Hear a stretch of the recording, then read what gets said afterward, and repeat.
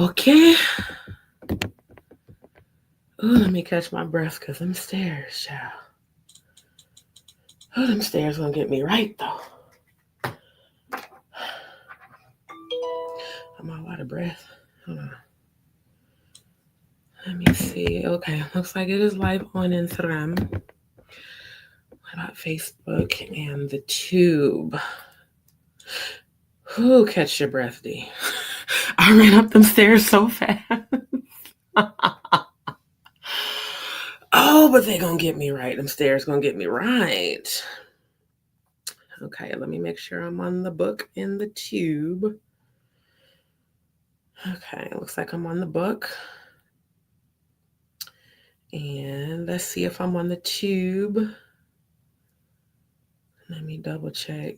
Because tonight, y'all, we finna get into some tea. It's finna be on and popping tonight. Because when I tell you I watched that interview and I was laughing my motherfucking ass off. Oh, we finna get into it. Okay, but why do you still show as upcoming when I'm actually live? Come on, YouTube. I know that we're entering into a retrograde. Y'all know when it's Mercury retrograde, all types of bullshit starts happening with technology. Okay. And I don't be liking it, but it's part of the planetary alignments. I think we're in the pre shadow of Mercury retrograde. I do believe. Let me get myself positioned right. Because when I tell y'all we finna get into some tight, we finna get into some tea.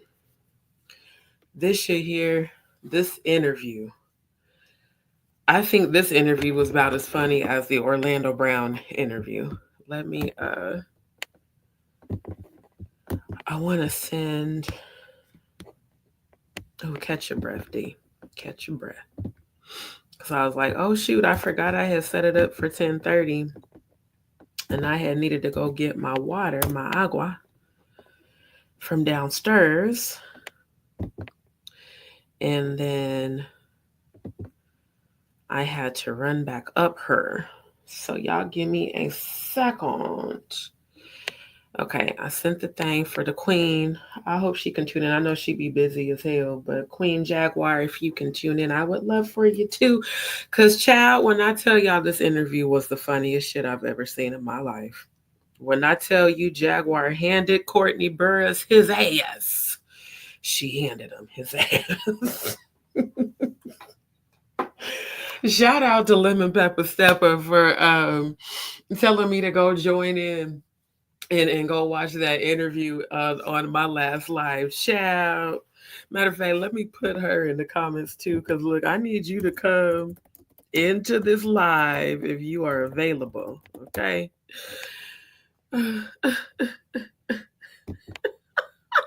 Wait, hold on. Hold on. Let me type it right. Hold on. Let me type it right. No, that's not how I want to type it. Let me delete and retype it. Wait. Wait. Oh, why my fingers acting weird?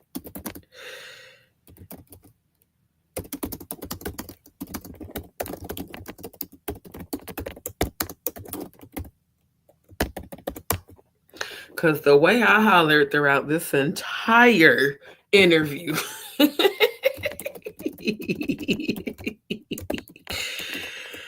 Oh my God, y'all. I hollered and I hollered and I hollered. Yeah, let me rewrite these comments because that's actually not the way I wanted to do the comments. Wait, okay, but I need you to, yeah, let's. StreamYard, y'all be with the bullshit. Hold on. If it wasn't for me wanting to include people, I would not be using StreamYard. Hold on. This interview was funny as hell, y'all. I'm about to show y'all too. Oh, Courtney Burgess with your Uncle Rukus looking ass, don't trust them new niggas looking ass. This nigga here. Boy, I'm telling you. Oh my God. Come on, StreamYard. Don't. Okay, I don't care if it, why does it have to link to Facebook? Why you can't just, whatever. Anyways, before I get started, let's go with shouting out all of my new DzPeepz. I appreciate all of y'all for tuning in. And let's take a look. Wait, no, go back. Subscriber count is up, y'all. We so close to that 5,200. I just want to thank all of y'all for your continued support. Thank you for liking and sharing and subscribing to my channel.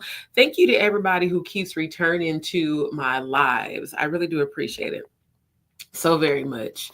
Y'all really just make me feel so loved and with purpose. So I always want to shout out with thanking my subscribers, because you know some people that have channels don't do that. They just kind of, you know, act like their subscribers are just there, and no, it's because of y'all that my channel is successful. So I want to thank every last one of you for your continued support. And before we get started, I do want to say that all of my commentary on my channel, Just D Show, is alleged outside of my real life experience, okay? And everything that I have and everything that I'm presenting is for fair use, fair use, fair use, for the purpose of entertainment, education, commentary, and just laughing and having a kiki and or bringing awareness to the truth and the light. Okay. And as always, I am divinely protected, as well as all of my content in my channel, everyone connected to me. I want to give a huge shout out to the Queen Jaguar Wright. Okay. Oh my God, Queen, this interview was by far one of the best interviews that I think you have done. And see, some people were in the comments, you know, people that obviously have never endured trauma and don't understand PTSD, that were saying negative things, but more people were saying positive things in the comments during and in the chat during this interview than negative. You know, of course, there are a few people like, oh, she needs to stop screaming and she needs to stop yelling. She's passionate. Hell, I'm a passionate ass Scorpio. And when I get hyped up, my voice carries very loud as well. Okay. And I might say some choice adult words that people may not like, but it gets your attention. Okay. It will get your attention. Okay. So shout out to the Queen for not being afraid to speak her truth and for speaking her truth fearlessly and for coming for that ass. Because when I tell y'all she handed Courtney Burgess lying motherfucking ass his own ass, okay? Queen Jaguar, you did the motherfucking thing. So I'm proud of you. This shit was hilarious.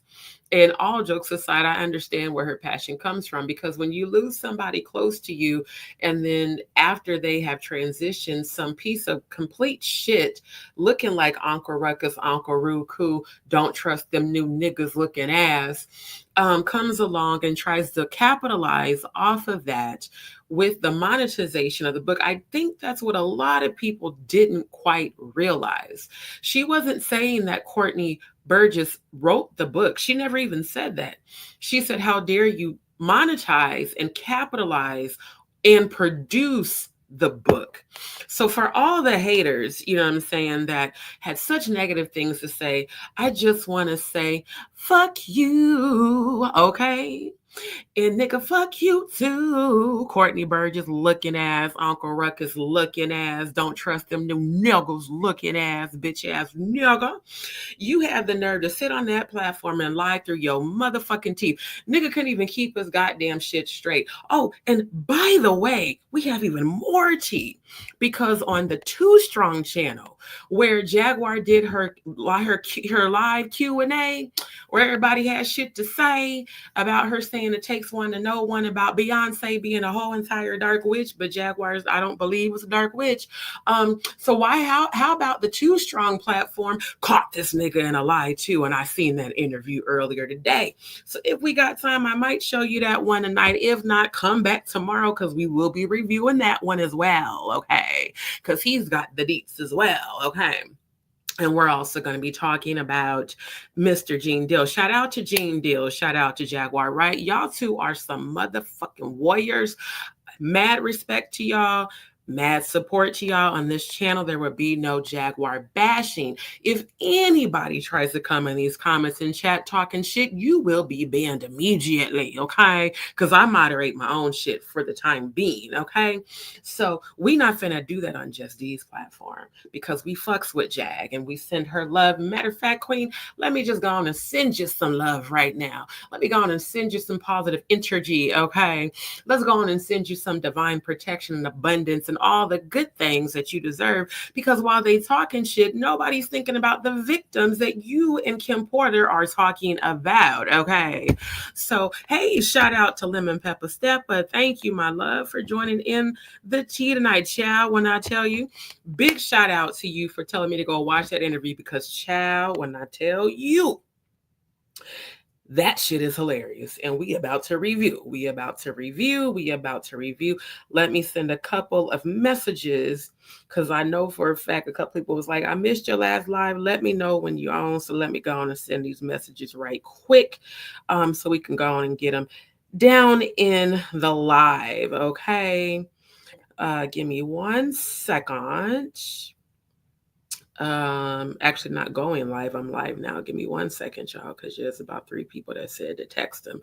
See, once I get started talking, I'll be forgetting to let them know that I'm live. So y'all come tune in because we got so much tea to talk about tonight. First of all, I just want to say, it is hilarity ensued because Mr. Courtney Burgess, you look just like Uncle Rukus. So that's why I decided to go on and take that Uncle Rukus Don't Trust Them New Niggas song and put my own voiceover on it and made it into an animation. And I went ahead and took some footage, I took some stock images, you feel me, because I am an editor, and created a thumbnail. Then from that thumbnail, I created a whole video and applied all the little animations into it and applied a little dancing dude and then applied the Don't Trust Them New Niggas song because the shit was funny as fuck. So we finna have a Kiki tonight. Oh, she definitely was on his neck, her with both feet. Oh, you feel me? 10 toes motherfucking down. She was on his motherfucking neck.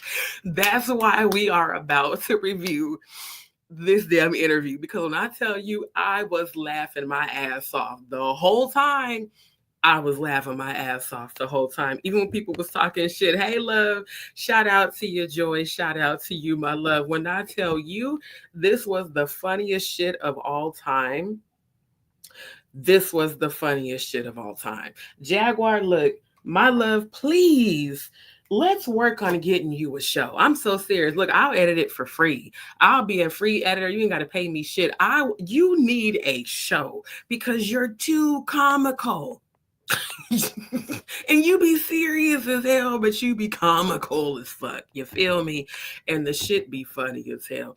Again, shout out to Jaguar for allowing me to join her panel the other day. That live was everything. And I know last night's live was very serious, but towards the end, I did go ahead and touch on Kamala Harris and the Willie Lynch mentality and all these weird ass motherfuckers in Houston and all this different type of shit that's going on. So, we'll touch on that a little bit later on because Kamala Harris, you saw that pandering to these ignorant motherfuckers didn't do shit for your motherfucking ass. You don't even claim that you black, bitch. So let's not even act like she was ever going to do anything for us. Now, I don't necessarily like Donald Trump, but like I said last night, at least we know that motherfucker's racist, so we know how to handle his motherfucking ass. But Kamala, no, my love. No, my love. You pandered to whores and witches, and that's why your dumb ass didn't win, you stupid motherfucking bitch. Fucked your way to the top, according to what they say. Now, let's stay on subject because I got to show y'all this interview. When I tell y'all, the fuckery of Courtney Burgess, what I'm going to do, I'm going to skip straight to the part where he comes in, because it was bitch nigga energy from the moment he entered the chat. I'm gonna be honest. It was straight bitch nigga energy. This shit was fucking funny as hell, bro. Like the funniest shit I've ever seen. Really, since the Orlando Brown, I think this is the second funniest interview that I've seen Jaguar do, and she was not even trying to be funny. She was dead ass serious. Now, I do want to show y'all a few things that I think is just very crazy to me. And I want to show this before we start the video. Did y'all know that Diddy Combs' lawyer asked for an extradited gag order against grand jury witness Courtney Burgess as a rapper turns 55 behind bars? My nigga, you gonna be spending the rest of your life behind them bars. You might as well go on and find you a boyfriend and have a little freak offs with. Away from his luxury lifestyle, he deserves it. Look at this motherfucker. I mean, just look at this mother. Don't he look just like Uncle Rukus, y'all? That's why I chose them Uncle Rukus images for my video, because that's the first thing I said. He looked, people that sound like TD Jakes. Nah, that's an Uncle Rukus, Uncle Tom looking ass motherfucker right there, and a liar to boot. And like I said, on Too Strong's YouTube channel, shout out to Too Strong for y'all exposing his lying motherfucking ass too. The nigga lied about his house getting raided and got caught red-handed. We gonna go over that shit too. So yeah, Sean Diddy Combs basically on Monday, what's the date on this? Let's get the dates, because y'all know I get the deets. On November 4th. And by the way, y'all, if y'all didn't know, my birthday's in 2 days on Saturday. So I just want to say happy birthday early to me, because God has blessed me to see another year and 2 more days, and I appreciate it. Now, with that being said, on Monday, Combs is spending his fifth. Oh, he is a Scorpio. I forgot his crazy motherfucking ass is a goddamn Scorpio. I told y'all the male Scorpios is crazy as shit. I've dated them, and my first baby daddy was Scorpio, crazy as a motherfucker. But Diddy got a whole bunch of demons on him, so that kind of sets him apart from the rest. So his birthday was on Monday. Let's take a look. Monday was on the 4th. Damn, y'all shady as fuck. Who is this that produced this shit? Gateway Pundit, y'all shady as fuck for producing this shit on this nigga's birthday. If that ain't some shade for your ass, nigga. Damn, they talking shit about you on your birthday, motherfucker. They don't give a fuck about your ass. That's hilarious as hell. So on Monday, Combs is spending his 55th birthday behind bars, very far. Y'all wrong for that. Very far away from the gilded existence he created for himself. Holy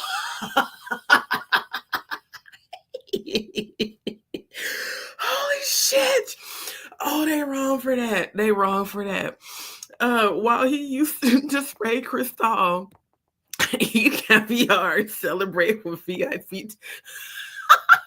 I can't even read this shit. Hell, with VIP tables at the hottest clubs along his A-list pals.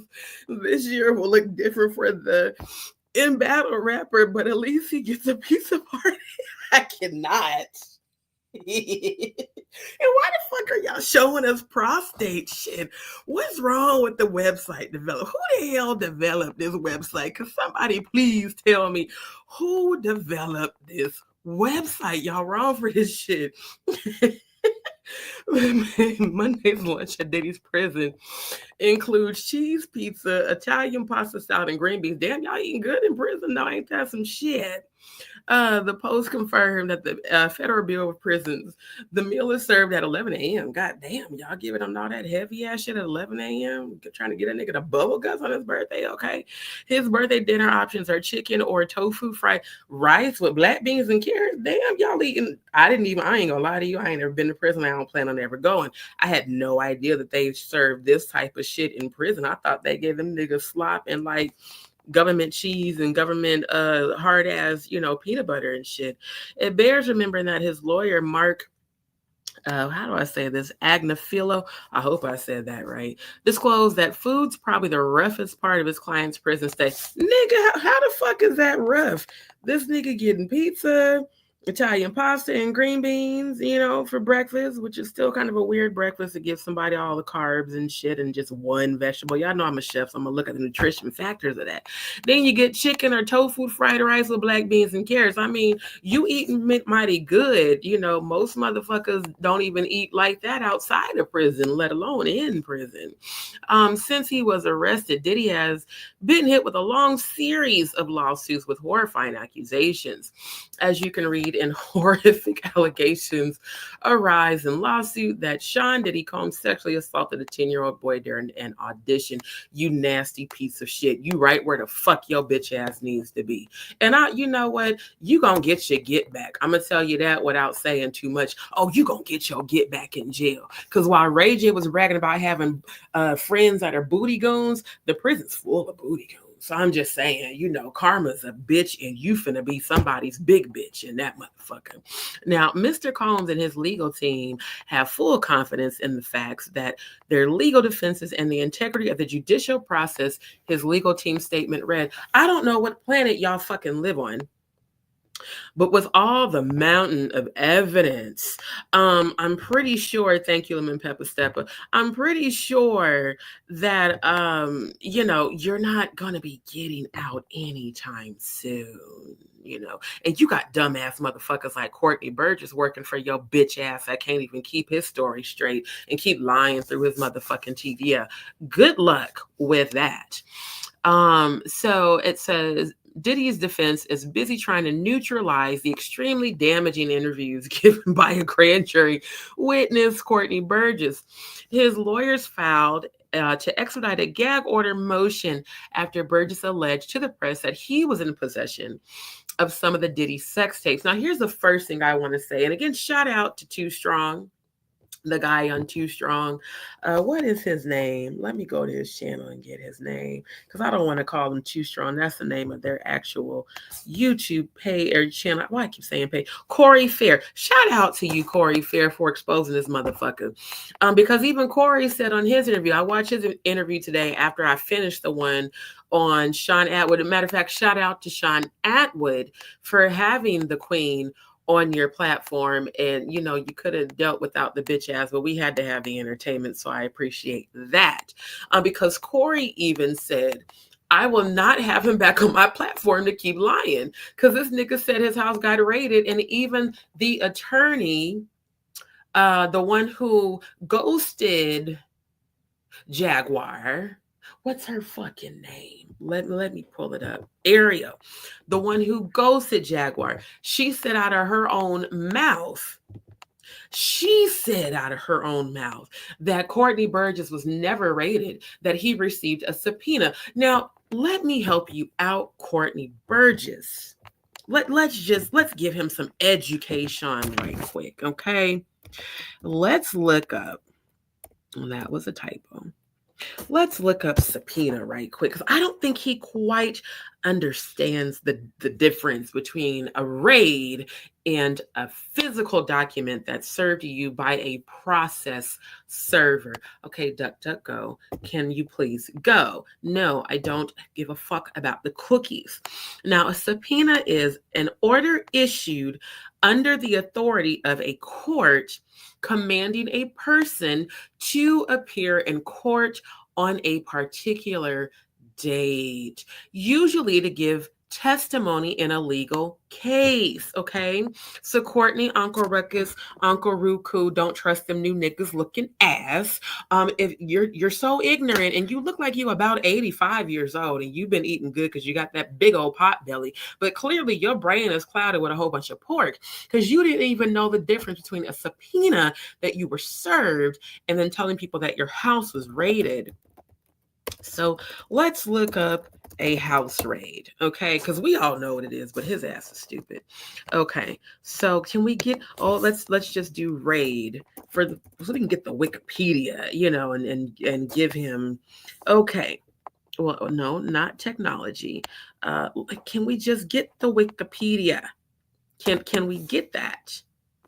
You know, I don't appreciate this. Okay, let's do house raid definition, because you know he doesn't understand, or he's just a very terrible fucking liar on, you know, what a raid is.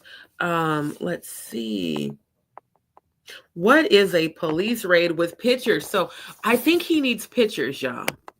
Yeah, I think we need to give him the definition with photos. We need to take him back to elementary school. A police raid is a law enforcement action on a home or business suspected of involvement in criminal activity. So let's break this down real quick. If Courtney, you claim that you had sex tapes of Diddy assaulting children. Now, first of all, sir, why the fuck you got sex tapes of Diddy assaulting children? That's first of all. Why do you have them? And who gave them to you? Did you watch them? And if so, how many times? Did your old ass Peter get an erection? Because if so, you need to be behind bars just like Diddy. Mm-hmm. See, you've been so busy chasing clout with your stupid motherfucking ass. You've been so busy chasing clout, just like Jaguar said during this interview. And you kept calling her a clout chaser. No, my nigga, she's a truth teller exposing the fuckery. Okay? You are the definition of clout chasing. Because first you brought up Tupac, but you couldn't even tell Sean nor Ron how many fucking years you knew him. You kept stuttering, you kept mixing up your years. See, I watched the whole thing. I watched it after Jaguar left, and you waited like a bitch would, like a bitch ass nigga would. You waited till she was gone to bring your punk ass back and still was trying to talk Cash Money shit. And all you did was further make an ass of yourself and further expose how dumb you are and further expose how much of a fucking liar you are. They even called you on your shit, my nigga. And they're not even from America and they knew that your ass was motherfucking lying. So, sir, a police raid is a law enforcement action on a home or business suspected of involvement in criminal activity. Okay? Okay. So if you, let's go back to the first article that we were looking at. So, sir, okay? Okay. If you have or had possession of some of Diddy's sex tapes, you should be arrested as well. That's my opinion.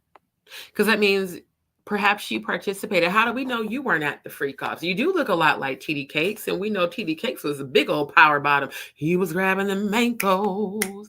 He was grabbing them ankles. He was grabbing them ankles. Maybe your ass was grabbing ankles too, nigga.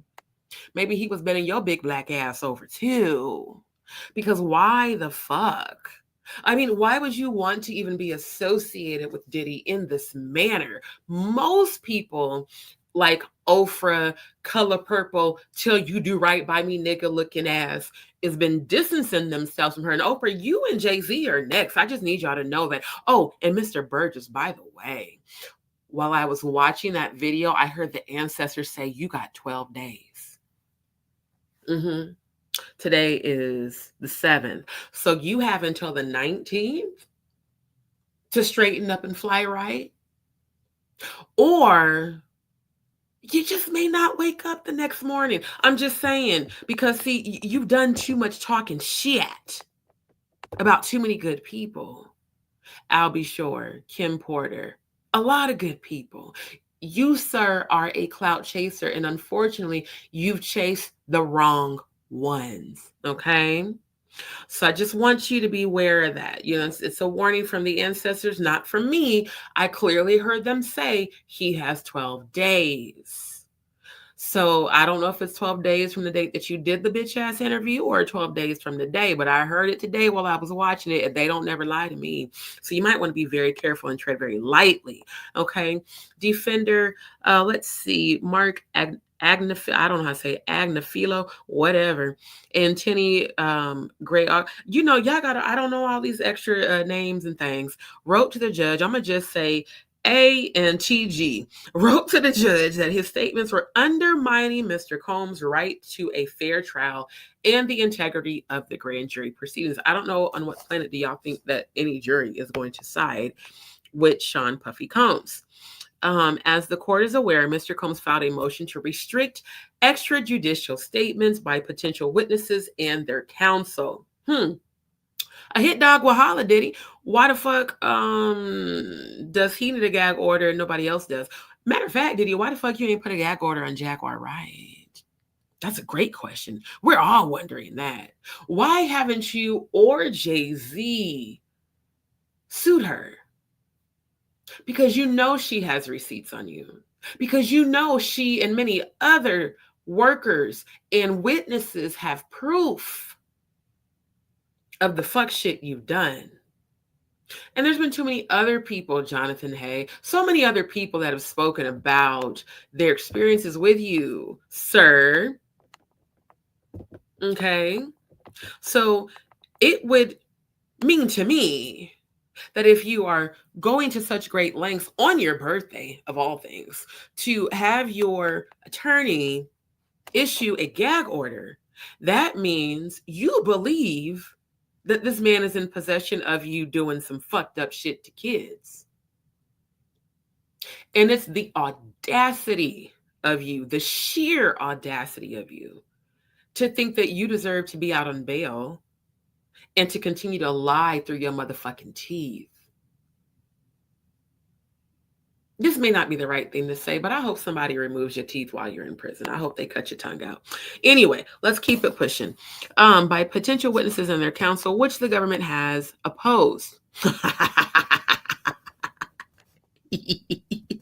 bitch ass nigga. I'm so glad to hear that. Mr. Combs' reply is due on November 8th. Says a letter obtained by Page 6. The petition states that said Burgess and his attorney have given multiple interviews making false and outrageous claims, including that the witness possesses videos of Mr. Combs involved in a sexual assault of celebrities and minors. Now, here's the thing I want everybody to go back to.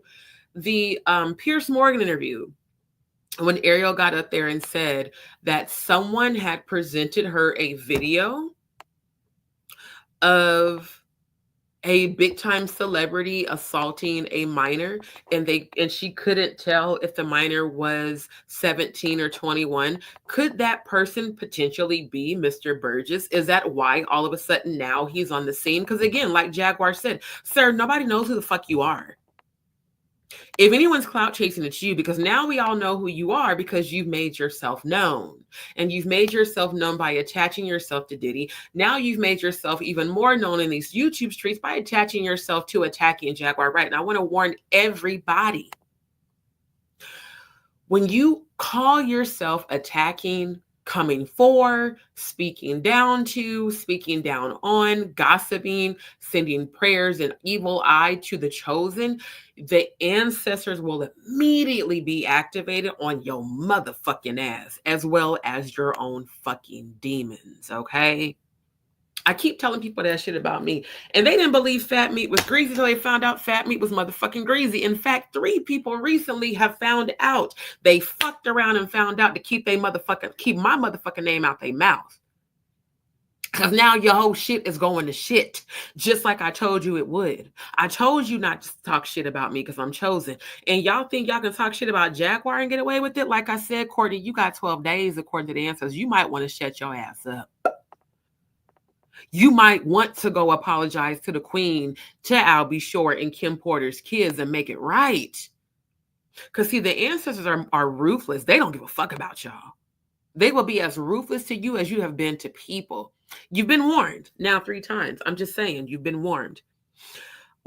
So on Sunday, the Act Bad Rappers attorneys wrote in a letter to the judge that statements by certain individuals are undermining Mr. Combs' right to a fair trial and the integrity of the grand jury proceedings. However, given the imminent harm of certain extrajudicial statements relating to the ongoing grand jury proceedings, we request that the court immediately restrain extrajudicial statements by potential witnesses and their counsel during the pendency of the motion.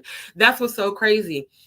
Sir, if she is not a threat to you, if Ariel's not a threat to you, if Courtney Burgess is not a threat to you, why are you going to such great lengths? Because you know you're guilty.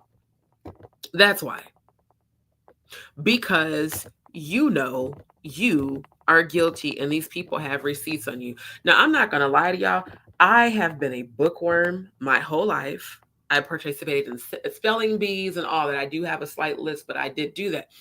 When the Queen Jaguar said duplicitous, I had to go look that word up. Because as intelligent as I am, I really didn't know the definition of it. I didn't. I ain't even gonna front with y'all. So I went and looked up. I said, oh, duplicitous. Yeah, that attorney very much so is, because again, on the Piers Morgan interview, and I'm starting to agree with Jaguar that probably was a setup by Ariel. I don't believe that Ariel is as honest as she pretends to be. And I don't believe that she's not entirely I believe she's playing both sides. That's my opinion. I believe that she's playing the sides of the victims to get money like most attorneys do, and that she low-key probably works for Diddy. He probably is paying her too. That's just the feeling I get as an empath, that she's playing both sides. And I'm pretty sure that Jaguar is an empath as well, and she's highly intelligent, spiritually inclined. She's not stupid either. So yeah, like I said, me being a spelling bee kid from school, if I hear a word that I don't know, like since I was literally like 5, because I was in those diff classes and shit, I go look it up. So duplicitous. She said that several times during her interview. And Courtney, all you did was fully expose yourself. I just want you to know that you made a complete ass of yourself on this interview. Courtney Burgess and Jaguar Wright, in on air, I think that's a typo. On what the fuck? Y'all need to reword that grammatically. That's stupid as hell. Their on air spat over Kim Porter book, Diddy, Jay-Z, Beyonce mentioned. Yeah. So yeah, Sean Atwood, again, shout out to you. This was I guarantee you that this interview is going to hit 1 million. I just am curious. I want to just kind of check and see how many views, because when I tell you the comments were going crazy on this interview, they were still commenting even this evening. And the majority of the comments was like, bruh, we don't believe you, Courtney. And I'm going to point out the Masonic symbolism that he did during the interview. Yeah, 193K views. I figured it was close to 1 million.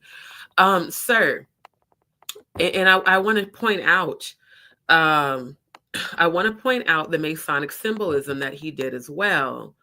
Let's go through the tabs. Oh, this is a great image for you, Courtney. Yeah, see, he looked a lot like, and this is a white man in blackface, but Uncle Tom. Yeah, you look a lot. That's why I picked Uncle Rukus.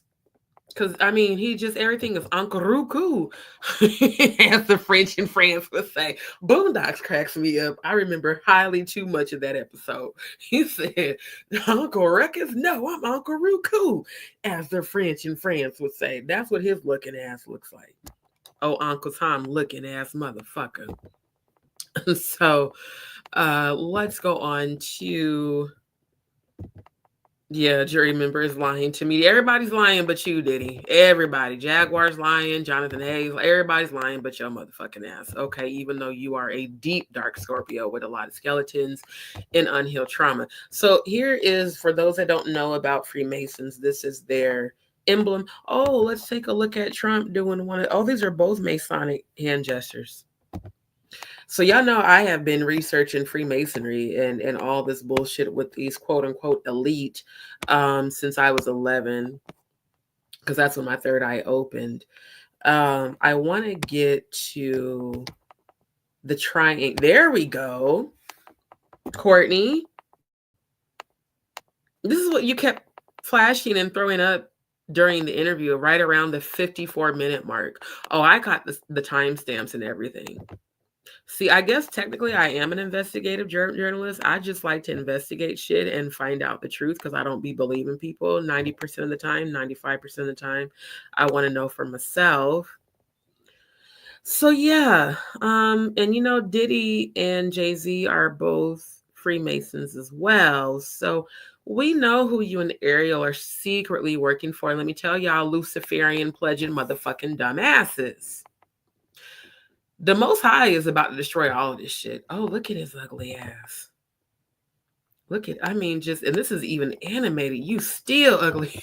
Color purple. You still ugly. Yeah.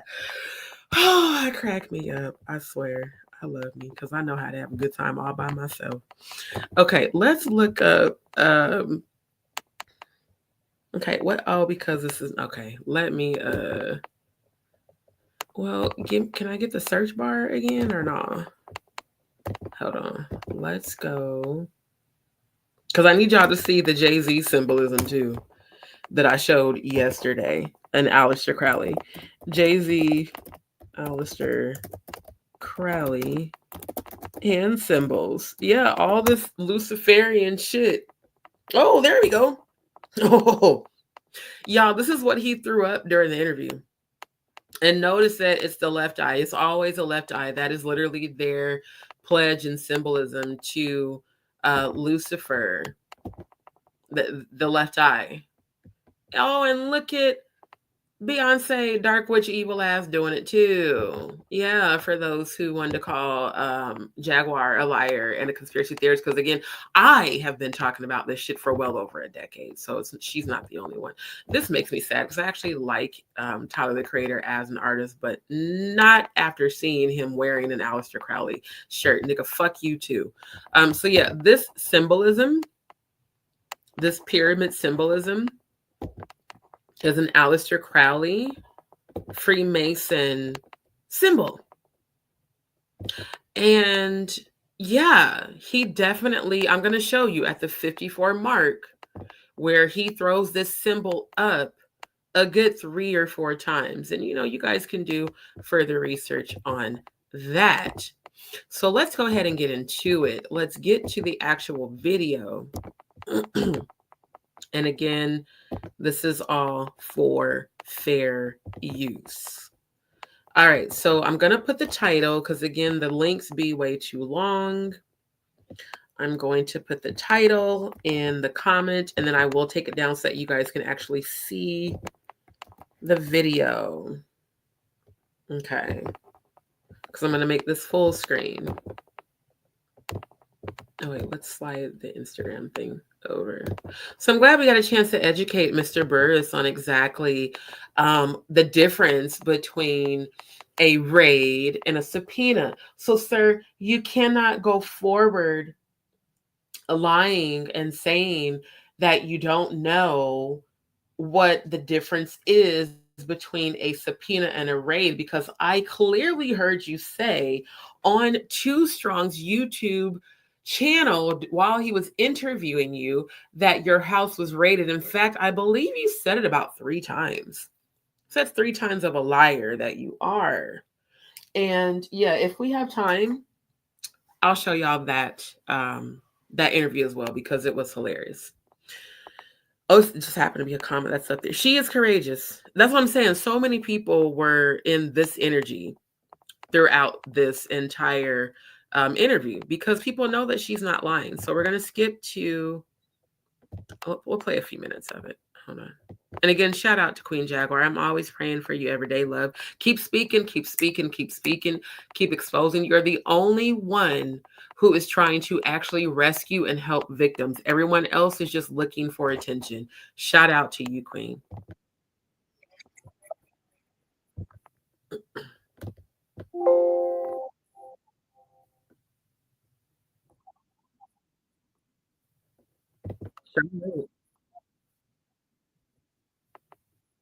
She's not. And that's the thing. Ariel is about the bag. Like most lawyers, they don't actually give a fuck about you. They give a fuck about what you're paying, how you're paying, and how they can capitalize. Let's just keep it a stack. I've never met an attorney that actually gave a fuck about their client. They care about their client's best interest so that they can win and cash in. And Ariel, kid, you're definitely playing both sides, and you ain't fooling nobody. I need you to know that. Like, we all see right through your motherfucking ass. And I was rooting for you after the Piers Morgan interview. I really was. I was like, finally, a melanin, I don't want to say half because I hate when people say shit like that, but a melanin woman actually backing up another melanin woman. At least that's how she presented herself during the Piers Morgan interview, because Vlad Culture Vulture, bitch, been bent over, been getting strapped and dicked down by women and men looking ass, had the nerve to immediately come in and talk shit and trash Jaguar and be dismissive, just like Courtney Burgess bitch ass are going to do during this interview. Anytime a man resorts to feminine energy, mark my fucking words, as a member of the LGBTQIA community, he is down low, he is gay. Because straight men that are masculine don't resort to bitch energy, especially when engaging with a woman. They'll just walk away. They won't go to calling them names like he did, calling her a loser, talking about how she's never had a hit. Bitch, don't nobody even know who the fuck you are. If it wasn't for you clout chasing, we wouldn't even know that your fat Uncle Rukus, Uncle Ruku, don't trust them new niggas looking ass existed, sir. So who the fuck are you to talk down on this queen? When you've never helped a victim escape from Epstein Island, you've never helped a victim recover from sexual abuse. So nigga, fuck you with no lube. And I hope they bend your fat bitch ass over in jail. Bitch ass nigga.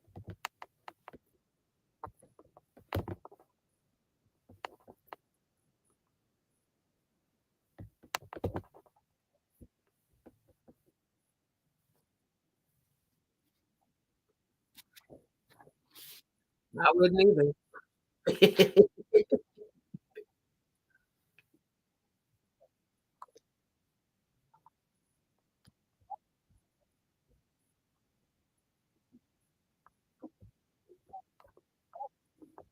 And that's real fucked up. I'm going to just say that. Even if she was afraid, because again, this is what I feel, and this is my opinion. Let's say I'm right, and that Ariel secretly is working both sides. Bitch, even if you are afraid of Diddy and Jay-Z, why would you pretend on the Piers Morgan interview to be an ally to Jaguar? And then when she finally reaches out to you and says, hey, they're trying to unalive me, can you help me? You don't respond? Because do y'all remember on the Piers Morgan interview, she said to Jaguar, given the nature of the things that you're saying, and I believe you, my recommendation is that you seek legal counsel. So one would think you were extending an olive branch to her during that interview, or were you just saying that to put on in front of white folks on TV and mainstream media? Because that's what it's given, bitch. It's given that you was putting on a user Uncle Tom just like your fucking client. Birds of a feather flock together. Maybe that's what it really is. Maybe you were just putting on for the mainstream media and for the man. Because how is it that this beautiful queen texts you and say, hey, they're coming for me. Can you help me? After you told her to get legal help. You's a whole bitch. And I hope your motherfucking ass pays too. I hope you get exposed too. Both of y'all need to be locked up, far as I'm fucking concerned, because you just as full of shit as he is. It's the truth. You're just as full of shit as he is. Oh, now Instagram want to remove my content. Well, y'all can kiss my ass, Instagram. That attacks a person or groups of people. Y'all can fuck off. Let me go on and put that. I'm going to put in the request review. Fuck all the way off. Yep. Let me go on and type it for Instagram. Yep. Cause y'all get on my nerves, and guess what? I'ma still share this shit and y'all can kiss my ass. Straight up. Fuck y'all. Fuck you at Instagram. Since y'all listening, let me say it louder one more again. Fuck you at Instagram. I don't care. I'm going to still speak my motherfucking truth on my platform the way that I do. Now, let's keep moving forward.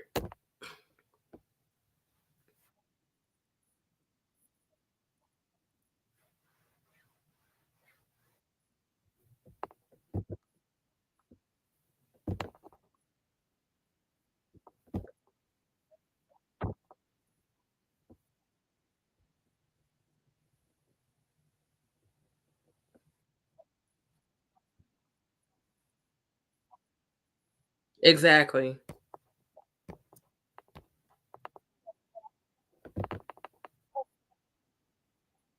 Thank you.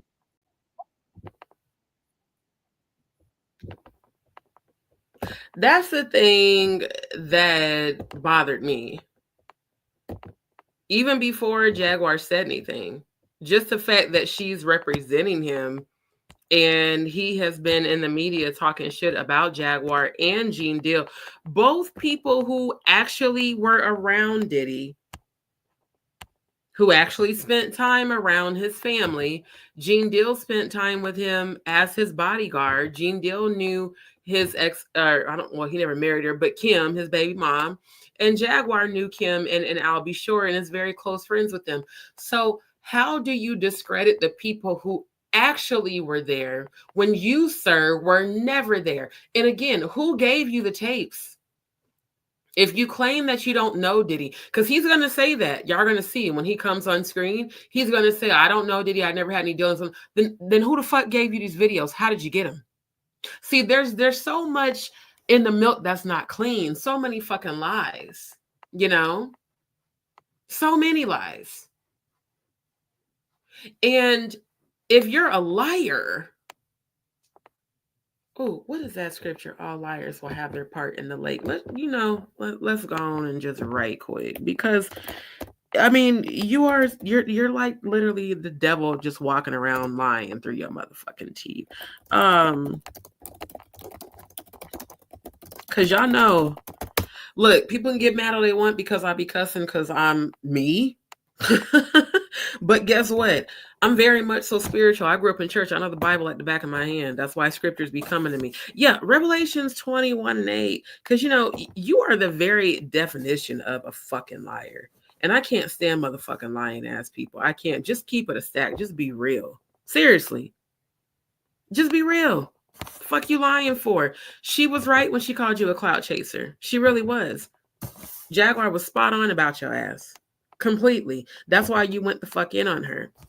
Oh, love how it just starts out with but the cowardly. But the cowardly, Courtney Burgess, Uncle Rukus, Uncle Rook, who don't trust a new niggas looking ass, who I don't argue with women while proceeding to further argue with the woman the entire time and call her a loser, you bitch ass nigga. But the cowardly, the unbelieving, the vile, the murderers, the sexual immoral. Oh, Diddy. Oh, they just described you so well. You and Jay-Z, Gazy, and R. Kelly, Harvey Weinstein, Epstein, all the other nasty motherfuckers that was involved in your shit. Allegedly Will Smith, all of y'all nasty, sexual, immoral motherfuckers. Those who practice magic arts, the idolaters, and all liars. Courtney Burgess, all liars. All liars. They will be consigned to the fiery lake of burning sulfur. This is the second death. I just had to throw that in there because you's a motherfucking liar. I just threw the word on your ass, okay? Get mad all you fucking want. I said what I said. Jaguar Beyond One, there's a little bit of truth in them lies. There might be some truth, but a lie is still a lie. A lie is still a lie. He's still a motherfucking liar.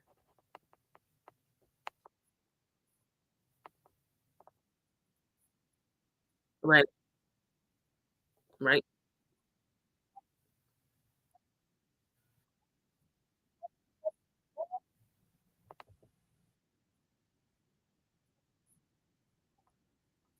Y'all, I've been saying that about Vlad. I've been saying Vlad is a fucking FBI undercover agent. I've been saying that shit for years. Man, I need to find my old footage off my Facebook page, man, because Jag be talking about shit that I've been talking about. Like, I just started really getting active on my YouTube channel this year. And I just started my Instagram channel a couple of years ago, or my Instagram page a couple of years ago, because of the school that I was in. Like I said, I started my DMP Studios 1 for my school project, and then I started just D Show for entertainment. But I've been saying, matter of fact, I've been saying about Vlad since I first saw him on the animation, The Boondocks.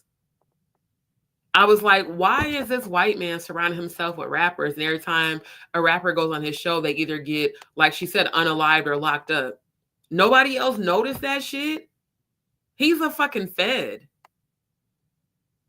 He's an informant, and he's a fucking bitch. He there's no loyal, he has no loyalty to nobody, especially not our culture. That's why they call him a culture vulture. That's all he does. He uses niggas to get views on YouTube and then gets them locked up or unalived. And then had the nerve to come and he was on that bitch shit talking shit about her during the Pierce Morgan interview. He did everything he had to say about Jaguar was completely disparaging. And quiet as it's kept, it's been said that he's been strapped by women at the free calls and that he allegedly asked her to do it, which I believe because he acts like a whole entire bitch.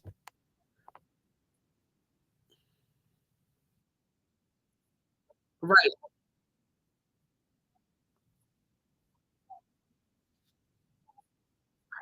right. Because even on my review of that interview that y'all can still see on my channel, I said that. I was like, shout out to her for backing Jag and coming for Vlad in a very professional way. Nah, I don't believe it. I believe she's two-faced. I believe that she's getting paid by Diddy and that she's playing both sides. Right. Exactly. How does that make logical sense? What it's giving is she put on for the man. She's like, oh, I'm on a mainstream platform so that people won't cancel me so that I can book more Black clients. Let me pretend to align with Jaguar. Let me ride from my sister on MSN so that everybody will be thinking I'm an ally. What did Kendrick Lamar say? You're not a part of the colony, you're a colonizer. And it has nothing to do with you being mixed. It has everything to do with your mentality. See, Uncle Tom used to help round up the slaves, okay? For the slave master. He was a slave master's good old pet.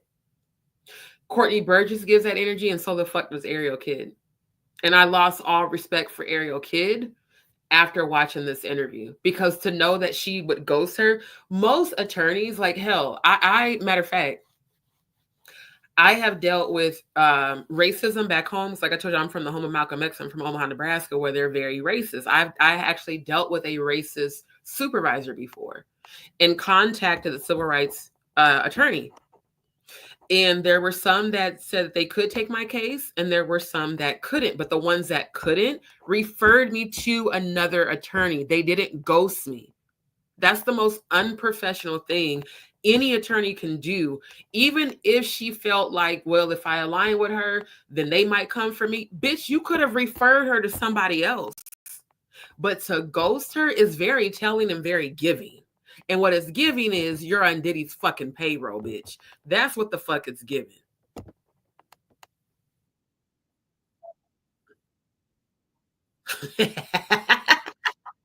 Yeah. Hey yo, I'm just gonna warn y'all right now. Shit's about to get real, yo. It's about to get real. And again, what I need everyone to understand, all jokes aside, because this is actually not funny. Jaguar is healing from PTSD. And the reason I say healing is because I hate when people say suffering from. I was diagnosed with PTSD after I was raped too. And I goes the fuck off when I get triggered too. I ain't even gonna front. And I'm a Scorpio. And I have Graves' disease that affects my hormones. So when people piss me the fuck off, I go off like Jaguar too. That's why Jaguar makes me feel normal, because she's just herself unapologetically. What I see is a woman who's passionate about her friend Kim that she lost, who she's still grieving that loss. And I definitely can relate to that because I lost my friend that I've known since I was 5 of 30 fucking years. I understand that pain. Plus them taking her son from her and then torturing her. This woman has been through so much trauma that it makes sense why she's so passionate about this subject. And watching Albie Shore go through what he went through, which I didn't even know he went through all of what he went through until I watched this interview, which was Kim Porter's husband and Quincy's father, who Diddy keeps claiming as his son that is not his fucking son. That is Albie Shore's son with Kim Porter, who he had a hand in raising. And I hate to say it, Diddy's influence on Quincy is more intense than Albie Shore's, and it's very sad because Quincy has the same exact spirit as Diddy. If you don't believe me, go watch. Let me pull up the video so y'all can watch this shit on your own time for those that don't believe, because I saw on Storm Monroe's channel where Love Jones specifically called out Quincy and King for giving her allegedly a drink that she believed had some sort of date rape drug in it, because she said she blacked out, and next thing she knew, she was on a Sprinter and Quincy was driving the Sprinter and she had no idea where they were going. So yeah, he has transferred these demons to even his own stepson, which is extremely sad. Hold on, because I want y'all to see this. Love Jones on Diddy's sons. I want y'all to see. Hold on, I gotta find it. Hold on. Love Jones on Storm Monroe channel, because she said they put something in her drink while they were partying. She gave her own account, and she was like, and I can't even say that they necessarily R-worded me because I don't have any proof. And I showed y'all what GHB and ketamine does to people. Hold on. Love Jones parties with Diddy's sons. Let me pull that up because I know it's in my history, but I don't feel like scrolling through it.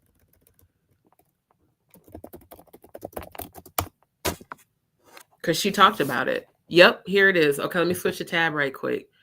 So this is the video. Hold on. I need to run to play fucking ads. You pieces of shit. Hold on. Oh my God. They're going to play like 3 or 4 fucking ads. Oh my God. I hate YouTube. I'm not paying for the fucking premium. Just play the goddamn thing so I can show the fucking title.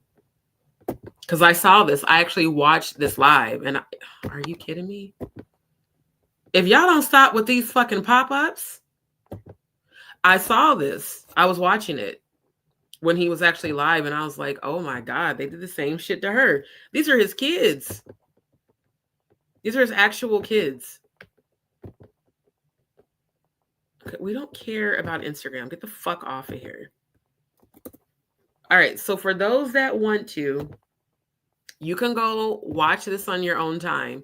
But she gives her account of partying with Diddy's sons.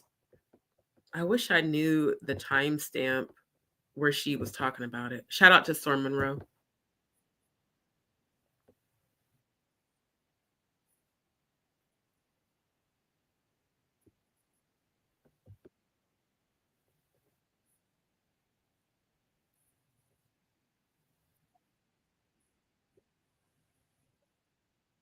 And that's what makes it so bad.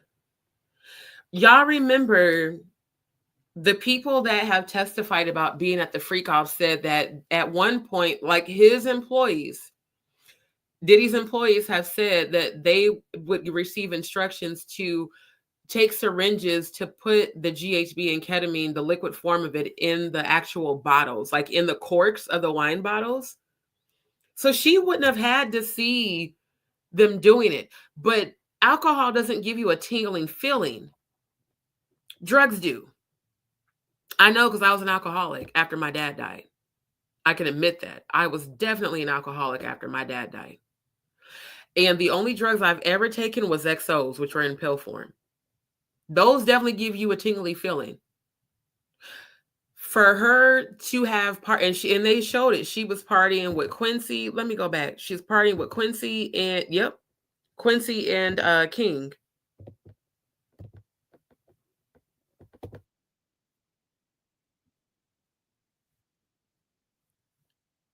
You heard what she said. I just remember being blacked out.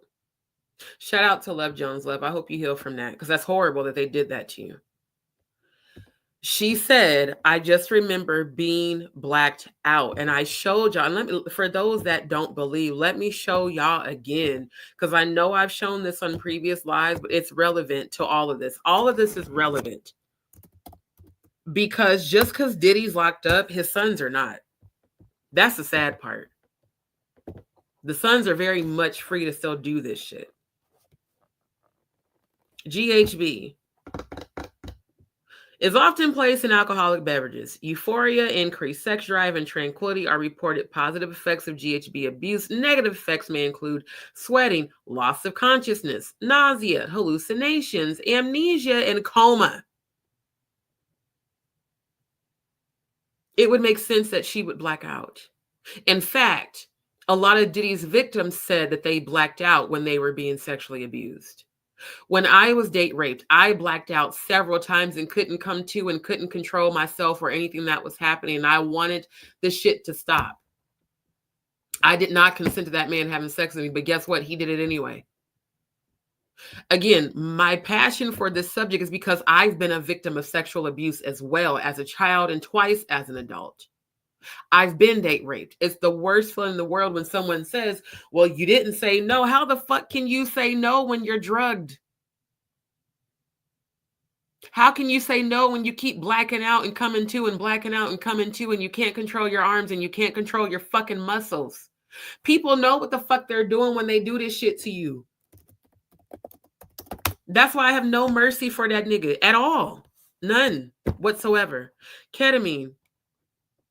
Dissociative anesthetic used medically for induction and maintenance of anesthesia. Ketamine is used as a recreational drug for its hallucinogenic and dissociative effects. When used recreationally, it is found both in crystalline powder and liquid form. I told y'all, ketamine and GHB were what was found in those bottles of quote unquote baby oil and lube, and even perfume, and is often referred by users as Special K. The long-term effects of repeated use are largely unknown and are an area of active investigation. Liver and urinary toxicity have been reported among regular users of high doses of ketamine for recreational purposes. Sedation, pain relief, sedation, and amnesia. That's proof enough, right? Fucking there, y'all. I mean, it makes perfect sense. Why do you think Diddy was constantly getting an IV drip to push the shit out of his system? The video, let's pull that one up too. The video with his mom kissing him with her nasty motherfucking ass.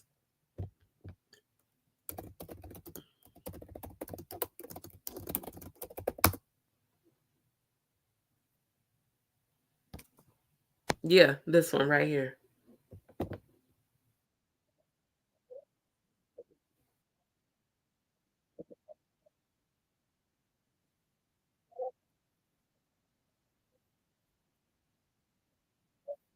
My mom's is gorgeous. It sounds like you her boyfriend, bro.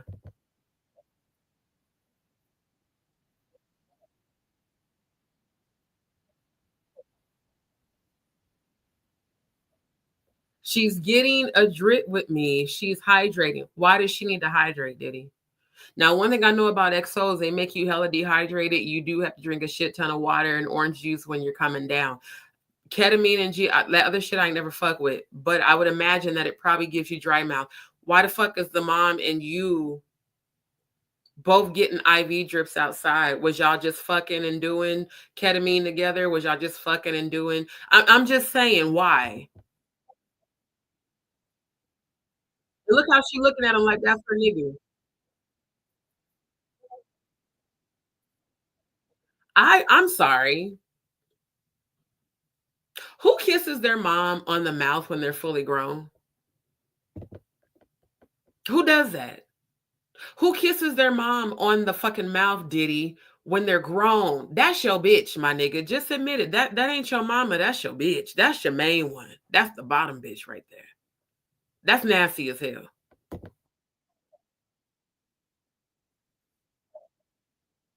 Look at the nails. Look at the white nails, y'all. Look at the white fucking nails, just like Cassie talked about in her case against this motherfucker. Y'all still think everybody lying? He's showing his own mama with the same white nails that he used to make Cassie get to be jacking off the male prostitutes and shit. And they're both getting hydrated outside and kissing on the lips. Fuck out of here, bruh. I swear. I can't even. I cannot. I cannot. I cannot. That shit is nasty as hell, bruh. That is nasty as hell. I don't give a goddamn what nobody says. That is not normal. Grown ass men don't kiss their mama on the fucking mouth unless they fucking. That's my opinion. I said what I said. Jess G said Jaguar Wright is not crazy or a liar. Jaguar Wright is highly spirited and passionate about what she believes and knows to be true and right, regardless of what anyone else thinks or has to say about her. Absolutely. And that's why I support her. Because I know, look, y'all can call me crazy if you want. I was born with gifts. I'm an empath, clairvoyant, clairaudient, clairsentient, psychic medium. I read, hear, and feel energy all the time. I know when somebody's full of shit. I know when somebody's a fucking liar. I know when somebody's real. I know when somebody's into dark shit. And I know when somebody's chosen. Jaguar Wright is a chosen one, which is why these people keep coming for her, because they want to silence her. They want her not to speak her truth, especially these nasty motherfuckers that's been doing this shit. Now, y'all just saw it with your own eyes. This nasty ass nigga kissing his own mom on the mouth. And quiet as it's kept, it's a rumor in these YouTube streets that ain't even his fucking mom, that allegedly is his aunt. Whether it's your mom or your aunt, is still a blood fucking relative, you nasty bitch. Both y'all nasty. And as far as I'm concerned, if that is his mama, you the reason why this nigga is the way he is. You the one that created him and made him into a fucking predator. How do we know you wasn't diddling your own son when he was a fucking kid, you nasty hoe? You know how many parents be sexually assaulting their own fucking kids? She need to be locked up with his ass too. Because you made him the monster he is today. And you've capitalized off of him abusing women and children. You need to be locked the fuck up too, bitch. I said what I fucking said. Nasty hoe. Thank you. Oh, thank you so much, my love. Joy, I'm going to have to make you a moderator because you always be supporting me, love. Thank you. Thank you. Thank you. Thank you. Yeah, we're going to make you a mod. For real, for real. It is unnatural. It's very unnatural. Dead ass for real. It's very fucking unnatural. Very. And it's disturbing to see that.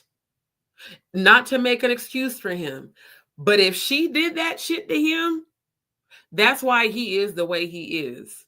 And if his dad was a pimp, then he probably saw his dad beating the fuck out of women. Not even probably, I know he did.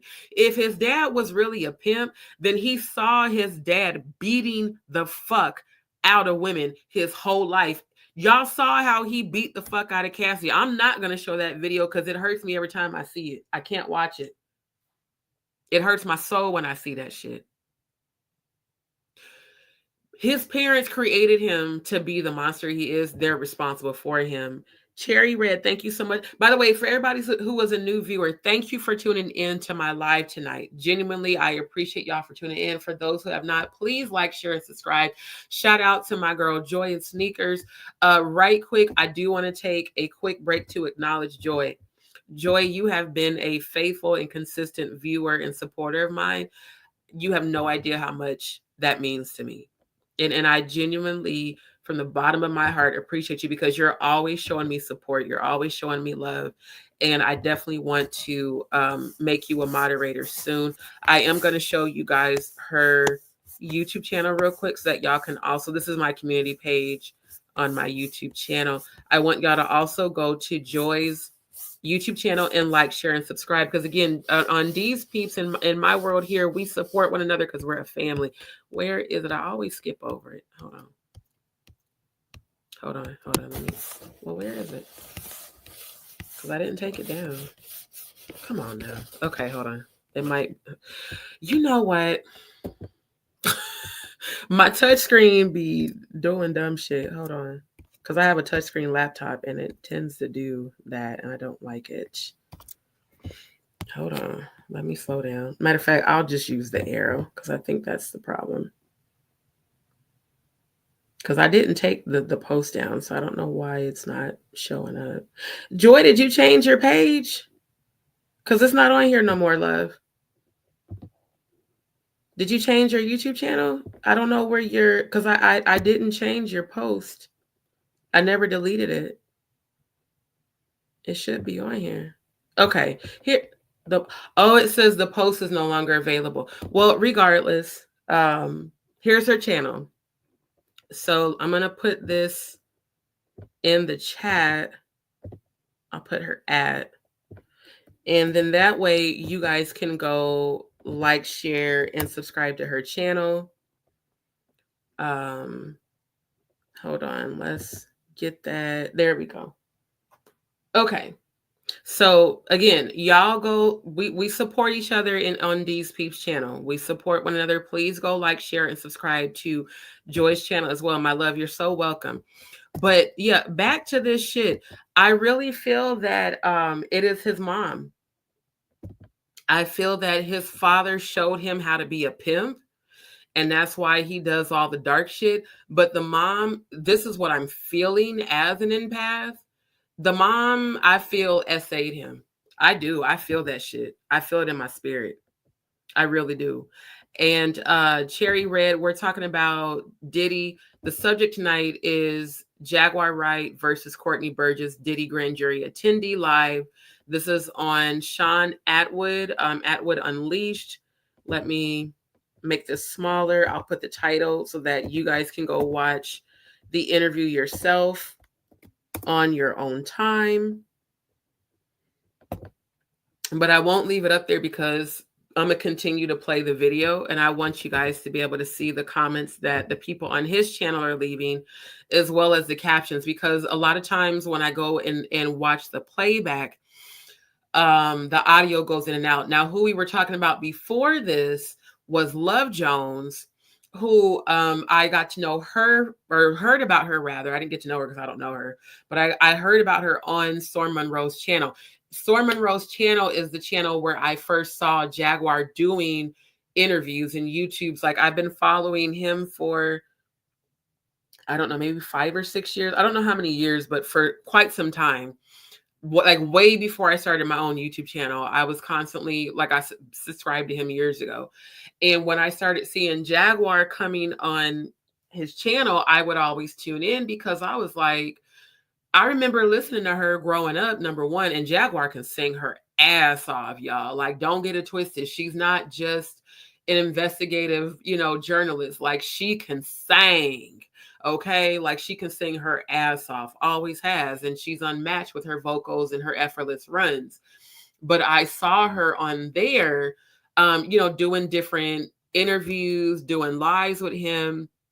And more recently, when she really started speaking out against Jay-Z and Diddy, is when people really started, coming for her and threatening her. And I remember when she, God rest his soul, lost her son after they threatened to unalive him, they unfortunately succeeded. And the men that came for her, I remember that video when they, jumped. It was like a bunch of men jumped on her that were unfortunately hired by her ex-husband. Because I remember seeing her and her ex-husband even on, doing lives and stuff together. Like, I've been following her for a while.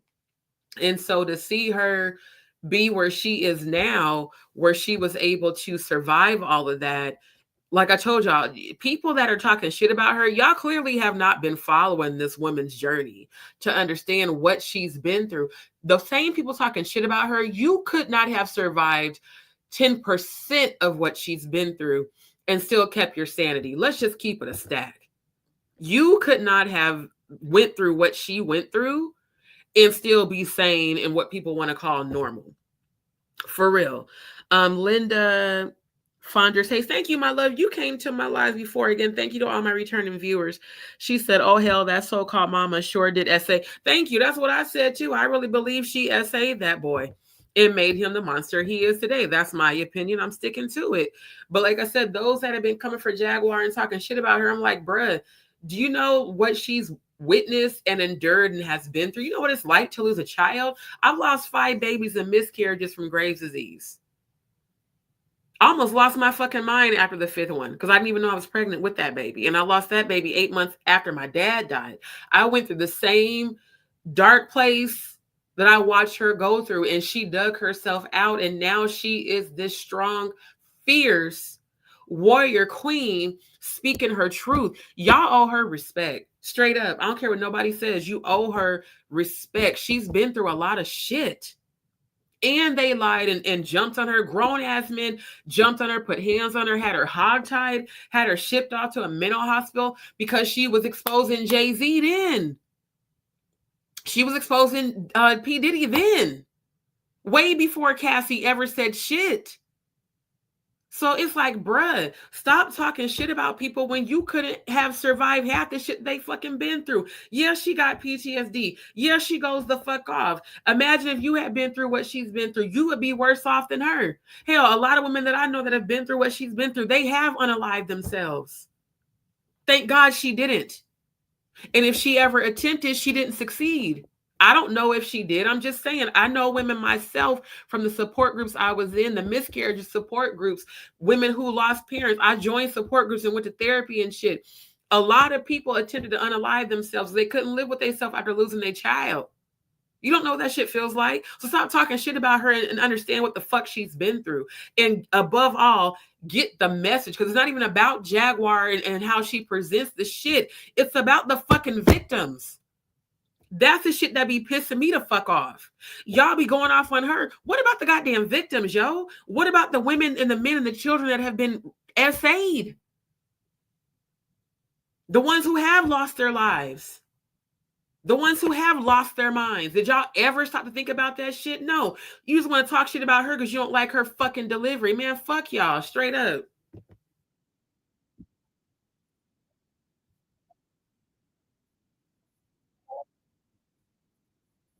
Hold up. I just saw some comments. Yeah, I figured Diddy Mama was who. Yeah, definitely. Yeah, I haven't heard all of that, but just what she talked about recently was enough to go through. Exactly.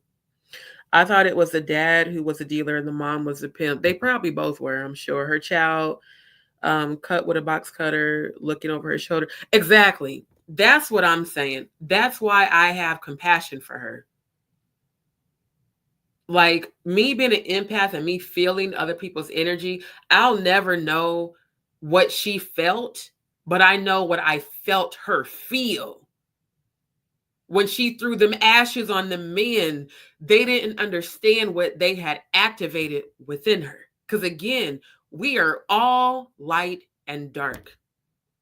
And when you get to know the spiritual realm, you learn how to use it to defend yourself against those that come after you. Those that was all up her ass because she said on the live Q&A interview on the Too Strong channel, when they said, why do you keep calling Beyonce a witch? I've been calling Beyonce a dark witch for about 15 years.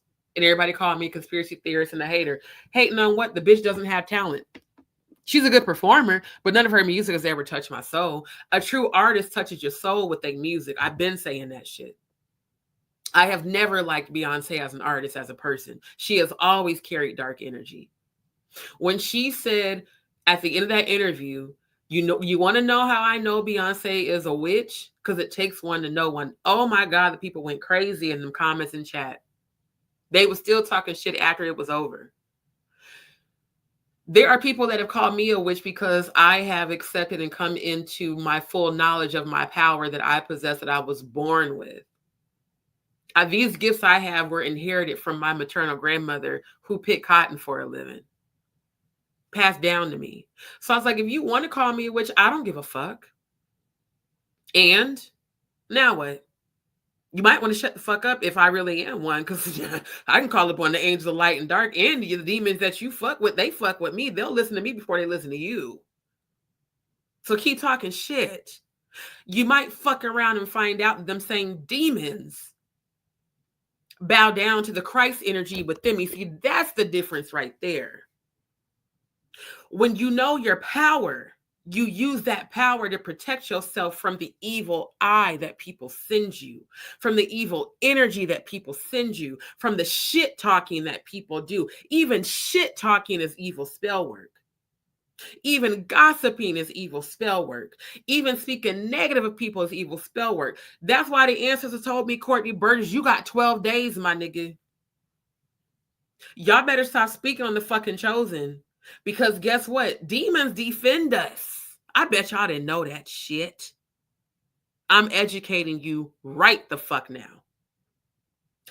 Demons defend the chosen. You know why? Because Christ went into hell and took the keys of death and hell, my nigga. The fuck you think this is? You think you gonna talk shit about the chosen and survive that shit? Oh no. Oh no. So Courtney Burgess, you got 12 days, my nigga.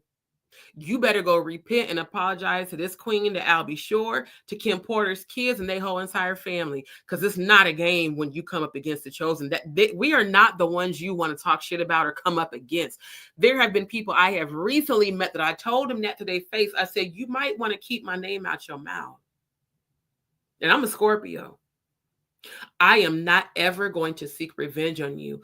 I will hand you over to my ancestors, my angels, and yes, even my demons, and they will handle your motherfucking ass. I won't have to do shit.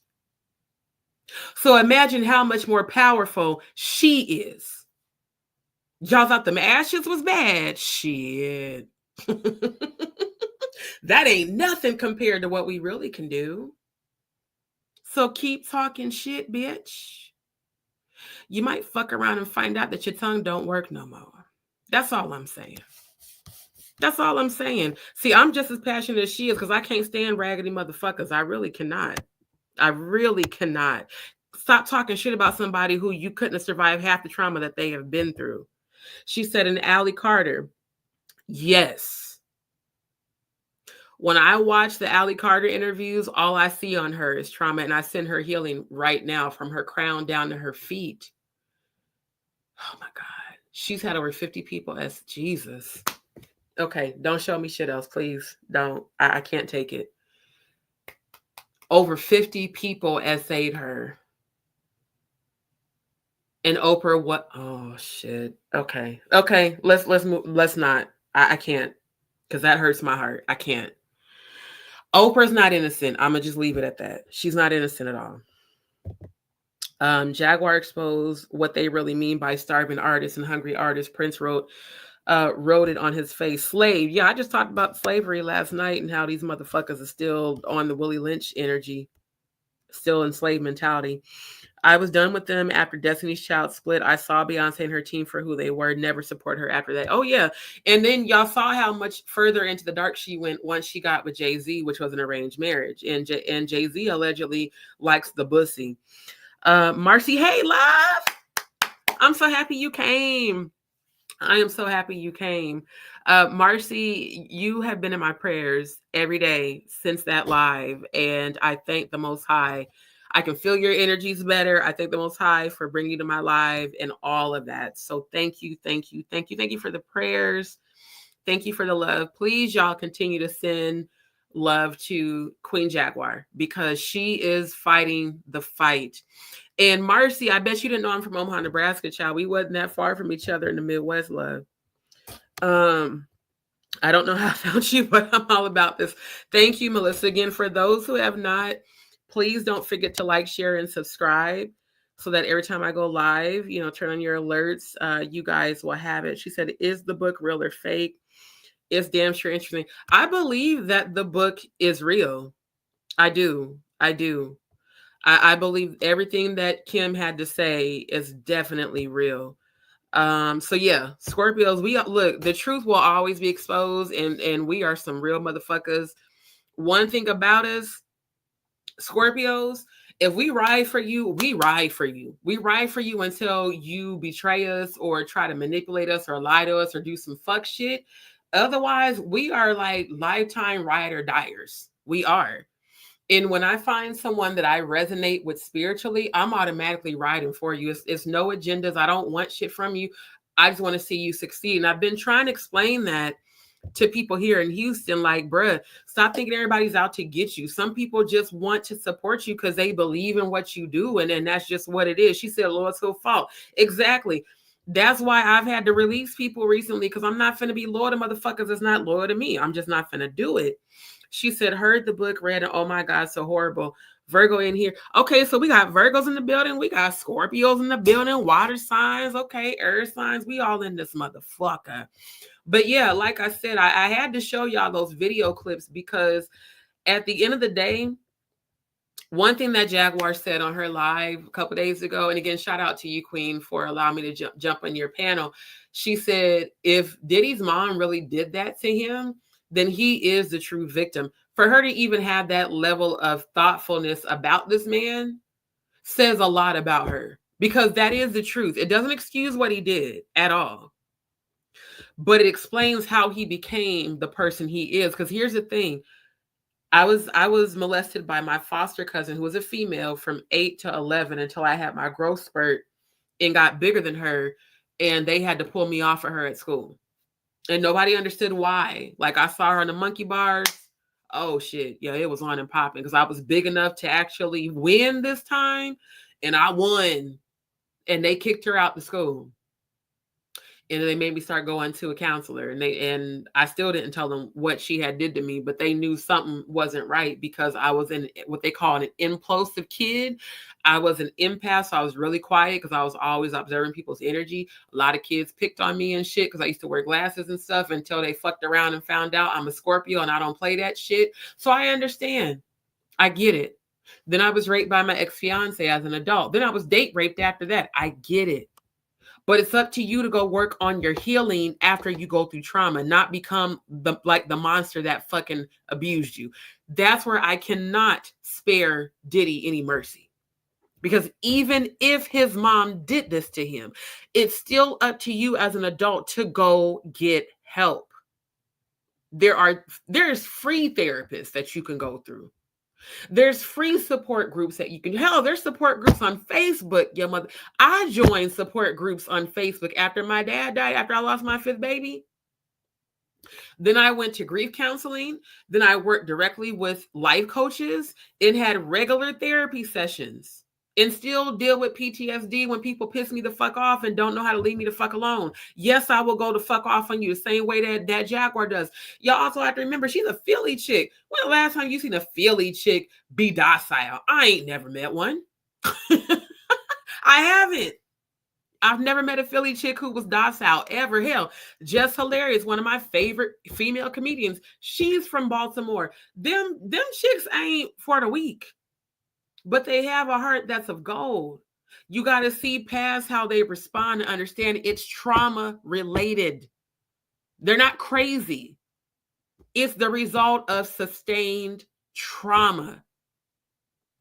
And I send Jaguar healing every day because I know what it's like from my own experience. I can't compare my experience to hers, but I know from my own experience what it's like to deal with post-traumatic stress disorder.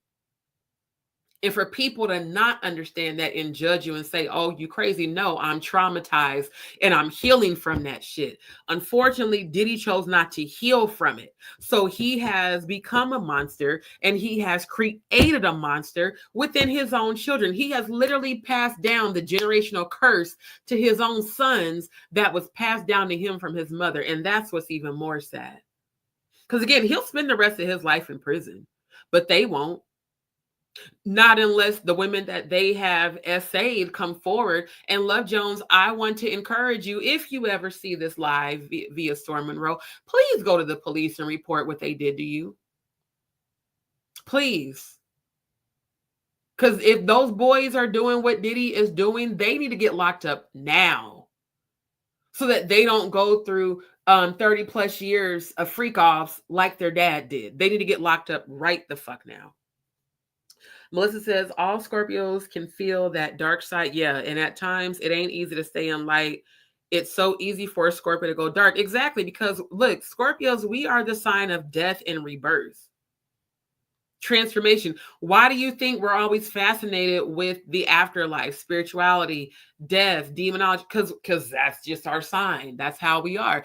But we have a light side too. And our light side, our positive side, is we're very loving, we're very nurturing, we're very intense. If we love you, if we like you, we intensely show that love and that like. But if we don't fuck with you, we intensely show that shit too. And it's either going to come out in complete distance or rage or anger, but you gonna know that we don't fuck with you. we don't have a gray area. We very much are all or nothing, very much light or dark.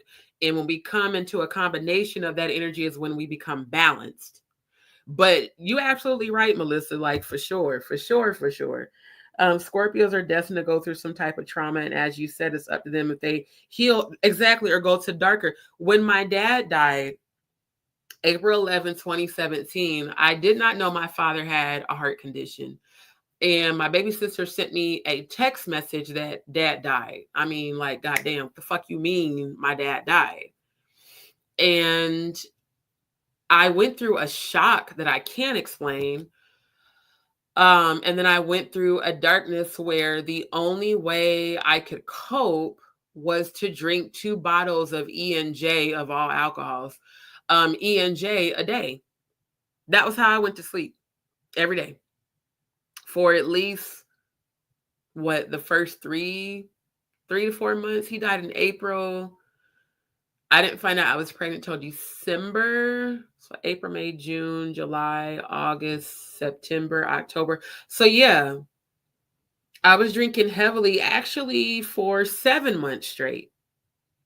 For 7 months straight.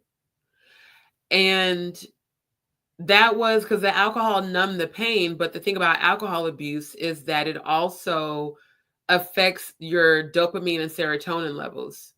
So it gives you the high serotonin when you're drunk, and then it induces and increases the dopamine when you are not drunk, which is why a lot of people become very depressed when they are not drinking.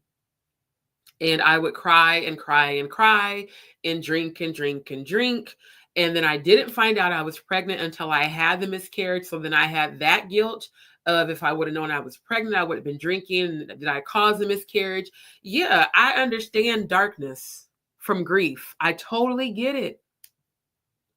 That's why I don't judge people when they're going through shit, because they probably doing it because they going through some shit. Pray for a motherfucker. Stop judging people all the goddamn time. You don't know what that motherfucking person's been through.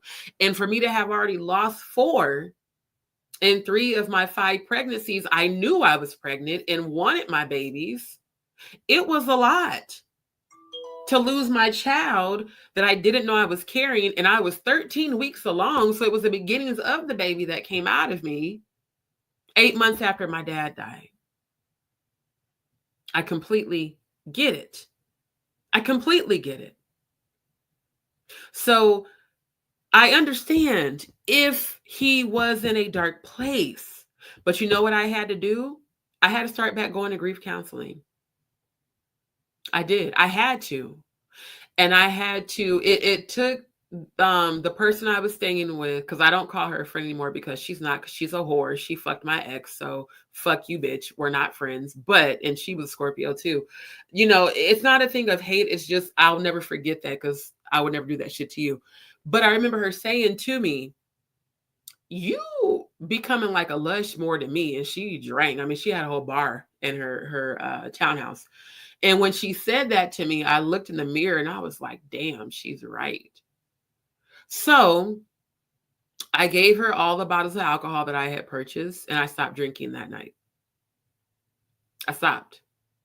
And after I lost the baby, I definitely stopped.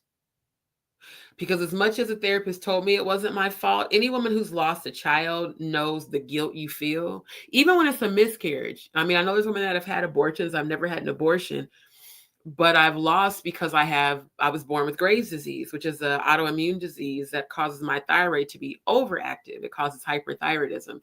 And women who are born with Graves' disease are very, the chances of carrying a baby full term are very slim to none. So it does cause frequent and multiple miscarriages. However, I have seen my daughter and my son, so I do know that I will carry them and they will be born one day. But at that time, 5 miscarriages mentally, and my dad had just died, and then I felt guilty and responsible for it. Yeah, I was in a super dark place.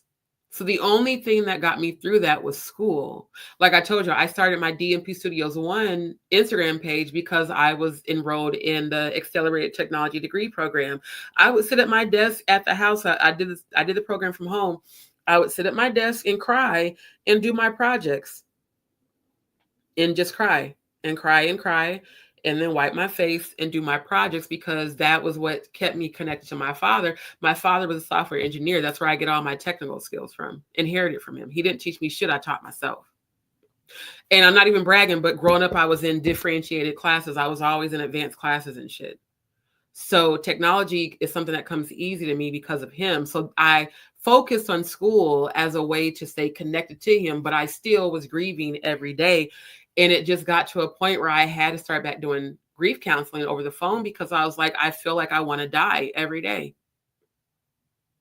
I didn't know I was going to feel like that when my dad died, because we didn't have as close of a relationship as I wanted until the last 5 years of his life. And what my stepmom told me was that he had been diagnosed with the heart condition 5 years before he died. So explain why he became closer to me. He never told me he had a heart condition.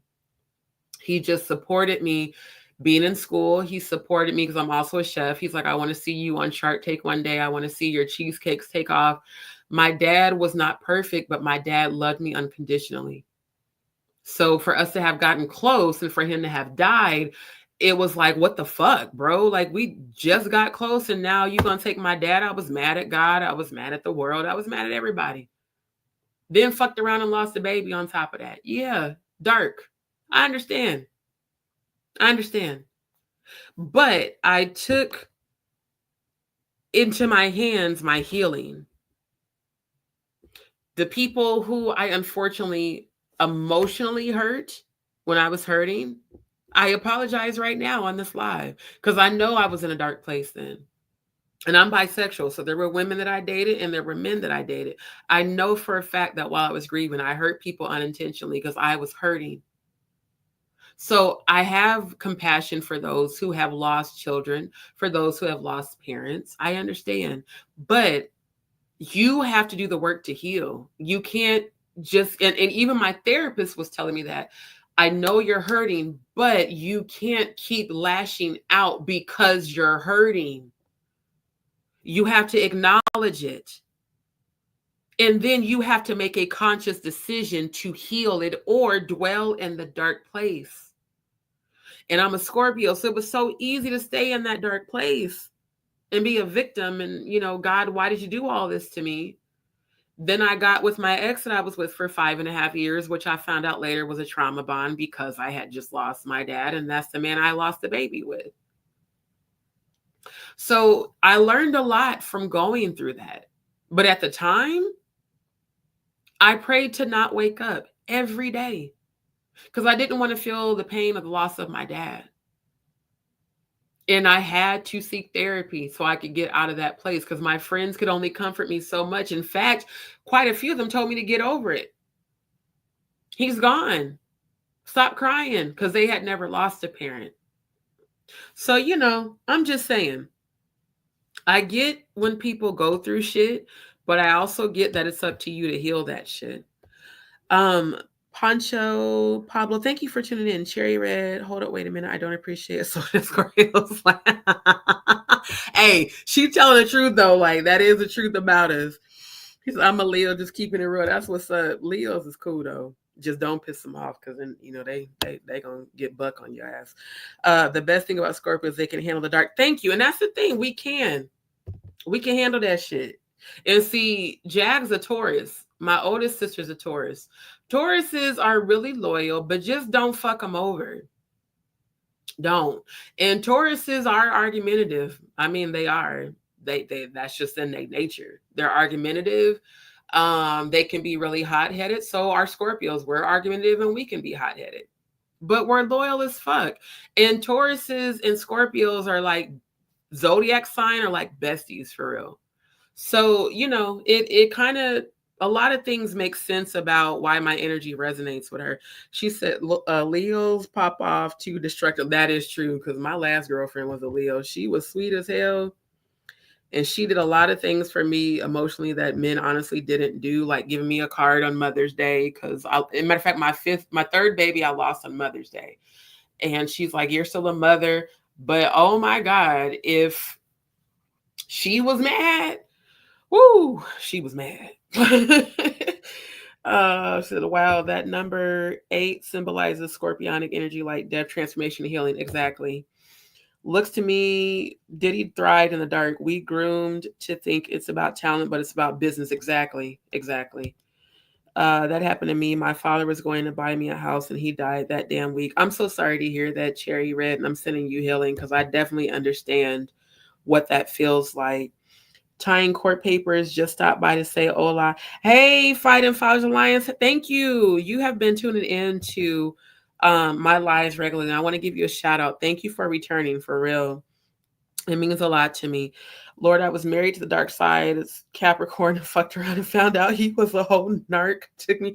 Let me keep her a stack with y'all. The ex I'm talking about that I lost the baby with was a narcissistic Capricorn. It took therapy for me to see that shit. It did. The love bombing, the devalue and discard, the narcissistic supply with the argument. Man, when I tell you, and I'm not even mad anymore because that relationship led to my greatest healing when I finally did let him go. And I, again, went back to therapy, and I was working with a life coach every day. Matter of fact, I was working with 2 life coaches, and they both, all 3 of them pointed out to me the similarities with how I grew up. Because I love my mom. She's a cat, but she has narcissistic personality disorder. She doesn't know that she has it. And they're like, you were so used to narcissists that you, and empaths, we can't help it. We attract narcissists because we're so loving. Empaths, we will give you our last everything. We just want you to feel good. And I found out that was rooted in codependency. When I tell you I found out a lot in therapy and working with life coaches, it has led to my healing. And I'm not perfect. I still got things that I deal with. I still got ways about myself. But when I tell you, if I wouldn't have gone through that experience with him, I wouldn't be the woman that I am today. And again, I don't hate any of my exes. I hope they all heal, but please move on. Please stop trying to reach out to me through fake pages on the gram. And I don't hate you, but we're not going to be friends. I know you popped up on my first live and all that. I wish you well, but we're not going to be friends. Okay. Because what you put me through was a lot. It took a lot for me to heal. And it took me a lot to even get to this place to say that. So yeah, Capricorns, their dark side is usually the narcissistic shit. And then you have to get to a place where you love yourself so much and you value yourself so much that you don't give people your energy. Like I even learned in therapy, like when we would argue, and there would be like this nigga cheated and cheated and cheated because he has unhealed childhood trauma rooted in incest and sexual assault as well. As a child, I felt it. His aunt would act like he was her dude when we were living at his grandparents' house in Mobile. Literally, she acted jealous of me all the time. In fact, she walked in on us fucking one day, and I looked up and she was standing there watching us in the hall. It was creepy. And in that moment, I said, did she like fuck you or some shit? Like I was serious. Like, did she do something to you? Because I feel like she act like you her nigga. And he later admitted to me that she did. So that's why he was such a hoe, trying to fuck away those memories. And his cousin that lived there was a PDF file. And his cousin didn't know I saw kitty corn tapes and shit in his room one day when I had to go put some stuff in his room. Because there are certain things going on I can't talk about. But certain families do certain things to make money, and I'm going to leave it at that. So I was given an assignment to go give something to his cousin while he was gone and saw some things that were very disturbing. I was like, oh my God. So she essayed both of y'all. I felt it. And he like later told me, yeah, she did. So again, women do this shit too, y'all. It ain't just men. And the people who have been essayed usually either become predators or whores because their self-worth is rooted in that sexual activity. They literally feel like they're worthless until they can sexually satisfy someone else or overpower another person. And I've told y'all on multiple lives that rape is literally a demon. So when a person does that to someone else, they're empowering the demon that's within them. And that's what I see on Diddy is legion, a legion of sexual demons. I hope. Oh no. Okay, Mercy, that's Lord God, Jesus. You know what, Mercy? I'm gonna keep praying for you for real. I didn't know that. I knew there was a lot of people, but I didn't know your mom. And that's the thing. Women be doing this shit to their kids. The man that raped me, and we were both members at Christ Apostolic Temple, had confided in me that he had been raped and molested by women at the church that were set up to babysit him. And his sister ended up molesting him, and his sister was raped by their father. And their father was a very well-known deacon at Greater Bethlehem Temple, who just recently passed away. I think it was last year, either last year or the year before. So the reason I speak out about it is because I know about this shit that goes on in churches and in the gospel industry. And it goes on and it goes down. It's not just the hip hop, R&B music industry. It's the gospel industry, and it's most definitely these churches, because the churches are the best place for predators to hide. In fact, at Greater Bethlehem Temple, there was a particular man who was the father of my godbrother that we used to babysit. He raped one of the church members' daughters in the choir room when she was 15. And she had to go upstairs in the sanctuary and sit next to him after he raped her. And he was allowed to be a member there. Like, do you know how many predators are lurking in these churches, especially mega churches? You know how much trafficking goes on in churches, y'all? That's why when Jaguar be speaking about this shit, I'm like, bruh, this shit the stuff she be talking about be happening in the churches that I've grown up in, and the ones I've been members of as an adult. And you find this shit out later, like years after you left the church, or like even some of the kids at the church that we had in Hastings, that group be adults told me about how my former stepdad would be fucking their mom in front of them while they were sitting there in the living room and shit. And their stepdad would be making them do shit to each other and recording it. Like literally making his own kitty corn with his own stepkids. Church members doing the same shit. So no, I don't stand for none of this. And I'm just as passionate about it as Jaguar is for the victims that I know in real life, who I have tried to help, that did not want to come forward out of fear. Not wanting to expose their parents, not wanting to expose church members, not wanting to expose pastors and preachers. So they live with the pain.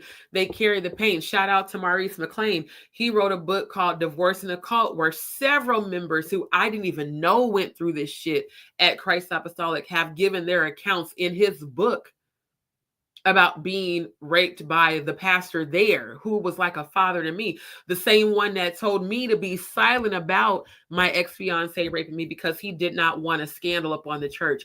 Don't go to the police. We could take him out for you, daughter. I was like, no, I want him to go get help because of what happened to him. Because at the time, I didn't love myself. I didn't. I loved him more than I loved me. So the shit that I've been through has made me who I am, and has made me an advocate against this shit.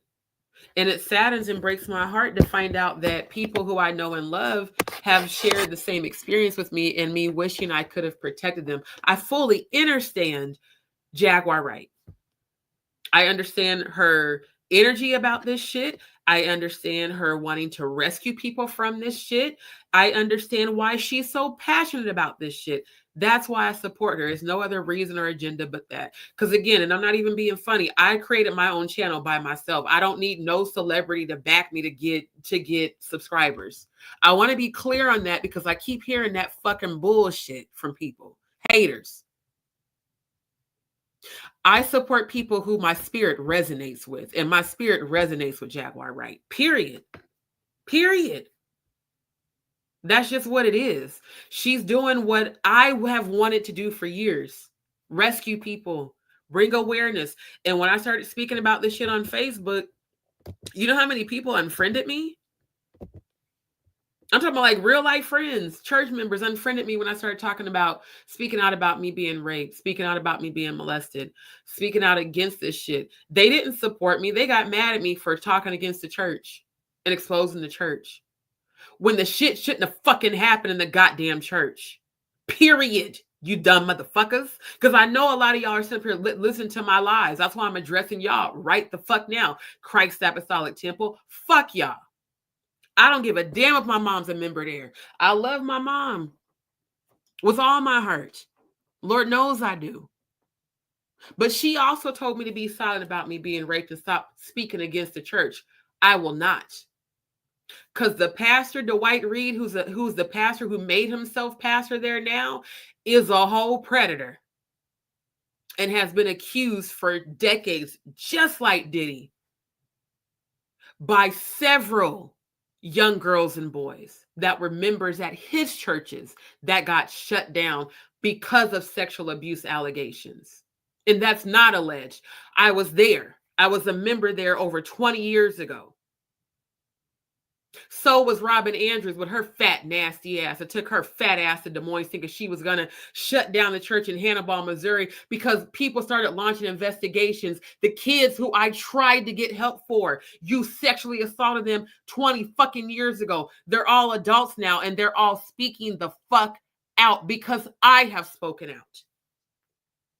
And she tried to silence them, try to have gag orders and restraining orders put against them for speaking against her because her church got investigated. And you know what the fuck she did? She shut the church down in Hannibal, Missouri, and moved back to Des Moines, Iowa, under the leadership of Dwight Reed, who's married an 18-year-old at 60 fucking 3, and bragged on the TV broadcast network that we started about how her biological father allowed him to date her on supervised dates starting at 15. He was 60.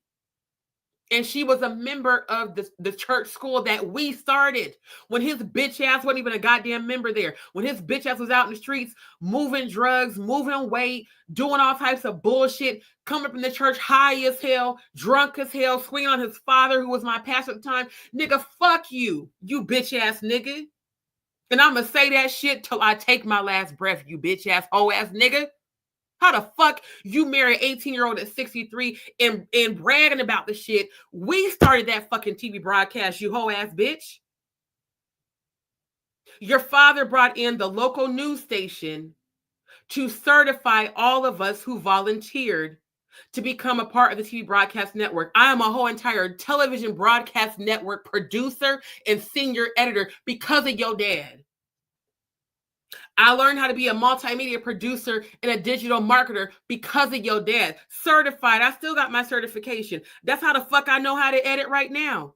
We started the Apostolic Oneness Network, and your bitch ass brought your motherfucking ass in the minute your dad was on his deathbed.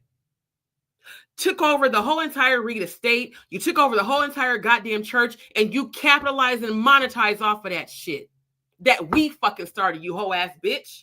And got there to be telling your goddamn members to send prayers of death to me. Nigga, fuck you. Fuck you, fuck you, fuck you. I said what the fuck I said, you nasty asshole. How the fuck you gonna send some death prayers to me? Bitch, I saw your son in the future try to sacrifice your wife. You might want to keep my motherfucking name out your goddamn mouth, you hoe ass bitch. Because I know your truth. Your own father said, pray for my son because he likes little white boys with blonde hair and blue eyes. Your father said that shit, nigga. The fuck you talking about? Everybody ain't goddamn lying, you hoe ass bitch. You think I don't know the shit you been saying on your TV broadcast network, nigga? I don't tune into your channel. Your members be telling me the shit you say.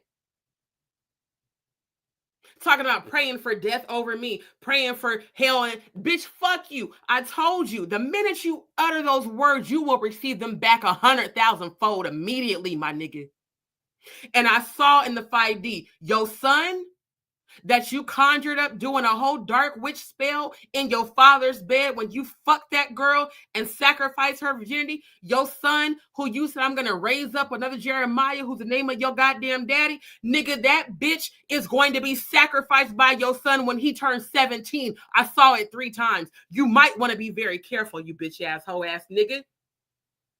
And got the nerve to be having James Goodlick bragging on the TV broadcast network about how his daughter is going to marry a bishop. You made yourself a presiding bishop because you waited till your fucking father died to do this nasty ass shit. Because when your mom was alive, she wanted your ass locked up. I was at your parents' house, my nigga. I heard them argue about it.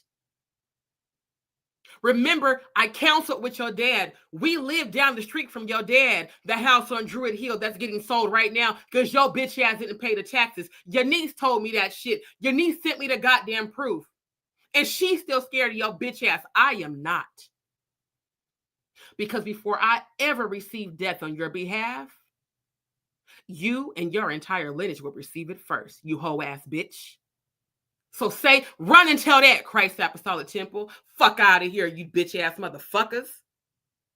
I can't stand your motherfucking ass. And got the nerve to be telling my mom to not talk to me and don't fuck with your daughter. She going to hell. Nigga, you gonna bust hell wide open with your nasty motherfucking ass. You been goddamn molesting and raping kids. And they been reporting that shit about your nasty ass, you hoe ass bitch. The fuck out of here. So keep talking shit, bitch. Let's see how fucking far your ass gets. Because I've seen exactly what's about to happen to your bitch ass in jail. I saw exactly what's about to happen to Jordan if she don't repent. And I saw chains on the door of that fucking cult ass church. Everybody who has been a victim of you and your father, we will get justice. Period. And Robin Andrews, your days are number 2, bitch, because I saw you in a fucking coffin. So keep my name out your motherfucking mouth, bitch. All them fucking kids you goddamn molested in Hannibal, Missouri, and I went to the police and reported your bitch ass. And they said, without proof, we can't do nothing. Same thing like the kids in goddamn Des Moines.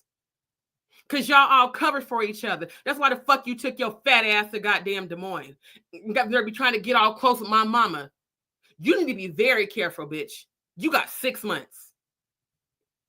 6 months. Get it the fuck right. And the only way, Robin Andrews, your ass is going to get shit right is going to turn your motherfucking ass into the goddamn police.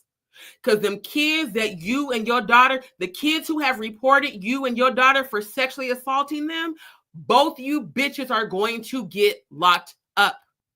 I don't give a damn how much you pray against me and everybody else who's speaking out against y'all. Y'all are brainwashed. You guys are a fucking cult. You're a satanic cult. You do satanic ritual abuse. That is the reason why I am constantly speaking about that shit on my platform. And there is no death prayer, no evil eye that you can send my way that will prosper. All energy rising up against me shall fall immediately and be destroyed. Chaos and confusion will come about your lives. Death and hell will follow your evil intentions back to you, bitch. Every last one of you motherfuckers. So Christ Apostolic Temple, go run and tell that to your bitch ass pastor. And tell him I fucking sent your motherfucking ass, you bitch ass, dumbass niggas. I said what the fuck I said. Get the fuck up out my energy because I hear you talking right now in the 5D. Keep talking, bitch. You won't have a tongue to speak. And I said what the fuck I said. Fuck out of here. Don't play with me when it comes to my shit. Don't fucking play, and don't play with my mama. Just because she's brainwashed, I pray every day for God to release her mind from that fuckery before she dies. And if she doesn't, that's her choice. And I've accepted that shit. If we don't ever see each other again, I love my mother with all of my heart. I will pray for her every day. I don't care if she never speaks to me again. That's my mama. And I love her. Period, bitch. So fuck you in that cult, Dwight Reed. Fuck you in the fuck shit you doing. Bitch, your wife's best friend been telling shit on the goddamn social media about how you've been having orgies with her and all the other teenage girls up in that damn church. Your wife and her bestie have been talking. Your stepdaughters, both of them have reported on Clubhouse how one of them said at age 11, you sat her on your lap, you nasty, filthy motherfucker, and asked her what sex was and proceeded to sexually assault your own fucking stepdaughter. Your other stepdaughter who was pregnant caught your ass trying to fucking touch on her and other girls. She reported your ass when you was down in Louisiana and your bitch ass was broke and using her mom for all her goddamn money. Jordan is your 4th wife. You have been broke your whole life. You only have money now because you stole it from your parents' inheritance and from your parents' estate. Bitch, your own family been talking shit about you. So shut the fuck up talking about we all lying on your ass. Your family has been exposing you because they can't stand your motherfucking ass. Can't none of your nieces stand your motherfucking ass, you nasty ass bitch. And your ass been bending over and touching your toes too, ho. So shut the fuck up before I really expose your truth on my goddamn platform, you bitch ass nigga. Fuck out of here. I can't stand your nasty motherfucking ass. Oh, let me woosah, because when I started hearing that shit in the 5D, I'm going the fuck in. Oshun, go after them right now. You are the god of war. Archangel Michael, go after them right now and defend me. Ogun Oshun, defend me. Archangel Michael, Gabriel, Uriel, Raphael, Metatron, all of my ancestors, angels, and spirit guides, all the angels of light and dark, move on my behalf against them right now. I bet you won't say shit else, bitch. I bet you won't. I found out he had a whole different life by the girl. Me too. Put a trap. See, I wasn't finna do all that. He had his phone data. I wasn't finna do all of that. I'm serious. Look, once I found out the nigga was cheating, I said, yo, we could both be single. I'm out. I argued for a while. Then I realized there was a whole bunch of other niggas that was waiting on him to fuck up. I'm not finna track your car. I'm not finna go through your phone. The whole time we were together, I never went through his phone because I don't believe in that shit. Because if you go through my shit, it's a wrap. If you want to cheat peacefully. Bye. I'm done. That's the thing about Scorpios. Look, when you have evolved and healed, I'm not going to go back and forth with you. If you don't see my worth, there's 10 other motherfuckers that do. Trust me. Because the whole time we was together, especially in Houston and in Dallas, they were trying to get me to move back quickly. But I was committed to him. He was the father of my child. We lost a baby. I was traumatized. It was a trauma bond. He kept cheating. When I realized he wasn't going to stop cheating, I started doing me. I did. I started dating other people. Like, fuck it. That thing about me as a Scorpio, I'm not finna, look, once I realize you're not worthy of me, I'm going to move on with the quickness. I'm going to have at least 2 or 3 or 4 of the motherfuckers that want my ass. And that's not even being arrogant. It's the truth. It's just the honest to God truth, because we are loyal. We are loving. We are nurturing. And you will never get the type of loyalty and love that a Scorpio will give you. And that's why he's now still trying to come back. Because the lady that he cheated on me with, I saw in the 5D, I said, she's going to set you up. And she did exactly everything I told that nigga that bitch has done. I don't give a damn what y'all go through. You deserve it. Lie in the bed you made. You made your choice. You chose that over me. Lie in the bed you made. So that's how you get true revenge. You just move the fuck on. All that back and forth and track. Look, that's too much energy. If I gotta do all that, I don't want your ass. I'm dead ass for real. I don't. That's why even now I'm celibate. And I'm a Scorpio in my 40s. So my sex drive is very high. I'm very freaky. But I'm not finna ever give myself, my queendom, to another man who's not worthy of me. Period. And there's men here that be talking to me. There's men here that like me. There's men in the industry that like me. There's men that are actors and celebrities that like me. If you're not high vibrational, I don't give a fuck what you got. You could be a multi-millionaire. I don't care. Because guess what? Your money ain't going to comfort me. Your money don't mean shit to me because that's your shit. I'm building my own empire. What are you bringing to my life in terms of healing? Can you match my vibration of healing? If you can't, you don't deserve my body. Period. Because my body, my essence, my queendom is a portal. And it's a portal of healing. Why do you think people who have experienced my queendom are fanatics and are fiends that want me back? Because you will never feel that level of love. God is between my legs, literally. So, you got to be worthy. And if you're not, I'm good. I'm happily single. Trust when I say that. Trust when I say that. It's never your fault, Cherry. It's never your fault. I want you to relearn that. It's never your fault. It was a learning experience. Leave it at that. It's never your fault when someone abuses you, manipulates you mentally, emotionally, physically, sexually abuses you. It's never your fault. It's always something to learn from. And just take what I'm telling you with my experience. Once you evolve and you heal, you'll look at it as a learning experience. But when you are still trying to heal from it, that guilt is the lower vibrational entities trying to trap your mind and make you think that you deserved it and you didn't. You deserve to be loved unconditionally from someone who's worthy of you, just like everybody else. It seems like there has been an alarming high rate of SA within households since the 90s. Hell, since before the 90s. My second mom, she told me she's proud of me for speaking out. She's like, I can't always handle your cussing, but she's like, you real and you honest. She told me that her biological father raped and molested her and all of her sisters, and that her mom knew and didn't do anything about it. You know how many mothers know that their husbands or their brothers or their cousins have raped and molested their children and have done nothing about it or didn't believe their kids? That happened to one of my sisters who has a different father. It's very sad. And my heart breaks for her, and I pray for her every day, and I love her dearly. So many of us have been through and shared the same experiences.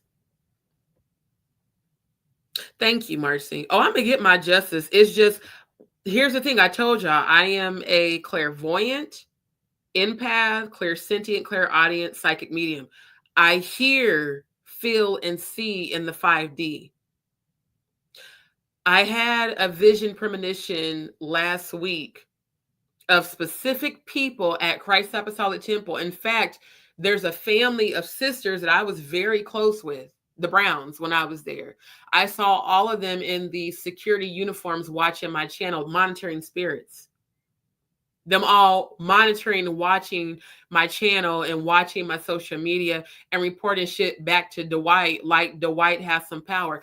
I said before on a previous live, I saw Dwight and his team rally up in a car and travel to Houston to try to kill me, and the car exploded.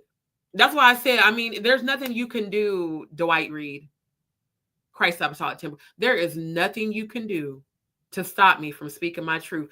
The same way they can't stop Jaguar from speaking her truth, y'all motherfuckers are not going to stop me and the other people who have been victimized at that church. You're not going to stop us. If anything, you're going to bring about your own demise that much more quickly by even attempting to. But thank you, Marcy, for that. Yeah, so many of these pastors, that's why I talk about my former stepdad. And, you know, he just, I guess he waited till after I left home. Well, not really, because he was cheating on my mom while I was there. But after I left home, he just went buck wild. Fucked a 15-year-old when he was 49. The girl turned him in for statutory rape. He was going to go turn himself in. And the side bitch, the white bitch he cheated on my mom with, she was a sheriff there in Hastings. And she gave him a false identity of her husband. These were all married women, by the way, that he was fucking. Oh, and he was fucking the women at our church, too. Like in the office, on the baptismal pool, in the bathroom, in the congregation. Yeah. My stepfather, my former stepfather, because they're no longer married. Fucked a 15-year-old in his mama's bed. His mom found out, had a heart attack, and died while he was in prison because he eventually got locked up. But he went on the run. When I tell y'all about my life, it sounds like a Lifetime movie. This nigga was on the run for so long that when I would go drive from Omaha to Hastings to visit my mom, the police would tell us all the time. They would show up at the house and harass. And my mom was there by herself. And my mom's diabetic on top of that. So imagine she's trying to carry on the church by herself because her husband, who's the pastor, on the run for fucking a 15-year-old. And they're harassing her and telling her, and her diabetes is acting up, and I'm not there to help her. My oldest sister had left home, so she was just there by herself, still trying to keep the church together, trying to cover for him, making excuses. That nigga, towards the end, he started drinking in the pulpit. Come to church drunk.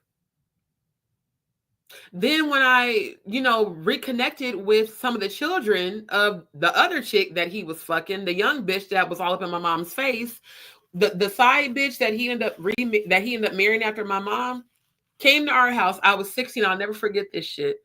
Because I told y'all we started an event catering business when I was 12, like right around the time we started our church. And we would do our building fund dinners every Saturday. And then we had our catering business orders as well. And we did wedding cakes. We did full-on weddings, parties, everything, the food, the wedding cakes, decorations, all of that. That's how come I have the chef skills that I have. I became a sous chef when I was 12. I became a kitchen trainer when I was 15. So I was training the women at our church, at our home, how to make the 20 pounds of potato salad, how to make the big containers, the big foil pans of the green beans, how to make the candied yams, how to make the sweet potato pie. I was essentially like the kitchen manager. And the white bitch, Sheila, I don't give a damn. I'm saying y'all's names because y'all some hoes. Sheila brought a pair of boxers to our house from my stepdad. Now, Sheila had a husband at her church that was also a deacon. And now that I'm grown, that nigga was high as hell every time he came to church because he'd be praying to the trees and the bees and the birds and all that shit. Found out he was abusive as well by his kids. Sheila came and brought a pair of drawers. And I'll never forget this shit. Because I'm a kid. I'm 16, right? I was holding a knife. And she walked in the kitchen with a pair of Happy Valentine's Day boxers, silk boxers for my stepdad. And the bitch had already fucked my stepdad in my parents' bed upstairs in our townhouse. My mom found, because she was white, found red pubic hair, so her hair was red, okay? My mom had a nervous breakdown behind that shit. But again, preacher's kid, you got to keep it cute, smile, act like everything's okay. My hand started shaking with the knife because I'm a Scorpio. You brought your motherfucking ass in our house and brought drawers to my mom in our kitchen while I'm holding a knife in my hand, bitch? After I done watched my mom have a whole breakdown behind your nasty fat ass? Do you understand the type of shit that does to a teenage kid to watch their mom go through this type of bullshit? And watch all these whole ass bitches smile on her face and pretend to be her friend and pretend to love her so much. Oh, we just love you so much, while you fucking her husband. And y'all fucking her husband in front of your kids at y'all house. Y'all fucking her husband at the hotel he worked out as a night auditor. Y'all fucking her husband at our church that we started. My mom and I talked about that a few months back. She said, I'll never forget. She said, because it scared me. She said, I thought she was real. I said, nah, because even though I felt what I felt, I knew I could not do anything to her without there being consequences. But now that I'm an adult, Sheila, don't ever let me catch your ass in the street. Okay? Because, see, I'm fully grown now, bitch, and your ass is old. I will never forget that shit. It's not about holding a grudge. I'm Scorpio. We don't forget shit that y'all do. And the last time I saw you, all your hair was falling out, bitch. And you were still trying to kiki and smile in my face. Your days are numbered too, ho. I just want you to know that shit. Yeah, it be some straight up sluts in these churches. Fucking married men that are married as well. Yeah, see, I didn't have no choice because I was a pastor's daughter, so I had to go. I didn't have a choice to not be there. How they want you to feel, though, don't you think? Like you did, exactly, like you did something wrong. He's sure to do a good job. Yeah. But Marcy, I want you to not claim that. I want you to start speaking healing over your trauma. Every time you feel it, speak healing over it. Yeah, they do. They brainwash you. They tell you that you're bound to hell. You are so right. Outside the church building. The ones I grew up in, they taught that our religion was the only way. Jesus only. Apostolic Pentecostal is the only way. All other religions are going to hell. Everybody else is going to hell. Get away from your family. Don't talk to your friends that ain't saved. If they don't have the Holy Ghost, they don't believe Jesus only, they're going to hell. And when you hear that over and over and over, you believe it, especially when the whole community believes it. That's why I'm the whistleblower for where I come from, because I'm very well known amongst the community that I grew up in. Everybody knows who the fuck I am. Everybody knows who my uncle was that passed away from COVID. Everybody knows who my auntie is. Everybody knows who my former stepdad is. Very, I guess you could say in the Apostolic Pentecostal world, I'm very kind of famous back home. And I'm very much so not supposed to be speaking about this shit because they feel like it's betrayal, but it's because they're brainwashed. Literally, they don't know that they're brainwashed. Those of us that God blessed us to escape it and get out of it, we now know that we're brainwashed, but we didn't know that shit at the time. Because when you're caught up in it and you're raised in it, that's why Maurice wrote that book, Divorcing a Cult. You don't know you're in a cult until you get out of it. And it's horrible, the amount of people that I found out that this shit has happened to. She said those people are evil up in the churches today. It used to have some genuine God-fearing people, but of course, evil was always there too, of course. Absolutely. She said, that don't sound like Jaguar at all. Separate like the house of Babea or Babe. They crazy and wonder why people don't trust anyone with their kids. These people are so bold with it. Exactly. When I have my kids, no one's going to be around my children without me being present. That's just what it is. Yeah, that's another thing. They be big freaking. Yeah, they do. They be fucking at the church. Not just the members. They fuck at the actual church. She said, I did it for court. I never knew he cheated, but When I found out I kicked him out the next day, good. Yeah, Leos are definitely about loyalty, just like Scorpios. Then the court told me it was illegal for me to track it. Well, yeah, that is true. That I was paying insurance. Alan, miss me. You know what, Cherry Red? At least you honest. I'll give you that, love. For real. She said, I took it as a lesson to let him go with the quickness. Love, because I don't want that karmic lesson again. And that's the thing. Life will present you the same lesson until the same situation in a different person until you learn the lesson. I learned the lesson with my last relationship. And I chose October 2021 to be celibate. I have broken my celibacy twice since then and regretted it. Because I was like, you weren't worthy of that.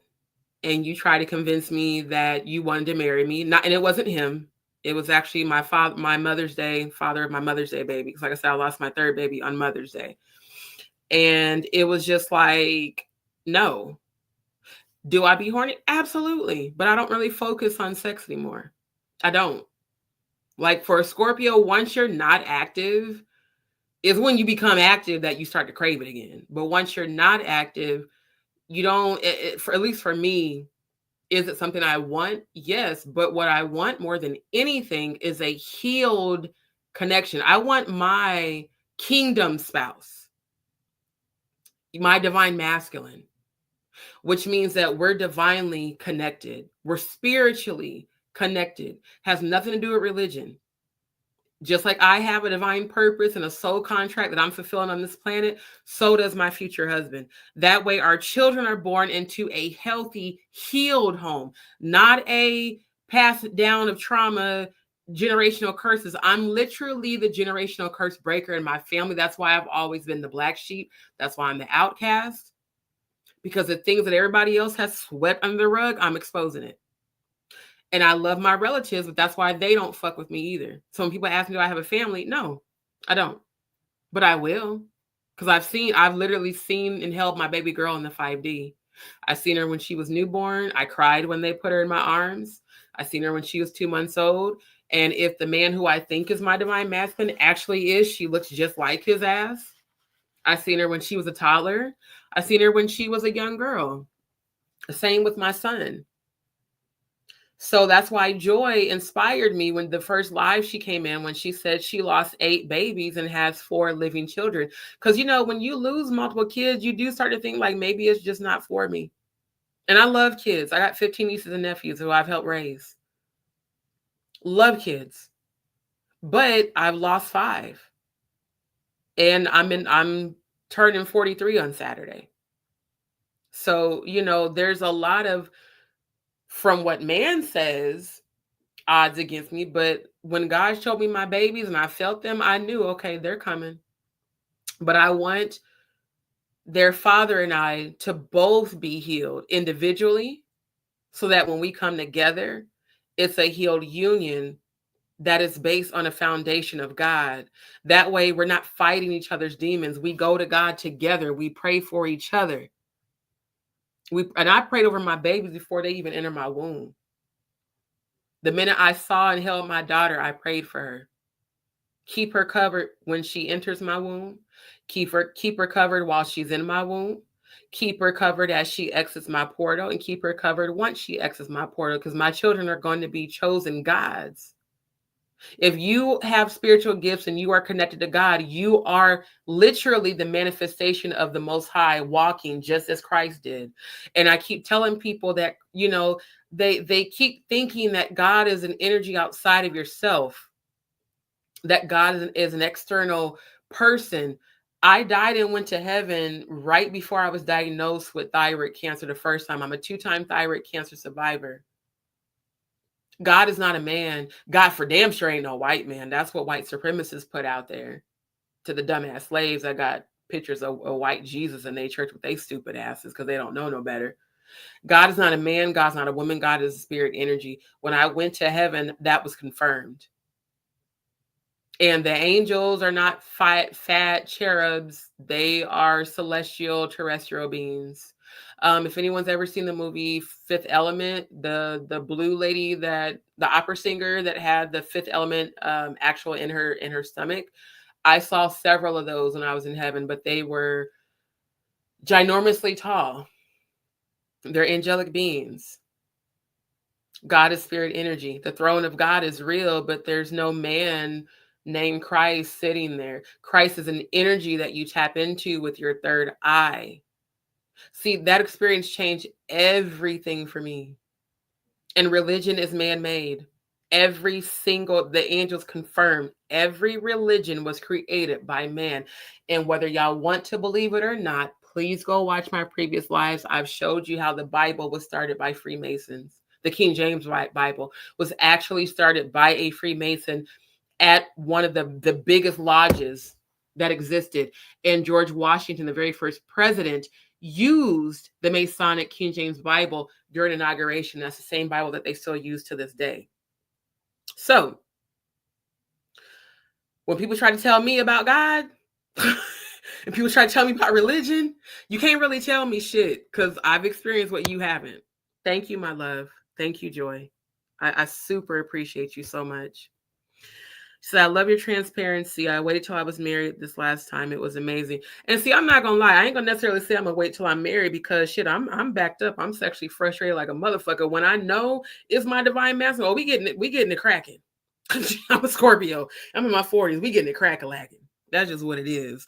For Gabrielle Union to have so many claim miscarriages, that was evil what she did to Wade's son. And some of these women claiming miscarriages have actually had abortions, but say miscarriages, they don't want people to know they had abortions. You're welcome. Like, and that was an experience wasn't expecting. And I definitely was not expecting to come back, because heaven is just like the Bible says, that endless bliss, infinite love, infinite euphoria. That's why people take certain drugs to feel euphoria, but the drugs bring them down because it's not for you. Now, cannabis, CBD, oh yeah. Great supporter of that. Make edibles and everything. Anything outside of that, I personally don't fuck with. Because when I was fucking with XOs, it almost killed me. Literally, it almost killed me. So I don't fuck with that shit. Haven't fucked with it in like fucking 12 years. But the euphoria that you feel in heaven doesn't compare to any feeling on earth. And when I was sent back, I fell for what felt like an endless time. Oh, and time doesn't exist there either. There's no night and day. There's no time. There's no fear. You just are. And they told me when you come back, you won't be able to humanly explain it, but you just dwell in the energy of the highest state of love and euphoria and bliss. I can only compare it to when you first come out of your mother's womb and all you feel is her love, magnified times infinity, and it still doesn't describe heaven. Even the lobby, you feel that. And then they take you there. It's like a Wallace elevator. Now, Dante's Inferno talks about 9 levels of hell. There's actually more than that. That great Gulf fix that the Bible says is real. I saw it. It's very thick. It's miles, wide vertically. But the levels in heaven are infinite. And when you're taken to the throne, the angels have to cover you. By the way, angel wings are not actual wings, you guys. It's vibration. It's a vibrational energy that's so intensely powerful that it expands and looks like what we would call wings, but it's not even wings. And they have to cover you as they take you before the throne. And it's just spirit energy. I don't know how to humanly explain it. I can only animate it, which I am working on my movie. I'm working on my animated movie showing the Gog Magog versus, for the end times and talking about my experience.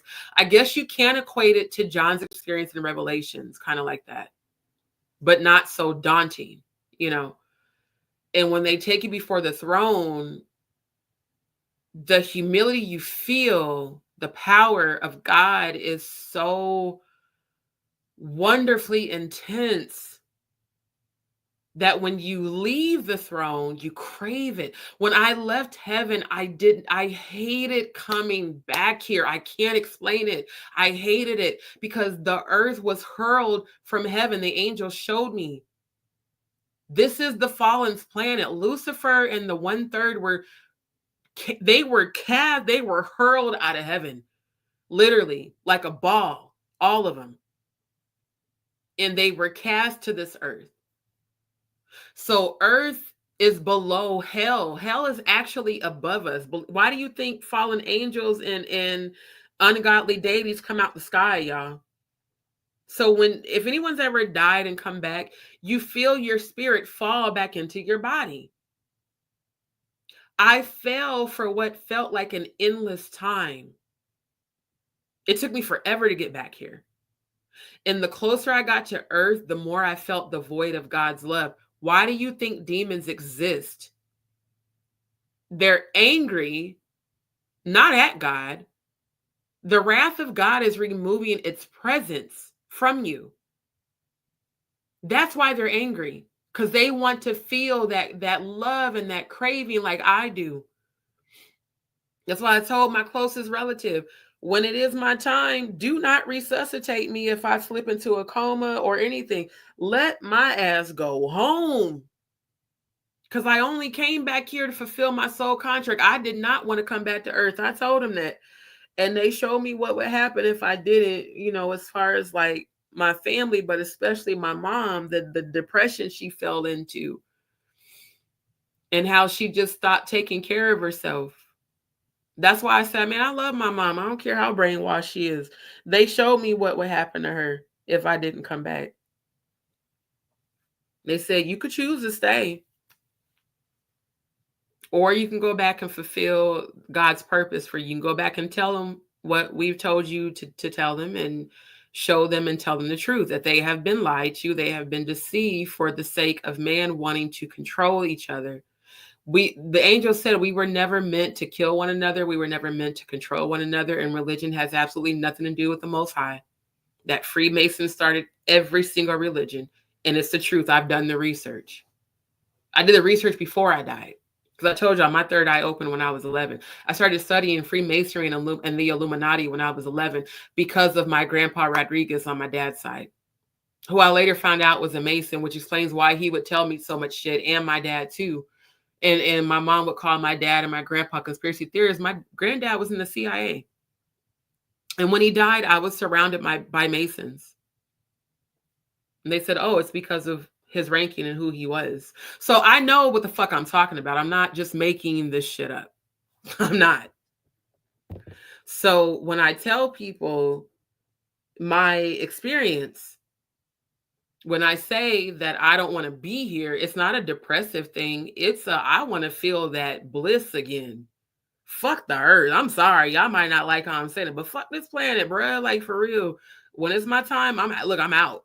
And I will not reincarnate. I will be an ancestor to my children. And I'll be an ancestor to my relatives and my nieces and nephews. But I'm not reincarnating back on the earth when I go. I'm going home and I'm staying there. Because that bliss, that love, that intense love is something that this earth will never be able to give because it belongs to the fallen. So when people say, why does God let bad things happen? Let me remind you that the son of perdition is the God of this earth. Why do you think people like Diddy and Jay-Z exist? R. Kelly, Harvey Weinstein, Epstein, and so many others. Oprah, so many others. Because they've aligned with the Baphomet, Moloch, and the son of perdition. They've sold their souls to those deities. In fact, I asked the angels, is sin real? They said the only thing that the Most High considers to be sin is when you choose to worship other gods that are lower vibrational.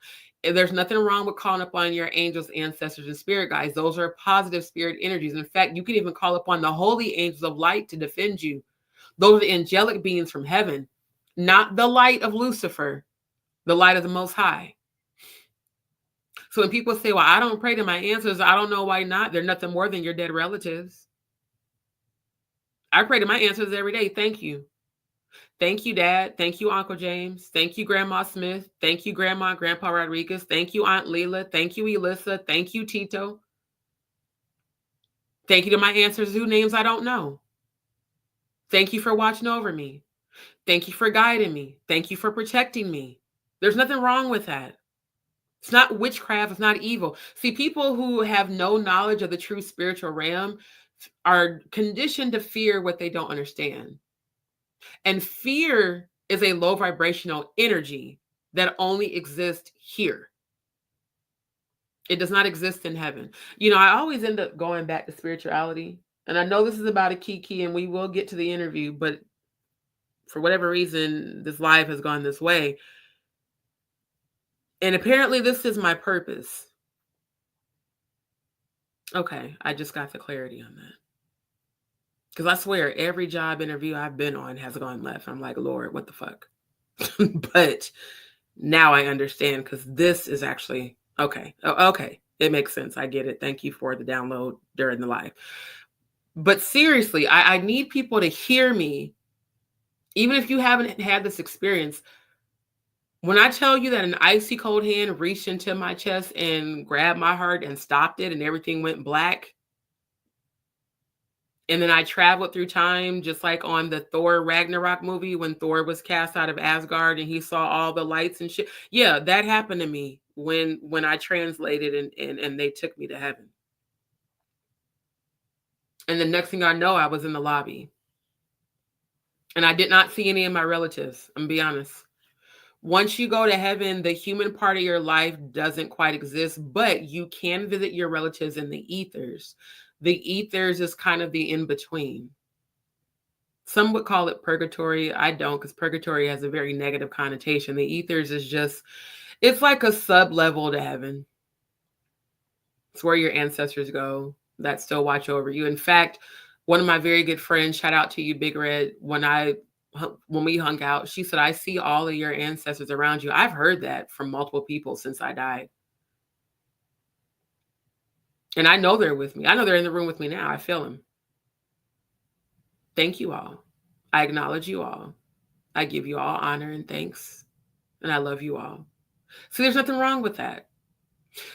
The first day Jaguar came into my live and showed up in the comments 2 weeks ago, which I definitely wasn't expecting, her son showed up in my room. Her son that passed away, that they took his life. Giovanni showed up in my room in spirit form. And when I tell you the light in my room was so bright, and at night, like, I'm not going to go on camera because I'm tired and my hair is cornrow and I got on my scarf, but I have a ring light that I leave on a hot pink setting because pink is my favorite color. And then I've got my little candle warmer lights that change colors. That's pretty much all I use at night. It looked like somebody turned on a super bright white light in my room.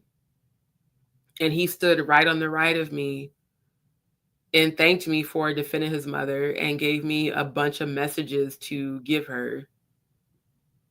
And it's stuff I definitely couldn't possibly have known. I've never spoken to Jaguar outside of not outside of Facebook, outside of YouTube. Never. I've never talked to her on the phone. I don't have her phone number, none of that. But he gave me messages to give her. Even his nickname that I definitely didn't know. Color purple. She said purple was, I believe, his favorite color, a teddy bear. I mean, all kinds of stuff. And I've been channeling people from the other side a lot this past year. I mean, like, not just since my celibacy, but this past year, I've been getting channeled messages from people who have passed away, but it's like people who I know, like Aunt Leela, my second mom's sister that passed away, Elissa, my best friend and my other sis, which is Mom Diane's daughter.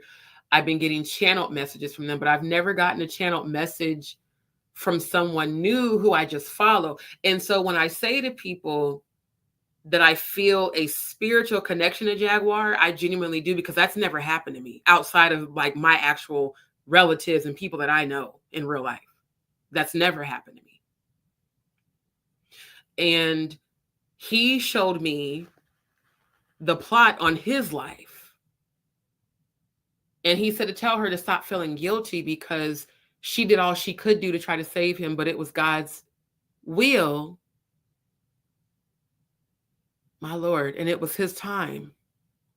Young as he was, that was God's way of truly protecting him. Even though it broke her spiritually, it made her strong as hell. Now, today, that pain, that trauma, that hurt that I felt when the men jumped on her after she had just lost him and she threw the ash, I felt that shit, y'all. I can't explain it, but I felt it.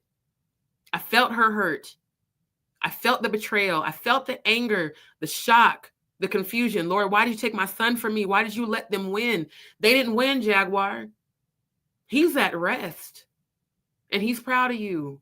He's so proud of you for your strength. I'm proud of you for your strength. And you got to know that. You got to, I don't give a fuck what nobody says about you. I know you are one of the strongest women on this planet. And her son has been coming to me. He's here right now. Hello, King. Thank you for defending my mom. I'm going to, because God told me to, point blank. Period. I have watched this woman go through a lot of shit that I couldn't even imagine. You can't say a person doesn't know God when they've survived that much trauma and can still have the heart to help other people and have compassion. So everybody who talks shit, and I'm about to play the video. Everybody who has talked shit about her, walk a day in her shoes and then you could tell her about her life. That's what I've told people in today's face. Walk a day in my shoes and then you could tell me about my life.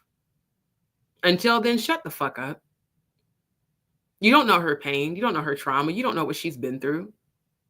Even me as an empath, I can feel certain things, but I can't say I know what she's been through. That's her experience. Just like nobody can say they know what I've been through. It's my experience. But what I do know is that God sent me on an assignment to come back here and give a message to the people. And I'm going to do that every chance I get. So people may not like my delivery because I be cussing. I'm human. Christ was a thug. Christ, his disciples were thugs. Like I said, I believe Christ was a real nigga. I don't care what y'all say. That's how I feel. Christ was not religious. Christian was not something he ever claimed, y'all. Christianity was started by a Roman pagan emperor called Constantine and King James, who was also a Mason. So was Constantine. The very word Christian was derived from Rome. The Roman Empire created that. Why do you think all the Dead Sea Scrolls and the missing books of the Bible are at the Vatican in Rome? They know the truth. Why do you think there's so many apocryphas? You understand that I started studying the apocrypha when I was 13 years old, and I was raised in apostolic Pentecostal churches. My mom was like, that's of the devil. I said, no, it's not, Mom. These are missing books of the Bible.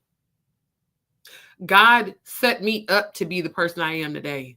I have been talking about this shit. I printed off the Apocrypha and passed it out at church, and they got mad at me. Just like I printed off the Willie Lynch letter and passed it out at school, and the racist principal got mad at me about that. I've been a historian and a scholar since I was a kid.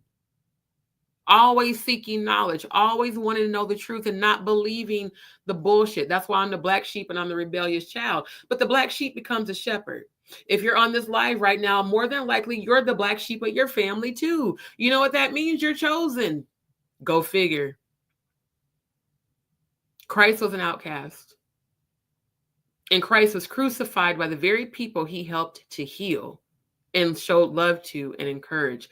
So I'm going to show y'all the scripture and then we're going to get back to the video because I do want y'all to see the video. Therefore, I showed this on my other live. I am crucified with, probably should have turned on my light so I could see the keys. Galatians, there we go. Galatians 2:20. Like I said, folks get mad because I don't come in the form of holier than thou religion, but I know God much more deeper than most people, especially having died and gone to heaven and coming back. I have been crucified with Christ and no longer live, but Christ lives in me. The life I now live in the body, I live by faith in the Son of God who loved me and gave himself for me. Keep telling y'all, Christ is energy. Yeshua is the true Christ. They created the false name Jesus to cover up the true Christ, who was a human and had a wife and children. Recently had somebody tell me, I don't believe that. That's not in the Bible, not in the King James Version Bible, which was started, and I'm going to show that since I've been talking about it. Was started by Freemasons. Matter of fact, let me go to my email because then I can just get the direct link. King James Bible. I'm going to show y'all this, and then we're going to get back to the interview because God told me to do this right now. King James Bible. Okay, Freemason Bible. There we go. Masonic Ancient Bible. Here we go. Found the link. Okay, let me switch the screen. Share tab.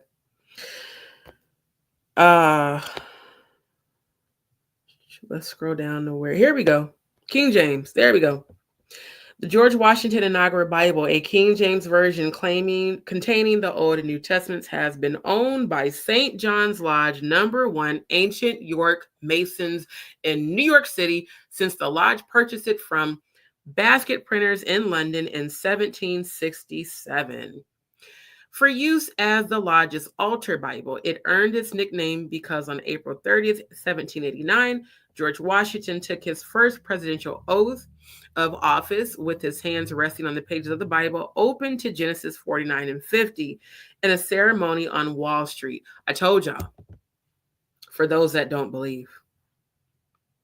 I told y'all. So the King James Version of the Bible is a Masonic Bible. Okay? So when I tell you that the word Christian has nothing to do with Christ, please believe me. Just, and if you don't want to believe me, that's fine. Because one thing the angels told me is just give the message. Don't try to save nobody. Don't try to convince nobody, because you can lead a horse to water, but you can't make them drink. But you can't say I didn't show you. That's all I'm going to say. You cannot say I didn't show you, because I just did. I'll post a link. Put this in the comments. That way, if people want to research this on their own time, they can. And there you go.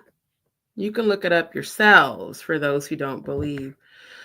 Oh, wow. There's a lot of comments that I have not seen. This is why, Joy, I really need you to be my moderator for real. We're going to talk very soon because I need you to do that for me, because I don't mean to miss these comments. Hopefully everybody screenshot that link. Love hearing people's app. Okay, I remember that. My near felt like a warm mother's hug. However, I never had a mother, so it was interesting to feel something I never felt on earth. I chose to come back. Yeah, I mean, and that's the thing. They give you the choice. Like, you don't have to come back. You can stay. They definitely give you the choice. I'm waiting to get a message from, and God just said that mothering feeling you felt was an ancestor. It was a grandmother. Yeah. Were you close with a grandmother, Melissa? Did you have a close relationship with a grandmother? If you did, put it in the comments. I'm waiting to get a message from my father. Would love to know what he got to tell me. I'm trying that famous medium from Jersey. Cherry Red. If you are on Instagram, send me a DM. It's the same tag, just D Show. We can have a conversation. I'm going to tell you why. This is what God has given me for the time being, that I am to use my gifts to help people heal and not for profit. So you have to be careful of famous mediums. Some of those are false prophets and they're there for profitable gain. I'm just here to help people heal, and that's it. Like, straight up. That's my whole purpose in coming back to this planet. She says, my mother has schizophrenia. She is okay, but she says when she dies, she don't want to go to the sky. She said hell was there. Says aliens are among us. Sees, feels spirits. She can't manage her gifts. I'm going to be honest. One of my other sister is bipolar schizophrenic, and all that means is that they have traveled into the spirit realm and don't know how to come back. And a lot of times, unfortunately, people with schizophrenia have come in agreement with demons. My sister that has schizophrenia has 15 demons because I went into the 5D realm and talked with him. And the legion that's on her looked like kind of like the blue beast off of X-Men, but it was icy cold. It was so cold that I could see my breath, and they weren't threatened by me because they knew that I was high vibrational, and they said she chose us. Because I said, I command you leave my sister, and they laughed and said she chose us. And I asked her, and she told me that she did. So pray for her. Pray that she decides to release them, because until they do, honestly, there's nothing we can do to bring them out of it. So just keep pray for your mom, because if she's coming in agreement with that, unfortunately, and here's the thing, Satan and Lucifer can grant wishes too. That's why some people do choose them over the Most High. What they don't know is the deceptive part when the final war comes and they're locked up. Those that came in agreement with them, they're going to be cast with them as well. There will be, thank you for subscribing, $1 Trillion Goddess. And thank you all. Seriously, I appreciate every viewer tonight. And so true. Speak the truth, Queen. Truth don't have to be validated by ignorance. It sure don't. Chariot, my son had an moment after doing mushrooms, and he told me so much. I'm not going to lie. That is the only thing that I want to try that I haven't tried. Like I said, all I've ever tried before was XOs. I've never done powder. I've never done crack or injections or any of that shit. I just can't see myself putting shit up my nose. I just can't do it because I had nosebleeds as a kid. I can't do it. But mushrooms, I heard, give you a very euphoric spiritual experience. I kind of want to try it, but I'm a little bit leery. I would have to try that with some, like in a state where I'm around high vibrational energy and have a high vibrational safe shaman to guide me. Otherwise, I've heard really terrible stories about people that tried that were in lower vibrational realms and stuff. She said, online, yeah, drugs, alcohol, substances lift the veil, and that's why some people are seen as mentally ill. Exactly. After being exposed to, because they have already had sensitivity to the ethereal side. And that is the thing. That's why they call alcohol spirits. I'll tell you this, the first time I smoked actual homegrown weed, like straight out the lab, there was, matter of fact, one of the daughters that were members at our church that I'm talking about, where the father essayed them, the stepfather essayed them. When she became an adult, we would hang out, and she was dating this white boy. We were in Missouri, and we went over his house. We were just kicking it. You know, I think we had went out to a bar or a club or some shit, and then we went out to dinner, you know, had some drinks, came back. We were all just hanging out. We were talking about old times. That's when she told me about what my former stepdad did, you know. And we were smoking, and he was like, I bet you never had this. And I'm like, what? He's like, this is homegrown. I was like, homegrown? When I tell y'all, that shit had me in so many dimensions, especially with the gifts I have. Y'all know those creatures off of Monsters, Inc.? I saw them motherfuckers in real life, y'all. I'm not even bullshitting. I mean, I seen all kind of otherworldly beings. The whole house was full of beings. It was like an airport of like these otherworldly beings. And it didn't scare me because I don't fear the spiritual realm. It just really freaked me out because I thought I was the only one seeing them. But they both saw them too, and they were freaking out. But because I'm a spiritualist, I know not to fall into fear and just stay in a high vibration. And I was talking to someone, I was like, well, where are you from? And they were telling me what planet they were from and shit. I mean, like, so if you're in a high vibrational state, you don't really fear the ethereal realms. You know, you don't fear the ethers and the beings that are there. But if you slip into a low vibrational state, that's when you can unfortunately end up inviting those low vibrational energies. and they attach to you, and then you can't get rid of them, and then you end up mentally, or what they call mental illness. I have spoken for years that mental illness is a spiritual issue, because I watched my sister go through that. Like, I watched her go through the mental hospital. She would tell me that she would see things in people that other people couldn't see, and I knew that she wasn't crazy. She was just stuck in the in-between realms. And to this day, she's, I love her, but she's what people would say thrown off. But I know she's just stuck. And certain substances do take you to those realms and you can't get back. That's why you do have to be careful what you choose to engage and indulge in, because you might fuck around and find out and then can't find your way back. I'm just saying, you got to be careful what you experiment and explore with, for real. She said that's why those sensitive to ethereal should be See, I just said that shit. We definitely in tune. Oh yeah, my son has a power within him I admire. That's probably because your son's chosen. I mean, seriously, he's probably one of the chosen, and people just think he's crazy. My father made the mistake and was a donor on life support. I had to fight to keep him, to get time with him before saying goodbye. Bless your heart that you got to, because I wish I could have. Oh, I do Reiki too, my love. Thank you. Cherry Red, we got a connection. Reiki does help a whole lot. And people that are religious are only religious because they don't know any better. They think that religion is the way, but spirituality, and that's what the angels told me. They said, when you come back, you need to tell them that we want people to tap into spirituality, because spirituality is a direct connection to source. Religion is following someone else's belief of who God is.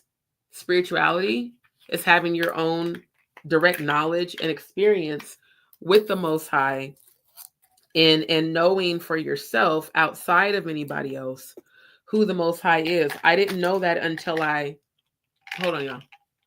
Hold on. I take over-the-counter sleep aid for the insomnia that's caused by Graves' disease. It's just diphenhydramine, which is essentially Benadryl. I realize it's like 1:30, so I need to take it now. But spirituality is having your own connection with the Most High, and it does not involve anyone else but you. That's why no one else can tell you about your experience with God. Some people experience God as Buddha. Some people experience God as Muhammad. Some people experience God as Jesus. Some people experience God as the Most High. Whatever your experience is with that high vibrational spirit is your experience. That is a true definition of spirituality. And as long as you are not selling your soul to other deities, like a lot of these people in these industries do, you're fine. But when you get into that shit, that's different.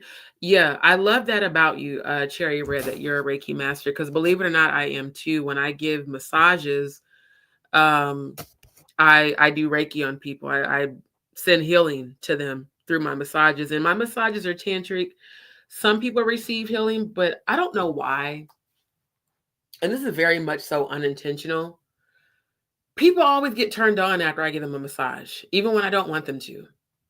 And they're like, what are you doing to me? I'm sending healing to your body. But then I have to remember, I'm also a Scorpio. So maybe some of my sexual energy gets transferred to them that unintentionally. The only time that it's intentional is if I like somebody and I want to do that with them. But if it's like a friend or just someone who I can see they need healing, I'll do a Reiki massage, but they always end up getting turned on at the end. It's very weird. My grandmother was alive at the time, and I grew up in foster care. I didn't know my mother or her, said, but the love felt like Brazil. They practice Macumba, which means family. Okay. Well, what I was feeling was a grandmother's love. So just because you didn't know her doesn't mean she didn't know you. And if you were in foster care, that means your mother probably had to give you up for a reason that she never got to tell you, I'm here, and she felt guilty. So I think it's possible that your mother could have been SA'd, my love. And maybe she couldn't deal with what happened to her. And that might have been why she, could have put you in foster care. But your grandmother definitely knew who you were. And I hear that she is an ancestor who watches over you. Angela is what I'm hearing. Maybe that was her name. I don't know. I keep hearing Angela. I've heard it 5 times now. So yeah, something to do. Maybe research that. Maybe find out if that was her name. But yeah, she's an ancestor that watches over you, and she keeps you protected, and she keeps you safe. So now I want to get back to sharing the video, but Lord, thank you for that brief moment. Well, not so brief, but that interception of spirituality.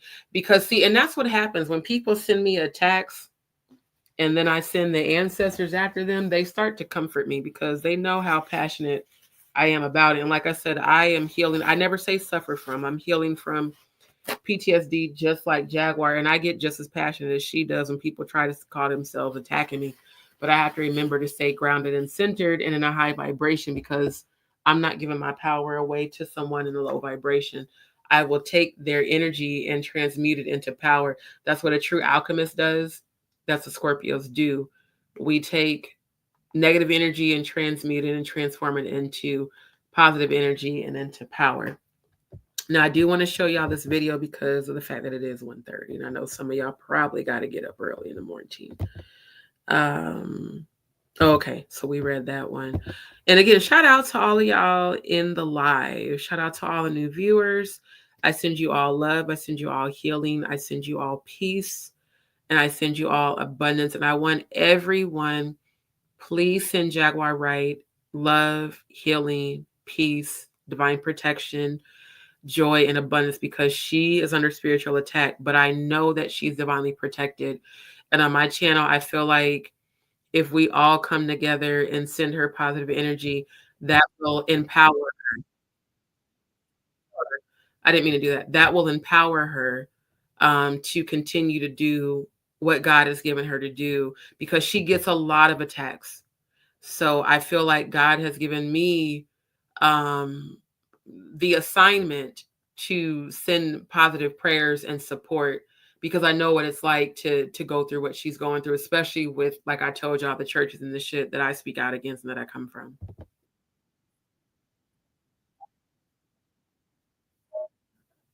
Can somebody let me know if you guys can hear the audio okay? Because I know when I listen to the playback, sometimes it gets like super choppy. So let me know if when I'm playing the video, if you can hear it okay. Matter of fact, put a 7 in the chat if you can hear the audio okay. Put an 8 in the chat if you can't.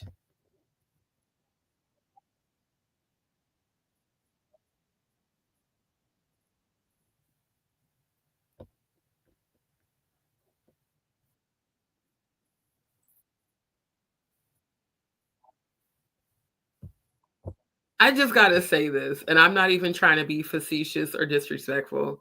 I love the way they say Jaguar, because it's so different from how like we say Jaguar all together. And I noticed both of them. I don't know where they're from, maybe the UK, I don't know. But the way they say Jaguar, how they pronounce the U, I just love it. I do. Thank you. Thank you for letting me know you can hear it. Okay.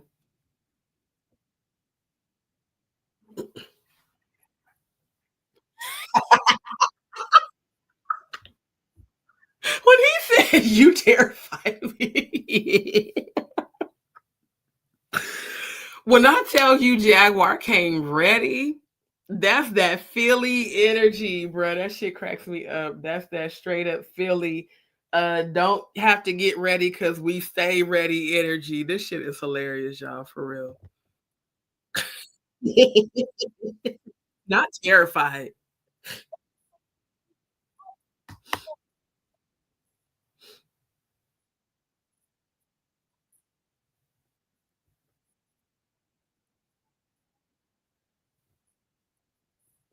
And let's be clear, he only mentioned her name for clout, and he's getting it. I mean, hell, we sitting up here talking about this. No, don't nobody know who this man is. No one knew who the hell Courtney Burgess was until he made appearances on multiple people's platforms on YouTube. That is by definition, sir, you are the definition of clout chasing. Anytime you go on everybody's platform that you can on YouTube and do interviews and you're not well known, everybody knows who the fuck Jaguar is. Come on. And if they don't know, it's because maybe they just didn't listen to her music. But I definitely listened to her. It was her, Jill Scott, Erykah Badu, Lauryn Hill, Mary J. Blige. All those women were from the same era and genre, and I listened to all of them growing up. Even though I was raised in church, I would be listening to this shit on the radio. And Jaguar been singing her ass off for years. So nobody ever knew who Courtney Burgess was really probably until this interview. Because honestly, I never saw him on nobody else's platform until this interview. Didn't even know who he was. So when Lemon Pepper Stepper was like, girl, you need to go watch that interview, I was like, who the fuck is Courtney Burgess? I never heard of him. So yeah, for him to call Jaguar a clout chaser, sir, you are the very definition of clout chasing. And it's sad because you're old as hell and it's just as sad.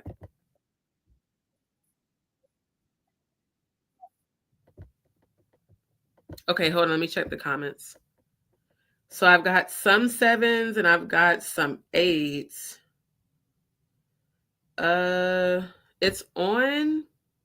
Okay, let me do this. What's the timestamp? We're at 18:58. I'm gonna stop sharing and I'm gonna reload the page. And then I'll go back to oh, that's probably why, because they were trying to play ads. Hold on, y'all. Yeah, because I'm not paying for premium anymore. They keep going up on the prices and it's ridiculous. Okay, give me 1 second.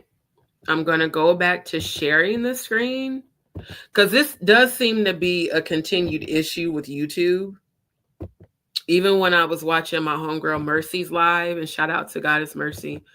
Even when I was watching her lives, and I believe, I don't know if she uses StreamYard, but I believe she goes live directly from YouTube. And even the times when Jaguar has gone live directly from YouTube, the audio glitches in and out. So let me make sure the captions are enabled. That way, if the audio does go out, y'all can at least follow along with the captions. And then I'm going to post the title in the comments. That way, and I'm telling you, you definitely want to go watch this on your own time because it's fucking hilarious. When I tell y'all, she handed him his ass. She handed him his ass. Andrew, yes, she is. Thank you for tuning in. CC and DT. Oh, I got new viewers. Thank y'all. Thank y'all for tuning in. So yeah, y'all take a screenshot because I'm about to take that comment down so that we can see the full screen and see the captions. But that's where you can go plug that into the search bar of YouTube. And again, this is on Sean Atwood's channel, Atwood Unleashed. I don't know if my logo's kind of covering it up. Let me make this smaller again so I can show y'all his channel. You know, the chat thing is a little annoying. I don't know how to get rid of that. Okay. Really, StreamYard? This what we doing? Okay. See, I did subscribe today after watching the interview. So this is his channel. Sean Atwood. Okay, 913 subscribers. K subscribers. That's what's up. See, I'm speaking millions of subscribers onto my channel. Millions. And I'm not even going to put a number on it. Just as many as God brings. Sean Atwood at Sean Atwood Official. I'll put that in the chat. Because if you type that, it'll take you directly to his page. Shout out to all of y'all viewing in the chat. I appreciate y'all, man, for real. I really do. Andrew says, Jag knows a lot. Trust. Yes. CC, thank you for your energy, my love. For those who have not, don't forget to like, share, and subscribe. But y'all can go look up his channel. Again, I'm not a hater. If I go on somebody's platform, I always plug them in so that y'all can go find it. Because sometimes you might, especially if there are audio issues, that way you can go just watch, in your own time as well. Because unfortunately, I've tried to troubleshoot it as a tech. Like, I'll go into to inspect the page and, go, because I know how to do all this. I know how to code and do HTML and JavaScript and shit, but I could not figure out a way to change the audio issues because it's a YouTube issue. So yeah, go ahead and follow him. Like, share, and subscribe. Oh, and how did I forget? Hold up. We got to take y'all to the Queen's page. Hold up. Because y'all got to go to Jaguar's page. Give me a second. Let me go back to her ad and plug that in. I can't believe I forgot to do that. I should have did that at the beginning of the live. But I'll post her ad in the comment too after the live. Okay. Hold on. It's in my email. Hold on. Jaguar. What is it? I know it's like 77 or something like that. Hold on. Doggone it. It's in my email, y'all. Give me a second. I'm trying to find it.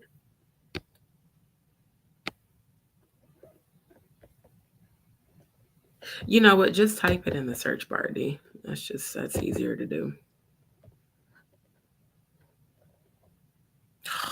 It would do that. Okay, go to your subscriptions. Because YouTube, y'all really on some bullshit right now. Can you just go to the list? Damn. Really? I don't want... Oh my God. This is annoying. This is so annoying. Can y'all just take me to my list of subscribers? Do we really got to go through all this extra shit? Okay, hold on. There it is. Because I'm like, this is super annoying right now. Now we got to go through all the alphabet. Okay. I really am going to speak into existence interviewing Jonathan Hay. Is it under the real Jaguar Wright? Hold on. Or is it the Jaguar Wright effect? Hold on. There, yeah, it is the. Okay. Okay, so this is the Queen's YouTube channel. Please, everybody go like, share, and subscribe to Jaguar Wright's channel. She has most of her content. I mean, she's got some videos, but most of her content is under her community page. And again, shout out to you, Queen, for previously sharing my live. I mean, you can get so much content. Yo, this shit is hilarious. And then she's got her lives, here. She's got her shorts, and this is her real channel. So yeah, when she popped up in my live a couple Sundays ago and it showed up this, I was like, oh, that's her real page. That's not even a troll. And I have never forgotten those words that her encouraging words that she gave me. So shout out to you, Queen. I appreciate you so much. Okay, so I want to get back to the video. Let's go back. Okay, my patience is starting to wear thin for the fuckery, YouTube. Let's go. Oh my God, this is so annoying. Are you serious? I really have to reload just for you to start the fucking video so y'all can play a goddamn ad? That's all y'all trying to fucking do? I already knew that shit. That's all the fuck they be trying to do is play these stupid ass ads that don't nobody want to see. Oh, they're going to make me break down and pay for the bullshit because I'm serious. That drives me nuts. And they'll play like 3 or 4 of them at a time. And it's so irritating. Andrew said, she did say this about Diddy a long time ago. Like, dead ass, she really did. Peace to you all as well, my love. Comes down to adults protecting kids. We can all... Thank you. Thank you for saying that, Andrew. That's what I was saying not too long ago. It's not even about Jaguar and her delivery. It's about the fucking kids and the women and the men, unfortunately, who have had to endure this monster that his mother created. That's all it's about. It's not about shit else but that. So I'm going to play it again. Y'all let me know when I start to play it. Put a 7 in the comments if you can hear it. Put an 8 if you can't. Another thing, if you can't hear it, you might have to refresh your browser, because I know sometimes that happens to me as well. If you're on a browser or if you're in the app, sometimes I have to force stop the app and restart it. And you can, I'll be on the live. You can come right back if you have to do that. That might actually help. But the audio glitching, it really is a YouTube thing. It is. All right.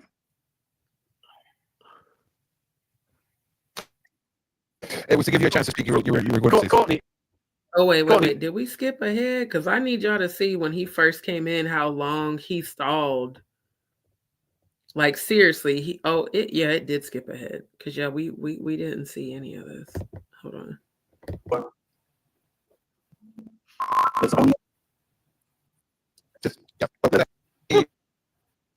Like, I'm terrified. Okay. Yeah, that's where we was at. Rukus, see, I don't like people who play games with real people's lives and real people's work.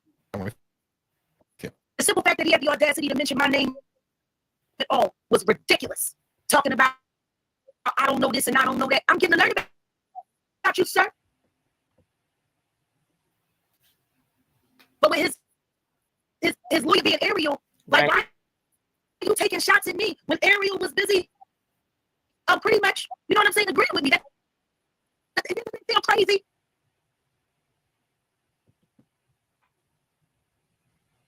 She virtually sat there on Pierce Small, literally, and pretty much corroborated and agreed with me, even though she never said that Courtney was her client.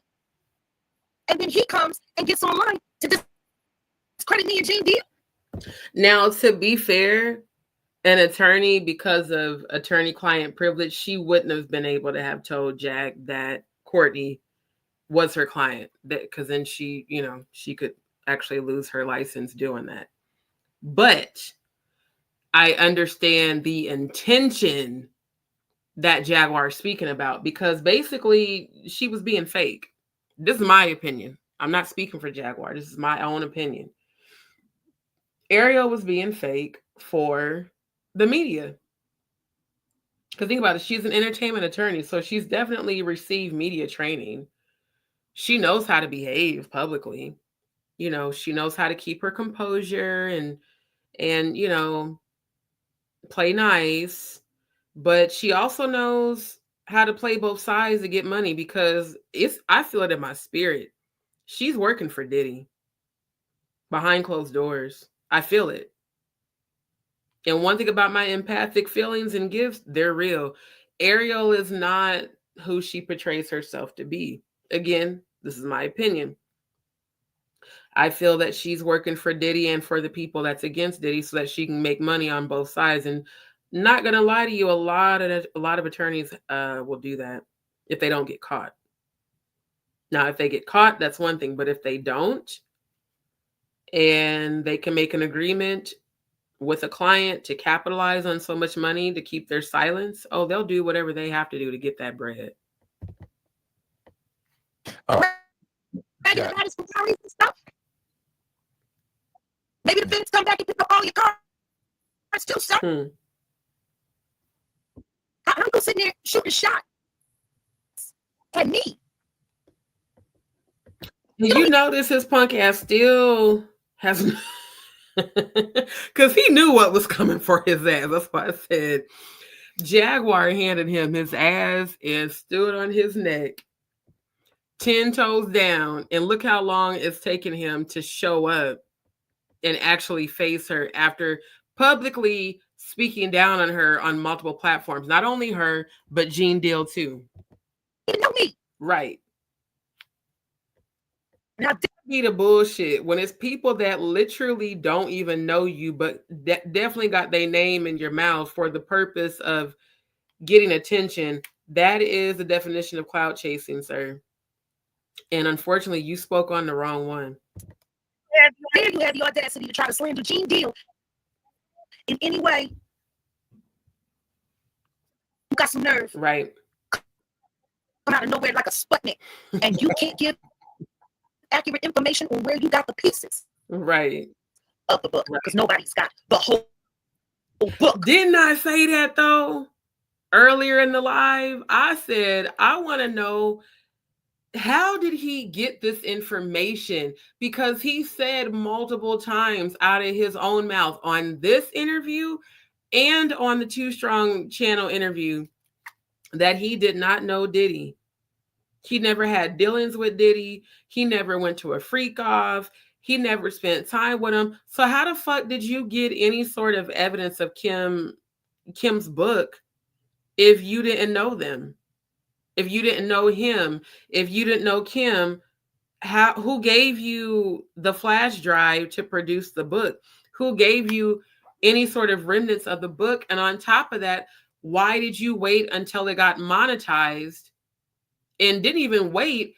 Why did you have to get subpoenaed to turn over the evidence of the alleged footage of Diddy essaying children? And why did you have to monetize the book before you took, before you went to court and or whatever, your legal process of it? See, that's what makes you a clout chaser and a fucking liar. And also very much so an opportunist.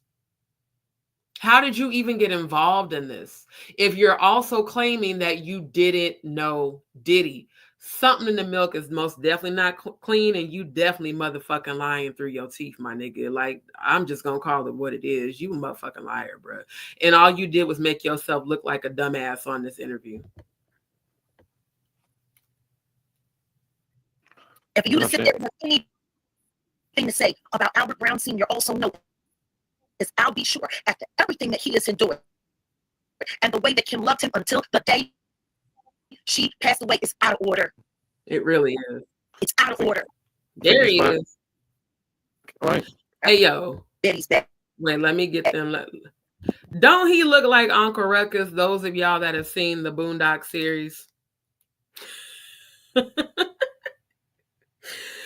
ass. Look, y'all go look at my short that I posted to promote this live tonight. I edited that on my phone. I created the thumbnail image and then turned it into a video, and I found images of Uncle Rukus and edited those. Don't he look like Uncle Rukus though? Am I the only one that thinks he looks like Uncle Rukus? Put a 7 in the chat if you think this nigga looks like Uncle Rukus.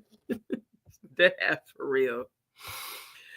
He said, Jag been speaking out about people speaking out about this. For every dark night, there's a bright day.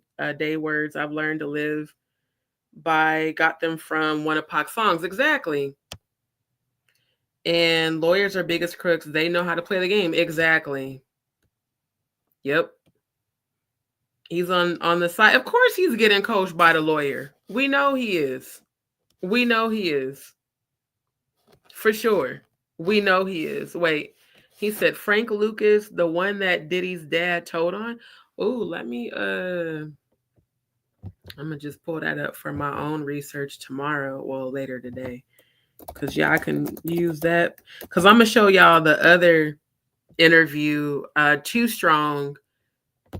Let me just show y'all real quick who I'm talking about. So Too Strong is the YouTube channel where Jaguar did her live Q&A a few weeks back, and that was the one where everybody was talking shit when she said she knew Beyonce was a witch because it takes one to know one.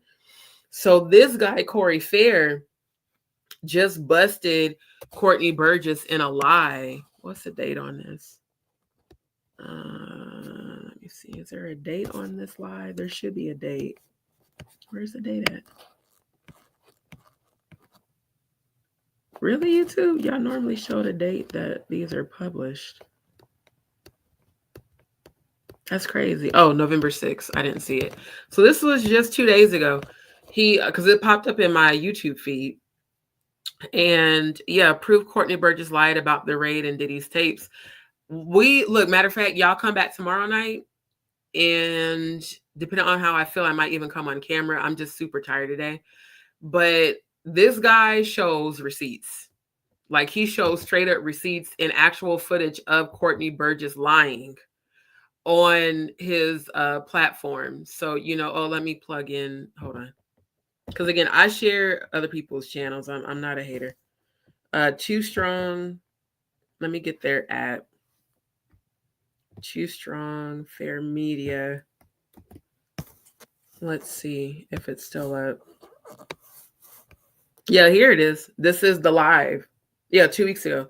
This is a live she did with them, her Q&A, and everybody was going in on her. So y'all can follow.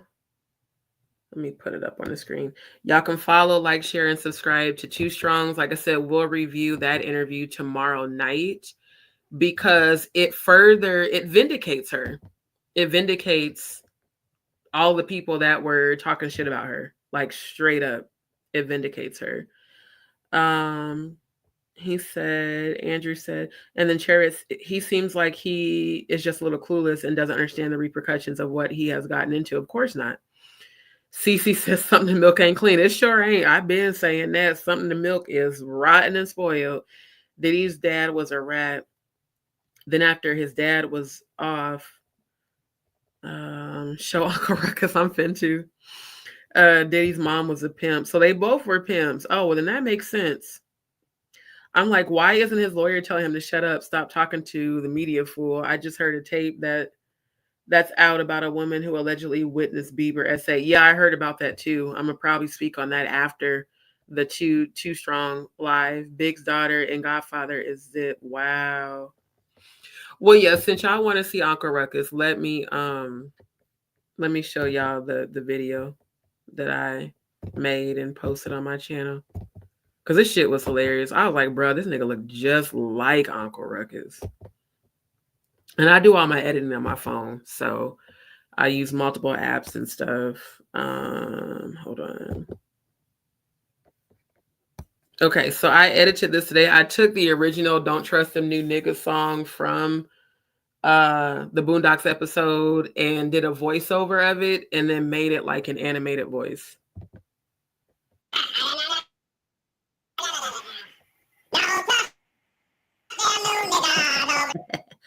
No, I'm trying to make it bigger. Where's the...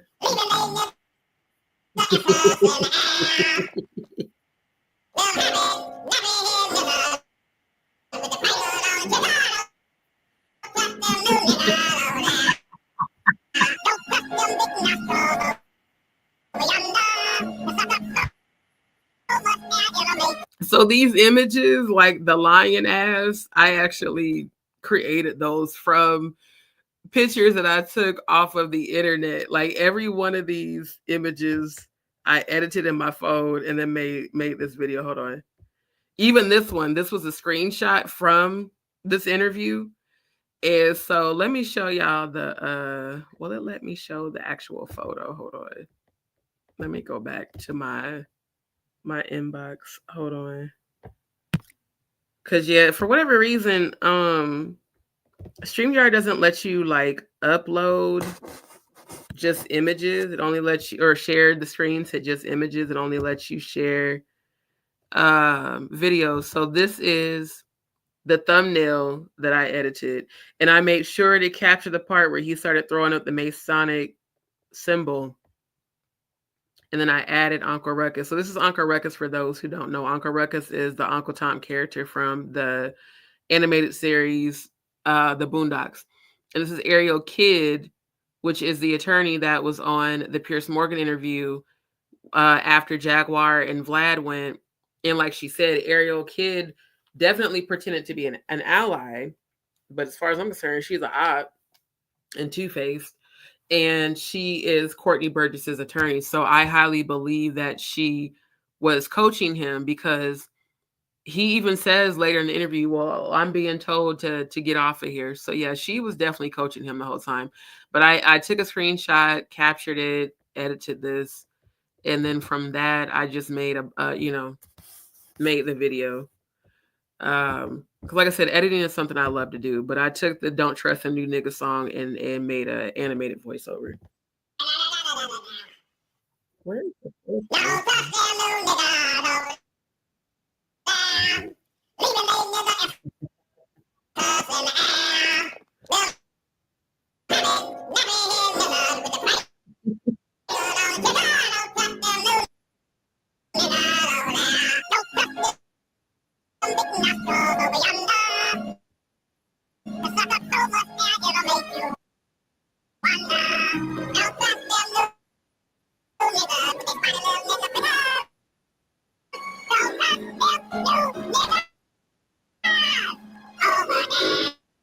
And I ended it with that because that's the part where she said, "Tell him I got his balls in my hand."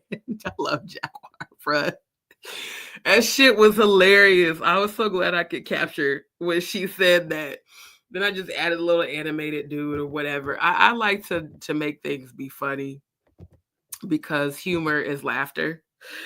And it sounds like the Chipmunks on purpose. And the reason, Cece, the reason it sounds like the Chipmunks is for the sake of copyright. Because if I would have used their original song, then I could have got a copyright claim or strike for using their original sound. So I had to switch it up and make it an animated voice. Diddy's dad was a drug dealer. Told on Frank, then they are. Oh, wow. His dad's a snitch. So when she keeps saying a lot of these rappers are informants, she ain't fucking lying, which we already knew. Yeah, Big Gene. I remember hearing Big Gene say that on his platform. Shout out to Big Gene Deal. I remember hearing him say that during multiple of his lives. Yep, he said that. He said that he was a rat just like his dad. That's why he's gonna, trust me, he's gonna snitch on everybody. Thank you, CC and Didi. Yeah, y'all can check that out when y'all get a moment. I do too. That's why so there's like an app I use that has a voiceover where you can either speak into it or you can take like what someone's saying. It's not an AI app, it's an actual video editing app. But you can change the voice to either be an animated voice or a man's voice or a robot's voice or a woman's voice. So I chose the animated one to make it sound like that. That way, like I said, I don't get no sort of copyright because that is a song off of the actual like Boondocks. Yeah, he's definitely he's gonna roll over on everybody. Why do you think Ashton Kutcher has been keeping his mouth shut? Y'all remember seeing that? When, a matter of fact, let me pull that up right quick. Ashton Kutcher was like, "Oh, there's so many things I can't tell." And Ashton Kutcher and Danny Masterson were very close friends and were at Diddy's parties.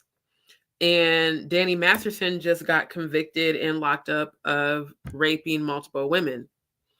And Ashton Kutcher and Mila Kunis. And it's so sad because literally that 70s show was my favorite show in my teenage years. Like I loved all of the characters and it just really ruined it for me when Danny Masterson not only got accused, but actually convicted of essaying those women like well over a decade ago, and he's now in prison just like Diddy is. And it's also amazing how he got locked up last year and now Diddy's locked up and they were all friends and they all hung out at the freak off parties.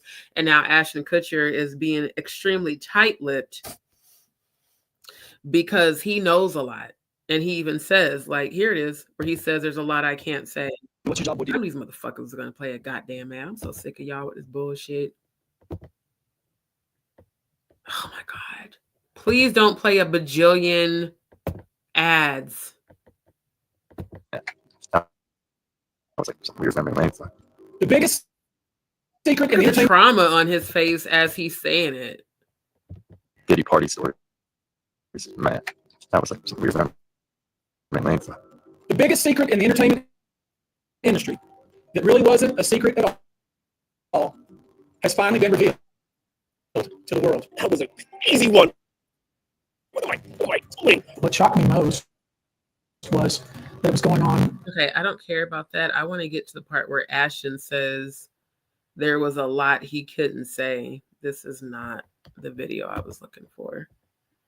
Because he says it. He's like, is it this one? No. This one. Yeah. Wow.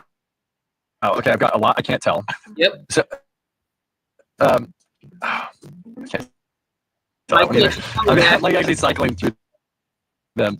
There was one moment. So it's not really a party story, but our relationship was really bizarre. So it started over punked because he was like, "Yo, you can't punk me," and I was like, "I don't want to tell you. Everybody's on the table." He's like, "No." So it just makes me wonder, what is it, Ashton, that you can't tell that you're saying, wow, I have to cycle through a lot of these. Cycle through what? What are you cycling through all the freak offs that you can't tell? Or are you cycling through all the essay that you were part of, Mr. I had a agency advocacy for, yeah, no, real quick, let's expose Ashton Kutcher, because I really had such high respect for him until recently, where he said that Ashton Kutcher speaks about his it's like an anti-sex trafficking company, and he stepped down from the company during the Danny Masterson saga because of how close they were. And again, Danny Masterson and Ashton Kutcher from that 70s show have been friends with Diddy for over 20 years. So you can't tell me that you weren't there and were not a part of or witness to the fucking bullshit that Diddy did. You can't tell me that. I don't believe it for a second. I don't. I've been on FBI raids where I've seen things that no person should ever see. And can we talk about the whole ass bitch that's looking like she want to just jump on his dick? The whole bitch, you're being filmed, you whore. I mean, god damn, slut ass bitch. That's just crazy to me. I've seen video content. And he was very much married to Mila Kunis and still is, to my knowledge. Of a child that's the same age as mine. Being raped by an American man that was a sex tourist in Cambodia. And this child was so conditioned by her environment that she thought she was engaging in play in a country that is riddled with bipartisan separation on so many things. Slavery. On top of that, how are you sexualizing him when he's talking about kids? You know what? This bitch, I feel like she's a pedophile. You're a fucking pedophile. That's nasty. Who the hell is lusting after a man who's breaking down on TV about kids being SA? There's something wrong with that. Oh, seems to come up as one of these. See, I'm an editor, so I see. You know what I'm saying? I look for, in her eyes, she look evil. Oh, that bitch evil as hell. Yeah, you've done this to kids, you nasty hoe, and I hope they catch your ass and lock your bitch ass up too. Issues that we can all agree upon. I also want to thank Elisa and Ashton. Ashton, you were better looking in the movies. Anyway, that the fuck, nigga, you ugly as hell. But you know, to me, him having an anti-sex trafficking, Demi was definitely into it. I found some videos a few months back, actually last year, when I was researching about the Hollywood elite. Like I said, I've been doing my own research on this shit way before, you know, the whole Jaguar interview with Piers Morgan. But I saw a video last year of Demi Moore when she was in her early 20s. She was kissing on a 13-year-old boy, and she was on video doing it. And they were like encouraging her and this young man to kiss and be like inappropriately affectionate with each other on video. And they had claimed it was some sort of Masonic Illuminati initiation. That's what it was titled. I'll have to find the video, and if I find it, I'll put it in the link. I'll put it in the comments after the live. But yeah, Demi Moore is very much into it, and I really believe that that's why her and Ashton were paired. Like, he said she was just a woman he always was attracted to. He, you know, she was like his secret crush, which that is very telling. Because most young boys have secret crushes, but the older women don't, you know, engage with boys that are that young. It's actually very disgusting. So yeah, Demi is definitely in on it, and I really hope she gets locked up too. I really, really do. I'm gonna say, you can tell when you look into oh absolutely. Yeah, the eyes are the window to the soul. And then I'm an empath, clairvoyant, psychic. So she had nothing but demonic energy on her. That's why she was grinning like that and eyeballing him.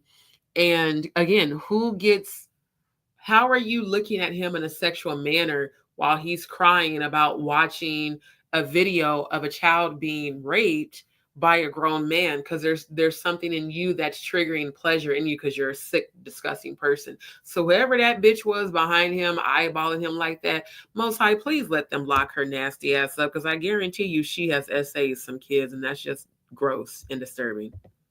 But here's the thing about Ashton. I don't know about Ashton because he has an anti-sex trafficking, or he had rather, an anti-sex trafficking company, but he stepped down because people were questioning how close he was to Danny Masterson.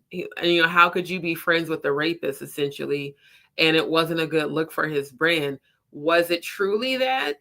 Or was it because you were actively involved in the freak ops? I mean, you were friends with Diddy for over 20 years.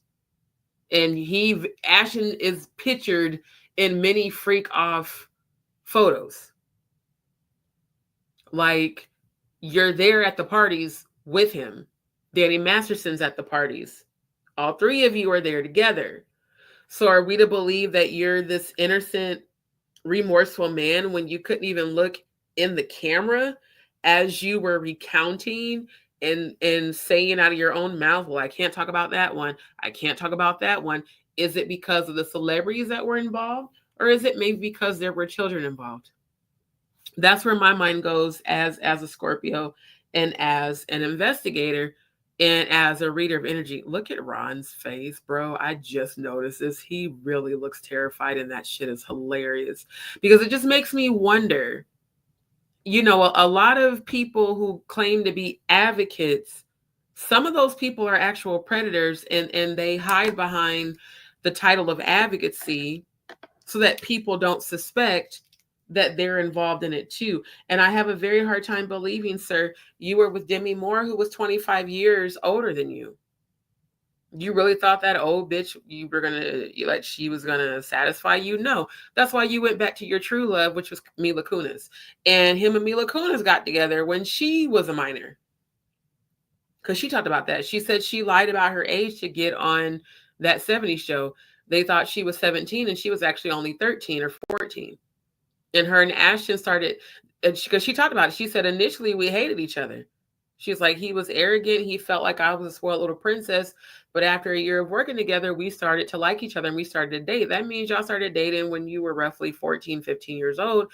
And I believe, let's look up the age. I believe they're not close in age. Ashton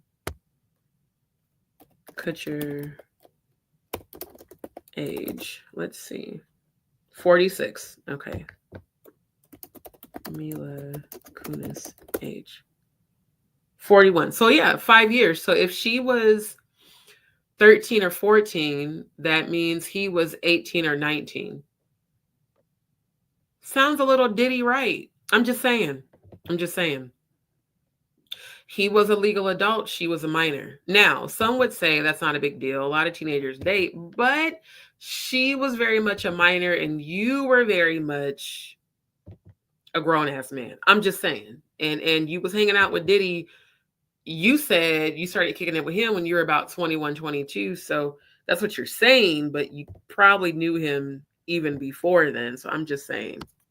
That's my opinion, at least. See, as a child, almost lost my hearing, so learn to read eyes. John Legend's wife is a sick. Oh, she really is. Yeah. No, we'll talk about Tegan on another live because she's a disgusting piece of shit too. I can't stand her ass.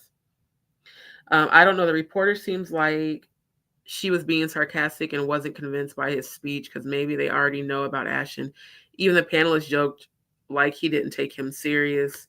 Nah, I'm telling you, that was lust in her eyes. She was turned on. I was like, damn, bitches, you over there touching yourself? Like, what the hell? Truth be told, went to healing mass. God gave me my hearing back. I was like 8. Now I'm 51. That's what's up. I'm so happy to hear that. No, music is everything to me. Music is my first love. Literally. It is and always has been. That's why I know a lot about the music industry and different artists, because music was my escape growing up, dealing with being abused and being sexually abused and all the chaos and, at home. Music was literally my way of escape, always has been, always will be. Hello, Courtney. Can you hear us? Yeah, okay. Everything okay? So, Oh, yeah, we've seen you in the news yet again. Jaguar, they're trying to unalive me. Again, can you help? Hold on, Jaguar. I like to apologize to you. See that? What's that say? That's the message from your lawyers, sir. That's the message between us. And she ghosted me. What does it say?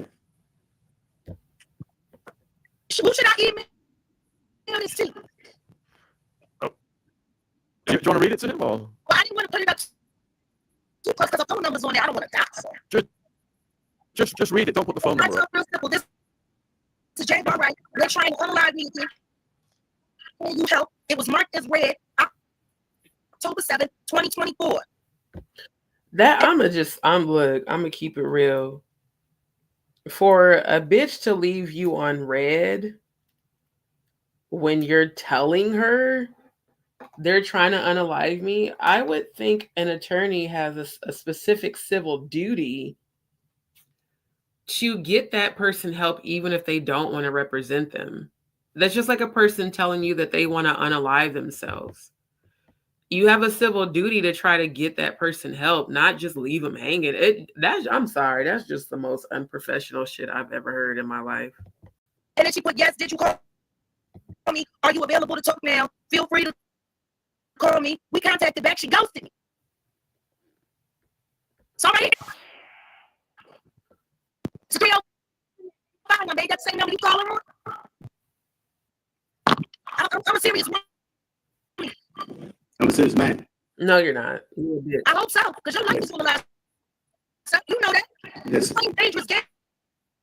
People would put their life on the line. And that's the thing. Respect to Jack for that. She didn't even have to warn him about that because, you sitting up here clout chasing after Kim Porter and Diddy and Pac, sir, those aren't the circles you want to have your old Uncle Rukus, Uncle Ruku, don't trust a new niggas looking ass in.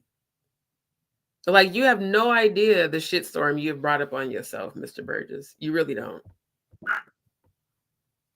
Me and you ain't got nothing to say until I hear you publicly apologize to I'll be sure, sir. About what? About every lie you told about him. No.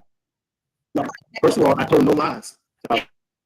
And I'm calling you a liar right now. And if Gene D were here, we would both sit here and call you a liar right now. There is no way Kim Porter would ever ask anyone to disparage that man ever. Right. That was her only. First of all, especially not after everything that Diddy has done to him. Do you know how many times we've had to play him from Flatline, sir? first of all, I never said I wrote the book. I never wrote the book. Did y'all hear what she said? She said, do you know how many times we've had to pray him back from flatlining? Can you kind of understand her passionate nature now? To see someone you love actually flatline and pray for God to save them and see them be in a coma, see them being helpless. And then for someone who doesn't know them at all to get on platforms and speak negative when you're only doing it to get attention and now you're getting all the wrong attention. I mean, it just, I can understand why she's so passionate against him because it's just wrong. There's nothing he can say to justify that. Keep speaking. Courtney, respond. Yeah, just keep going, Courtney. Oh, okay. I never wrote the book, Shan. So what you saying, Jaguar, is not what you said. Things that you say just right. And your stories ain't. Thank you. I don't know who's coaching you. I don't know who's giving you information. But I'm calling you into account right here today, sir. I just figured it out. It's the attorney. Yeah, I just heard that in the 5D. The attorney gave him, damn, she a slimy bitch. The attorney gave him, damn, she really is working for Diddy. She gave him the footage and the flash drive and then told him to submit it. He didn't. Word got out, and that's why he got the subpoena, because they knew he had information. So Jaguar's not crazy. When she said this woman was duplicitous, she definitely is. And let's be real, most attorneys are grimy as fuck because all they care about is money. I said that at the very beginning of this live. Most attorneys don't give a fuck about their clients. They only care about how they can capitalize off of them. I just really got that message in the 5D, because it doesn't add up. He said he's going to continue to say that he doesn't know Diddy. He wasn't around him. He didn't know Kim Porter. All he did was produce the book. How, sir? How, Sway? How?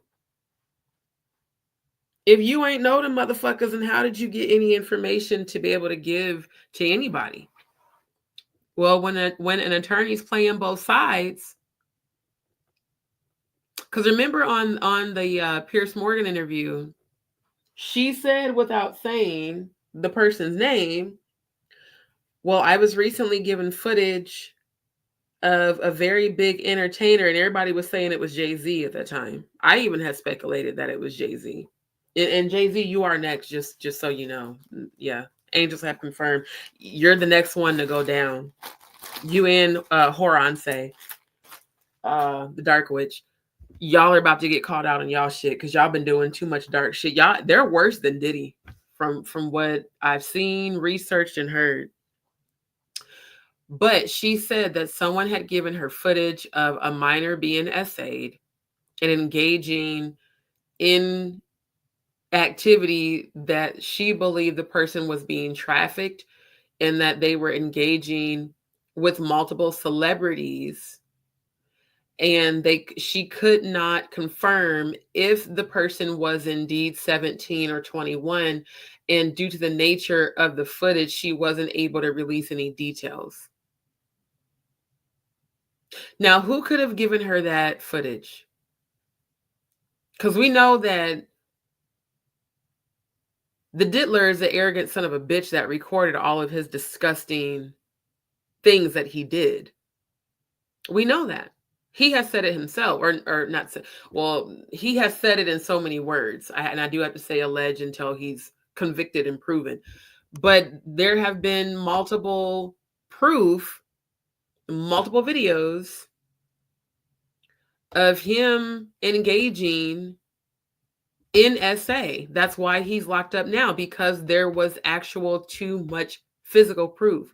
So if a motherfucker's so arrogant to record themselves abusing people, you don't think that same sick motherfucker would have those videos going around for sale to nasty motherfuckers that like to see that type of shit?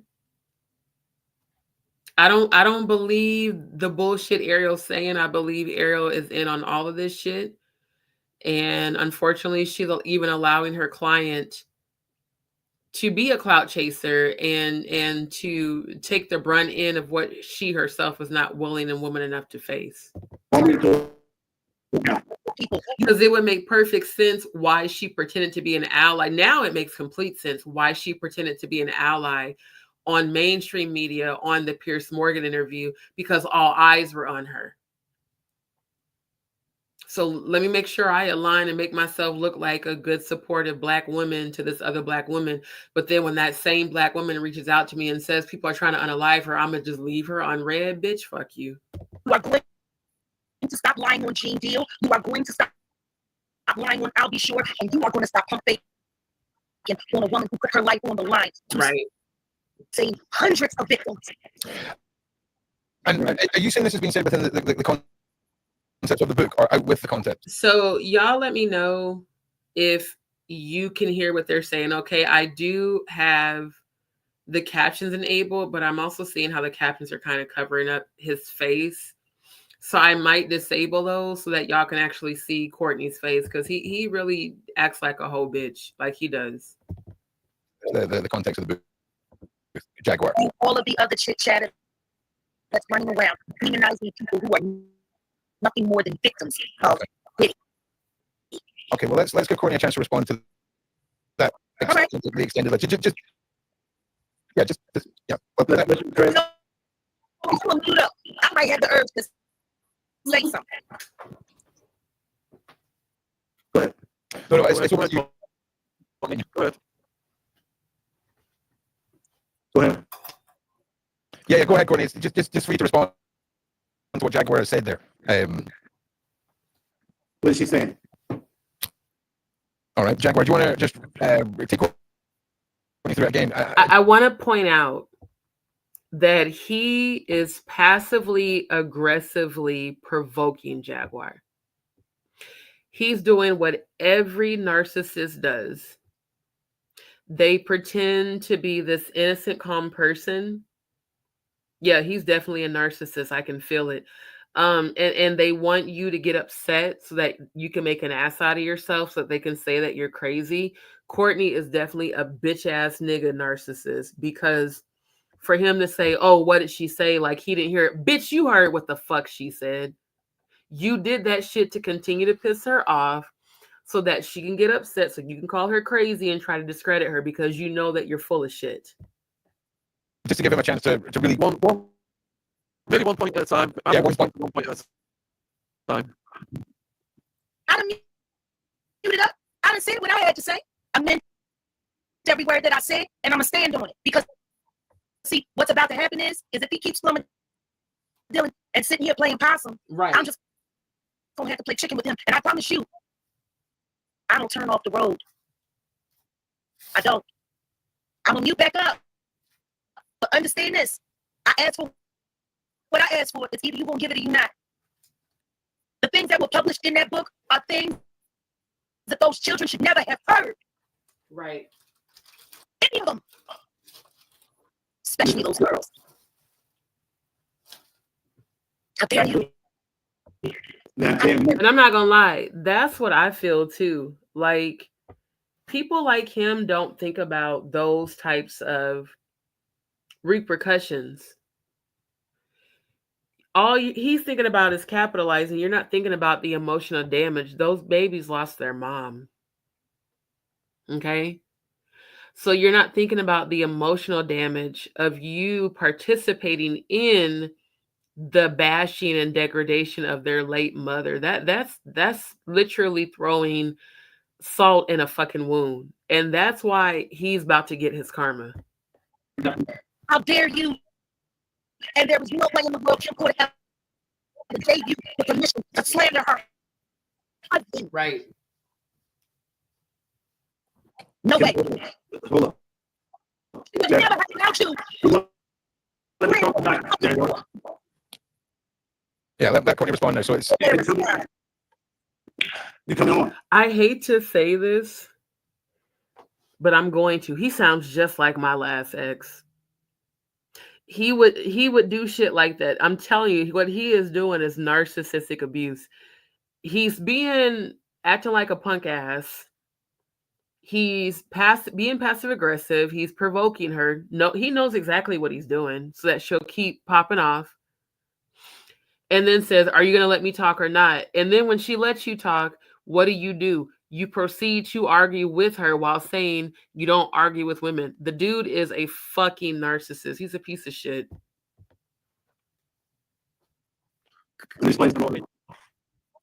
You're fine, Courtney. Go. Whatever you saying about Kim Porter is what you saying. I did not say anything because I never wrote the book. So I'm no witness of anything. I wasn't never at no party or never at no whatever they saying. I'm going by what you're saying. What do you mean you going by what I'm saying? I didn't write no book. I didn't publish no documents. Up until today, no one has ever heard me say. And that's where she hit the nail on the head. He may not have wrote the book, but he definitely published the documents for the book. And he just said, I didn't have no dealings with them. So how did you get in a position to publish the book, sir? Make it make sense. That I even had my own access to what was actually written down. I never admitted that. And I'm actually putting my life on the line right now doing it. and I'm putting some other people in jeopardy that I care about. But I'm doing it for what's right. And I'm just going to have to stand for that. You can retract, you can detour, say whatever you want to say. If you have some very specific things to say about, I'll be sure I, as his friend, am asking you give him an apology. That man has been doing enough. He's been doing enough. Listen, the anniversary of Kim's passing is in just a few weeks. Did you talk to him after she? He did. And I was there after the first coma and the second. I don't know who you think you are, but you are no one's friend, sir. I'm no one friend. I'm not your friend. No one. I was your friend or never Jane's friend. Okay, so she is expressing her grief about Kim, about Albie Shore, and instead of him showing compassion for Albie Shore and their family, he goes to provoke her. I'm not nobody's friend. I'm not your friend. Bitch, no one wants to be friends with your Uncle Ruku looking ass. This is a perfect example of a fucking narcissist being passively aggressive. He is a whole entire bitch. Like, there's nothing worse to me than a man that is so fucking feminine. And it's also giving, you are probably another Diddy Power about him. Because you're giving way too much bitch energy for a grown-ass man. You older than everybody on this fucking platform acting like a whole goddamn bitch. Nigga, fuck you. You understand? You are no one's friend. Exactly. Right.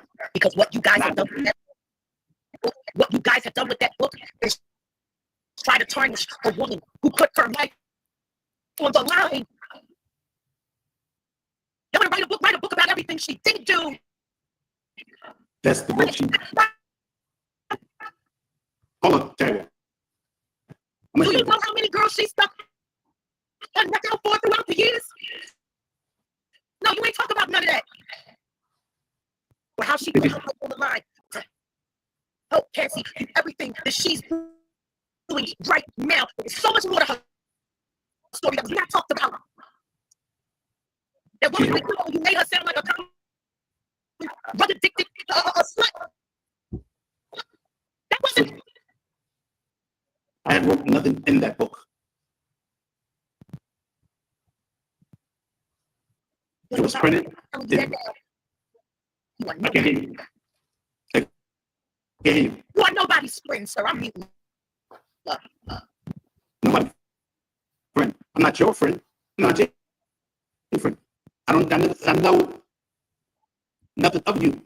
Sir, what the fuck does Gene have to do with this? See, you just proved yourself to be a whole ass snitch ass bitch. You've been talking shit about Jaguar and Gene when they have not been talking about you because no one knows who you are. I mean, if this ain't clout chasing, I don't know what the fuck else is. And to keep saying, I'm not your friend, I'm not Gene's friend, he sounds like the kid on the playground that no one wanted to pick for dodgeball or for basketball. He sounds like the child that got left out and that he's angry at the world because he keeps saying, I'm not your friend, in a very sad manner. Like, I never got chosen, so I'm going to project on to other people. Sir, please seek therapy expeditiously because you a whole ass bitch. And you keep doing everything you can to calmly provoke this woman who is clearly still upset about losing her friend, still upset about what happened to Albie Shore. He has shown zero empathy, which narcissists do, and deflection, the constant projecting back onto her. I'm not your friend. Bitch, she don't want to be your friend, bitch ass nigga. How many times does she have to say that? You ain't shit. And you honestly look like a piece of actual shit that someone needs to flush down the goddamn toilet.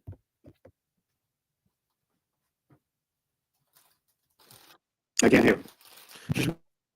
Muted, Courtney. So, do you want to just tell the viewers what's happened to you in the past couple of days regarding this grand jury attendance? since then, and my phone was taken from me. What I had in it was sent to me. Jaguar is off the hook.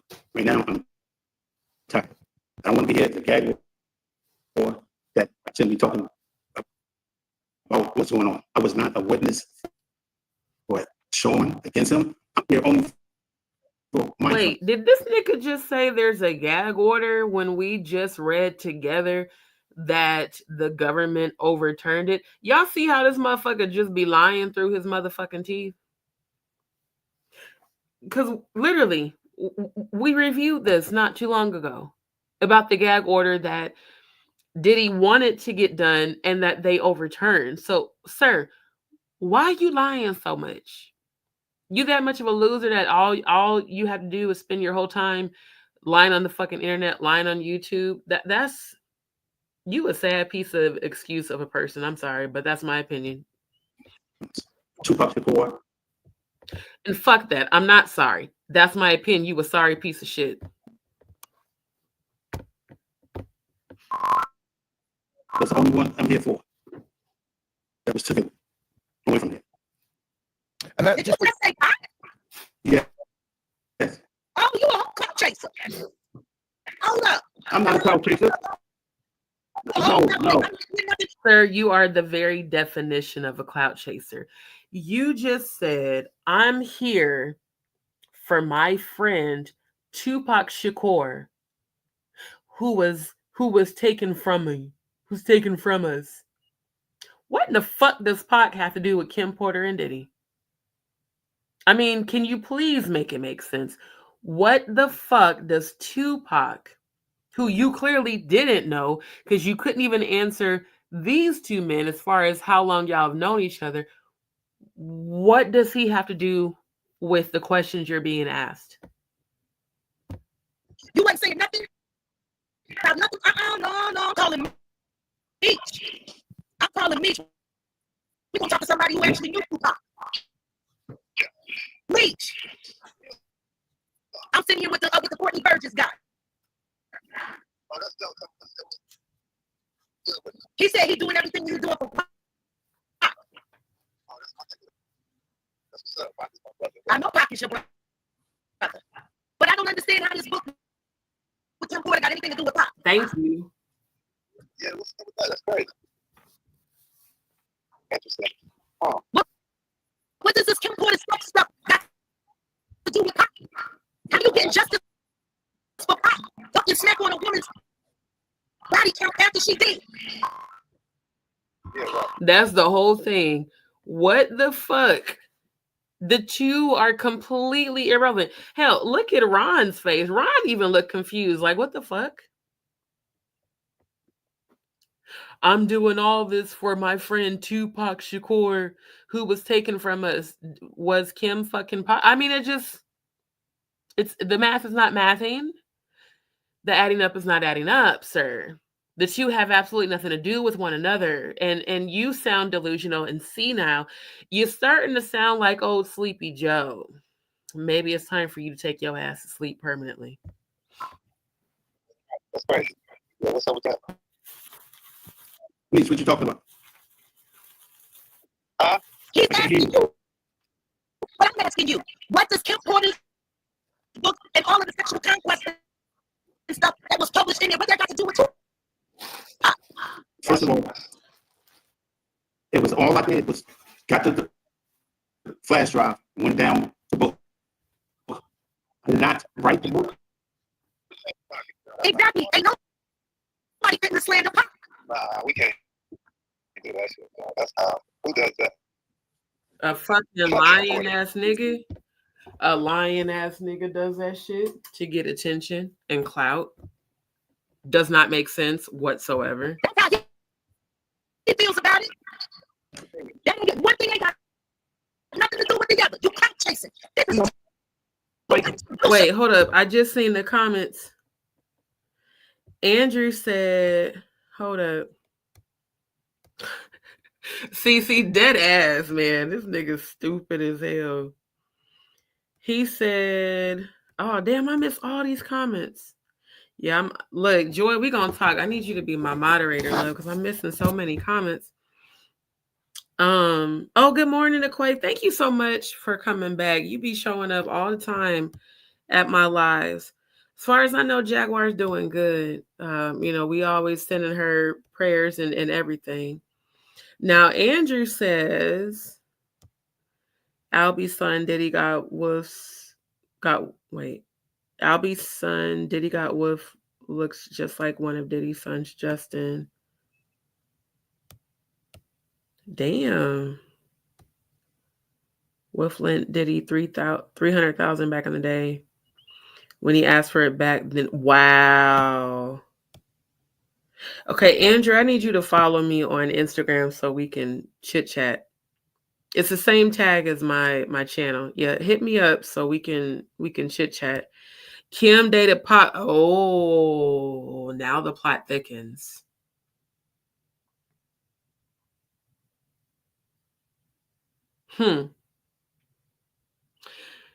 Kim dated Pac first. Wow. Pac was most definitely a better rapper than Diddy. I have never, the two niggas that have done the most dirt, Diddy and Jay-Z, I have never been a fan of their music. There's like, really, Diddy, none of his songs or raps have I ever liked. The only one I liked by Jay-Z was when him and Beyonce did not him and Beyonce, him and Alicia Keys, the New York Concrete Jungles Where Dreams Are Made Of. Oh, is it called New York? Whatever that song was that he did with Alicia Keys. That's the only song of his that I like because of the beat, the melody, and the energy. But outside of that, I've never liked his music. Did he try it out for Pac's role in Juice? Bruh, what? Andrew, hit me in the DMs on Instagram if you on Instagram. Because look, I need this real tea. Because I did not know that. That's crazy. CC Chow. When I told y'all this shit was gonna be hilarious. I told y'all. I said it was gonna be hilarious as hell. Trench from Naughty by Nature. Tried out for it too. Trench, Pac were roadies together back in the day. Pac dated Kim Porter before Diddy. Wow. Diddy wanted all of Pac's exes, just like a typical narcissistic motherfucker would do, especially a narcissistic Scorpio male. Oh yeah, they're male Scorpios are just very different. They can be hella like they're way more vindictive and all the low vibrational parts of the Scorpio most males carry. Pac was in with lots of women. Reason being Pac was loved by women. He was. I mean, Pac was short as hell, but even I thought he was cute back in the day. I'm from New York. That's what's up. Yeah, that's what's up. Oh, Pac was a Gemini. That makes sense. Yeah, Andrew, hit me up on Instagram. Like I said, it's the same as that tag. Just shoot me a DM like, hey, I'm Andrew from your live so we could chop it up. Hold up, Dad. Let me let you talk. Hold up. Got nothing to do with none of this. I gave you respect. I gave you a spot. Don't. Did this nigga just say I gave you a spot? Bitch, Sean Atwood gave your punk ass a spot for you to get up here and fucking lie like you did on the Too Strong platform on YouTube. Shut your punk ass up.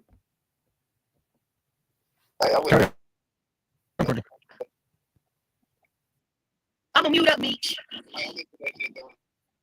Yeah, he said he wouldn't do that. Apples and oranges. I know she's serious. I know she is. But this is the look of a Philly chick that's about to be on your ass for real. Now, I don't know what happened to her finger. I don't know if she jammed it or broke it or whatever. But she ain't letting shit stop her. Like, nigga, what? It's crazy, bruh. I'm gonna tell you just like this. Dad, I don't care what you got to say. Look at war. Make me. Oranges. Can I talk? I talk. Can I talk just so I can argue with you and be a bitch and project ego? Because, man, nigga, shut your ass. It's something. Go on, Courtney. Respond. I can't respond. I didn't hear what she's saying. Do you want to just respond to what you heard, the conversation? Exactly. What you mean you can't respond because you can't hear what she's saying? It's like you basically want to keep egging this woman on. It's like he wants to keep engaging and going back and forth with her. This is exactly what narcissists do. Technically, and she's not aware, but she's giving him narcissistic supply. Because going back and forth with a narcissist, I learned that in therapy, it negatively feeds their ego. Because they feel like they have some level of power over you because they can make you upset. That's exactly what he's doing. I'm gonna let her go and do it, not do it. Like I said, this Jaguar, she's off the hook like she's always been. She's a failure to the industry. Sir, they asked you to answer her question, and you just did the same fuckery bullshit that Vlad punk ass did.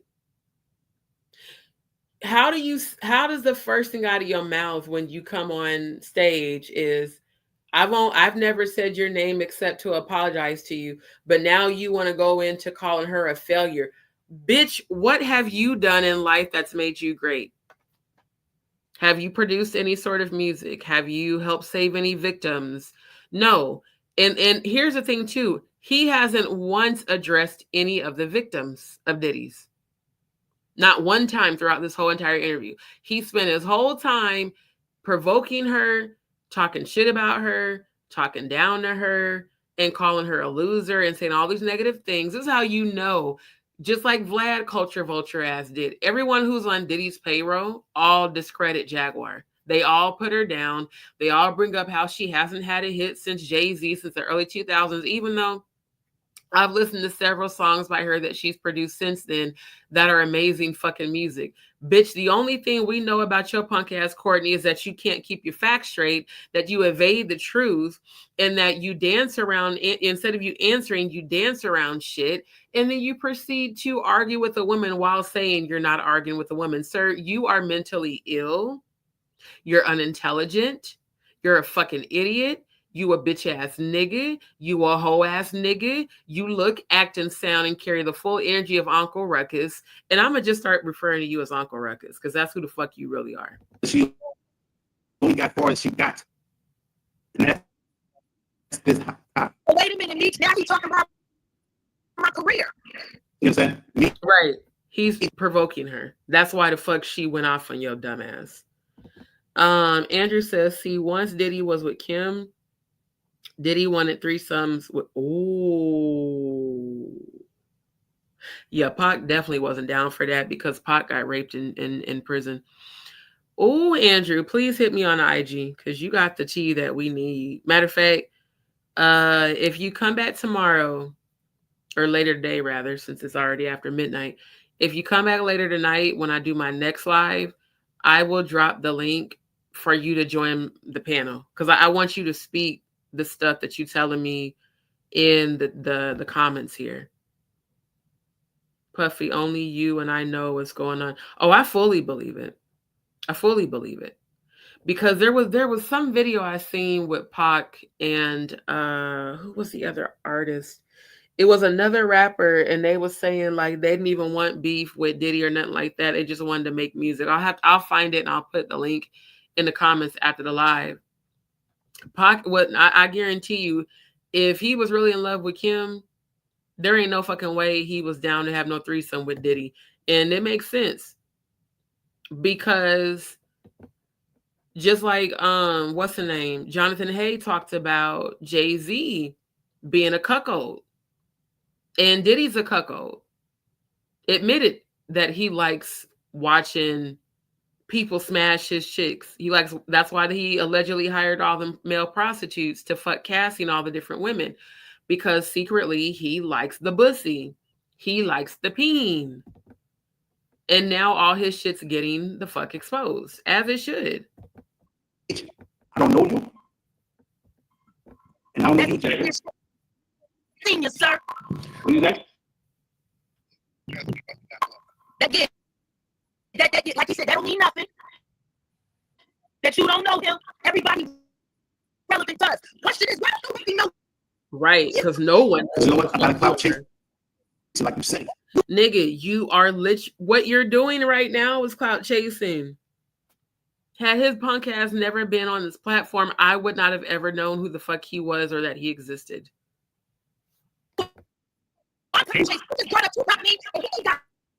That's literally clout chasing by saying Tupac is your friend when you clearly didn't know him. That's what clout chasing is.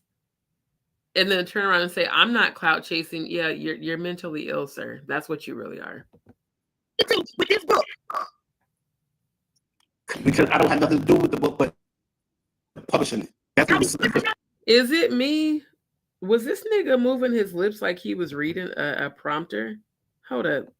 I don't know if this is the editor in me, but it definitely looks like he's reading a prompter. Go on, Courtney, respond. I can't respond. I can't even hear what she's saying. Do you want to just respond to what you heard? The conversation on the phone? I'm gonna let her go and do it, and I do what I got to say. Because Jaguar, she's off the hook like she's always been. She's a failure to the industry because she only got far as she got, and that's this. Wait a minute, Meech. Now he's talking about my career. You know what I'm saying? Meech, I don't know you, and I don't know you, Jaguar. Senior, sir. What is that? That, like you said, that don't mean nothing. That you don't know him. Everybody relevant does. Question is, why don't we know him? Because you know what? I got a clout chase, like you say. You are clout chase. You just brought up. Not me. He ain't got nothing to do with this book. Because I don't have nothing to do with the book, but publishing it. That's what it's not included in that farce. Tupac's name should not be included in that farce. Thank you. That woman's personal life has nothing to do with the legacy of Tupac. Cut it out. Listen. Cut it out. No, you cut it out. Jaguar. Oh my God, he sounds like a child. No, you cut it out. No, you cut it out. Nigga, shut your ass, bruh. Like, oh my God. I ain't gonna lie, he's much more annoying to me than anything that Jaguar is saying or doing. It's the fact because I know how narcissists behave. And he's definitely doing, he's going into overtime by calmly provoking her over and over. And then even the way he's engaging, I feel like I'm listening to her argue with like a 9 or a 10-year-old. No, you stop. No, you stop. Nigga, how old are you? I mean, look at him. He's got to be in his fucking like 70s. This nigga's old as shit to be acting and responding like this. You want clout chasing. You want clout chasing. That's my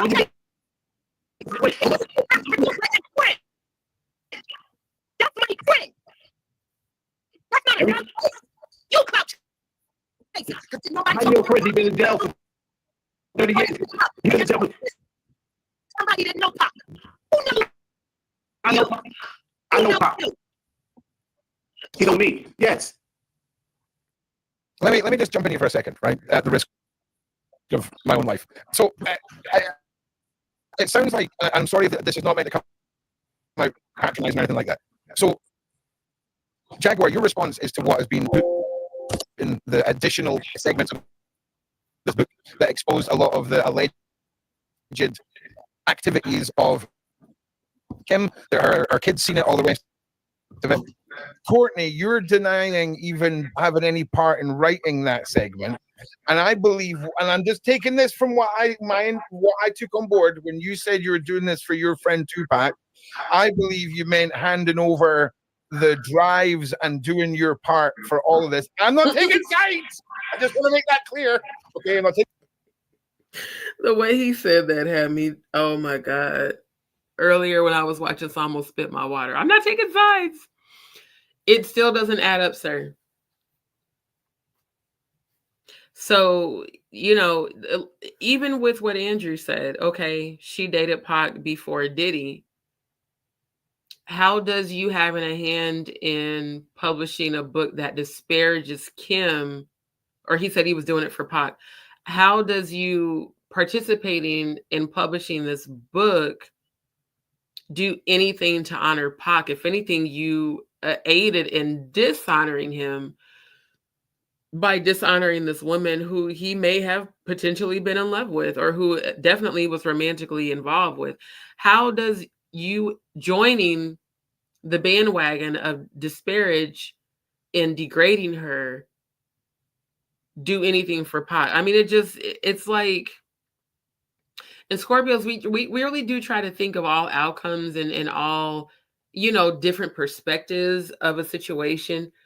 Logically speaking, what he is saying makes absolutely no fucking sense. Let's just play devil's advocate and say, okay, Diddy stole Kim from Pac, or Diddy had Kim after Pac, and her and Pac were really in love. If you were really Pac's friend, you would not have had a hand in producing a book that would disparage a woman that he was with. Just kind of common sense to me. Taking sides, okay, I can feel your eyes burning through me, Jaguar. Like I can feel them, right? So is that? Oh, she's pointing at me now. Like, is that where we're at? Because I feel like when you said you were doing this for your friend, it was the broader actions, and you're not a witness. You were called in to hand over evidence. At no point are we saying that you witnessed or were a part of the evidence gathering or anything like that.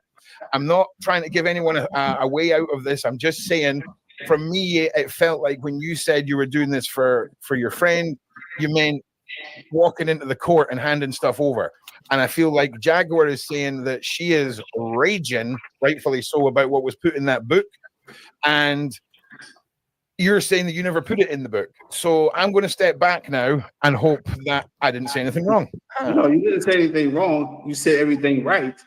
Okay. Jaguar just yelling for no reason. Oh. She's just yelling just to be heard. She's a passionate woman. Yeah, passionate woman. Nigga, she's yelling because you have been passively aggressively provoking her since you came on the stage with her. And you still have not answered anyone's questions as to how you got the footage. See how he is deflecting, projecting, and avoiding the question and evading the truth, and then deflecting on her and talking down on her and discrediting her. It's all a distraction so that he doesn't have to be held accountable like most narcissists do. Of a loser. Oh, don't make it. And I'm so glad when Ron was like, don't make it seem like we're on the same side. This is exactly what children do when they argue. She muted herself, you punk ass bitch, so that you could speak. You said she's crazy. All she wants to do is yell. She's a failure to the community. You're a loser. All while saying that your intention in coming on here was to apologize to her. So that apology at the very beginning when you came on was complete bullshit, because now all you're doing is tearing her down and degrading her. Again, these are narcissistic tactics. His only relevance is Jaguar Wright. Let's be very clear. If it wasn't for you and her being on this platform and them getting the views, you would not be relevant in the media whatsoever, no matter how many other interviews you've done, because he's done a lot of interviews, but I haven't seen any other interviews circulate around YouTube outside of this one. And then, like I said, the one with Too Strong showed up in my feed after I watched this one. Like, who the fuck, you a grown-ass man arguing with a female, and you arguing more like a bitch than, and she's an actual female. She's not even coming at him on no bitch ass energy. She's coming at him on direct ass, straight up facts type energy. And all he can do is respond like a fucking little bitch ass nigga. It sounds like we're on the same side here. I'm scared now. Did you just call me a loser, sir? I never. Yes, I did say. Don't bite my words. Good.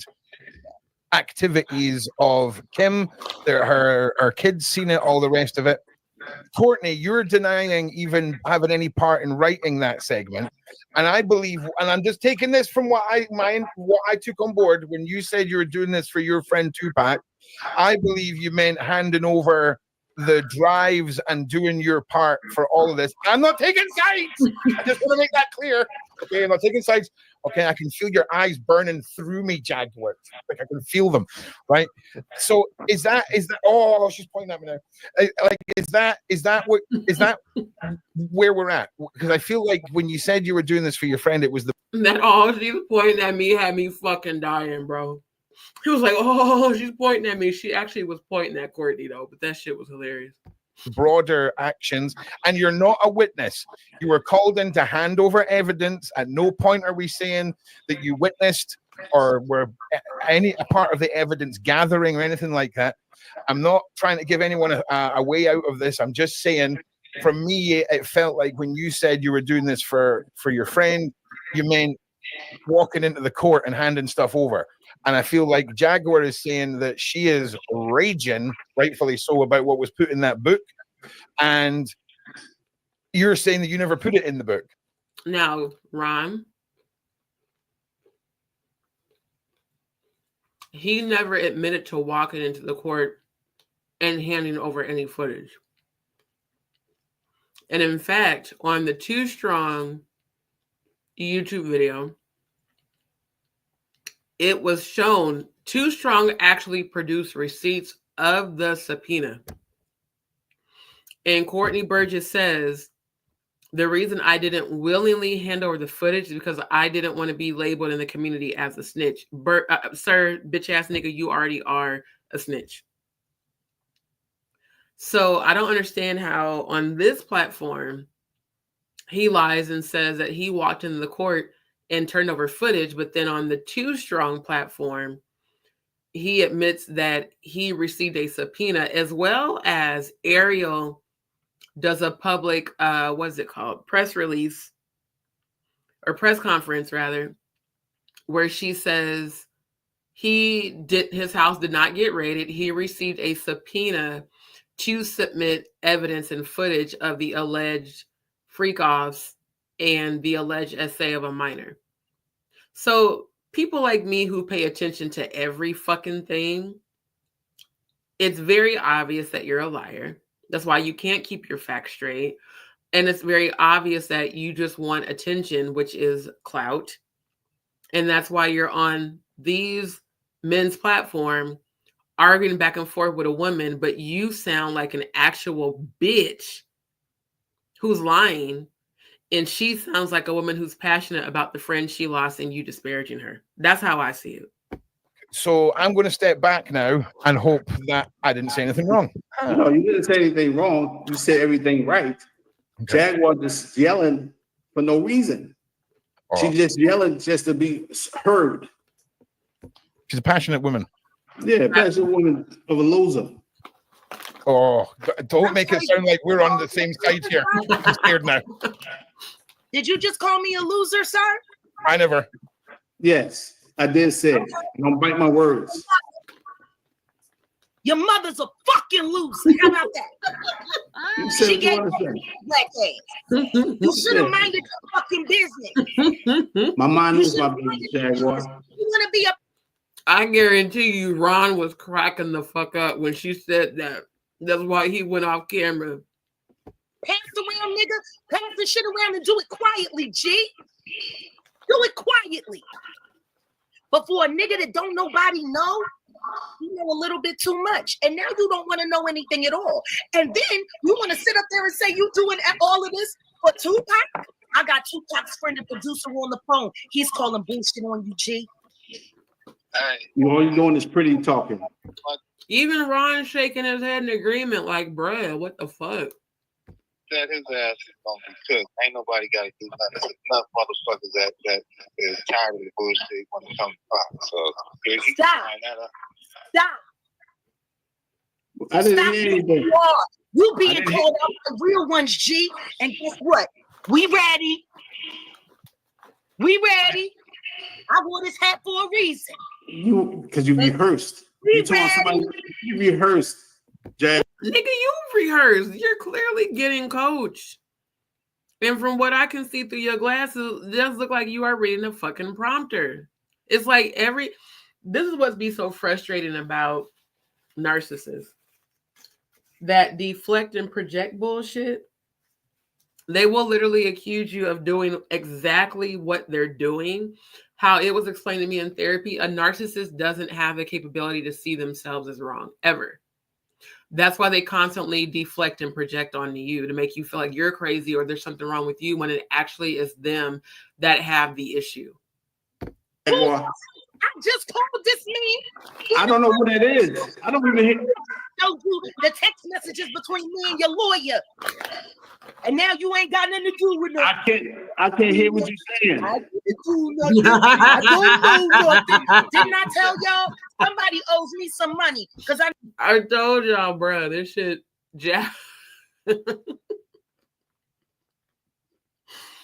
Hey yo, Jaguar is funny as fuck, bro. know y'all took bets. What did I tell you before he came up here? He about to be the stuttering is me again. No, it ain't nothing. You a stuttering nigga. No, I'm not a stuttering nigga. I hate how he did that in front of these white folks. No, I'm not a stuttering nigger. She didn't say that shit. She said you a stuttering nigga. We know the difference. Jack, I'm gonna let you get your prop. Take your roses. Leave cock out of it. You read your mouth too much. Listen. I'm telling you. Jaguar, I'm gonna let you get your fame for now. Wait a minute, Meech. I'm gonna let you tell him yourself. Okay, my man. This gift, God, this is a blessing that this woman is spending this time trying to drill this in your head about this Tupac shit, bro. Don't do that. I did the movie, dog. We didn't play with no bullshit when it came to the movie. Nothing to do with Pac that we play with, dog. So I'm just letting you know. Please believe there's a tribe out there that's gonna back what she talking about. I'm letting you know. You can't let me know anything, brother. Gave you a heads up, bro. Leave that Pac shit alone, dog. I'm trying to tell you, man. Listen, Meech. Yeah. Let me tell you this. I don't hear you, what you're saying. You can't tell me to do anything. All right, that's what he said. All right. I don't hear what you're saying. You can't tell me to do anything. Okay. Well, you clearly did hear what he was saying. Which is why your response was, you can't tell me to do anything. Your old ass needs to tread so fucking lightly. Because you're starting a war you can't finish, sir. And you're starting a war that you will not win. And the more you talk, the more it is very apparent that you are very mentally unstable and you probably suffer from narcissistic personality disorder. It's giving dissociative disorder. It's giving bipolar disorder, in fact. Because people that do struggle with bipolar disorder have a very hard time with empathy. And it's and the argumentative shit, the deflection. So you got narcissistic personality disorder, dissociative disorder, and bipolar disorder. And all you're doing is feeding off of Jaguar's passion, her anger, and her grief, which is fucked up. And again, those are the definite, like when they showed me about narcissistic supply, like I said, she doesn't realize she's giving him narcissistic supply, but she is. Because they said even negative energy makes them feel empowered as long as they can keep you in a state of anger and frustration. That's why the best thing to do with a narcissist is to just starve them of energy. Because it definitely fucks with their very fragile, very small egos and their low self of worth. That's why they do everything they can to try to make you feel like you're less than, because secretly deep down inside, he feels like he's less than. That's what it is. Just gave you advice. That's what it is. What it is. So can I just say then? So are you basically what you're saying real. that It's real. That's okay. Just listen to me. Whatever shit you've been running on, it just got real. Mm-hmm. Now your lawyer right said hi. Shit else to say. You a punk ass motherfucker running around pump faking on greatness, sitting there using a dead woman so that you can do whatever you got doing in the background. You're a fucking punk bitch.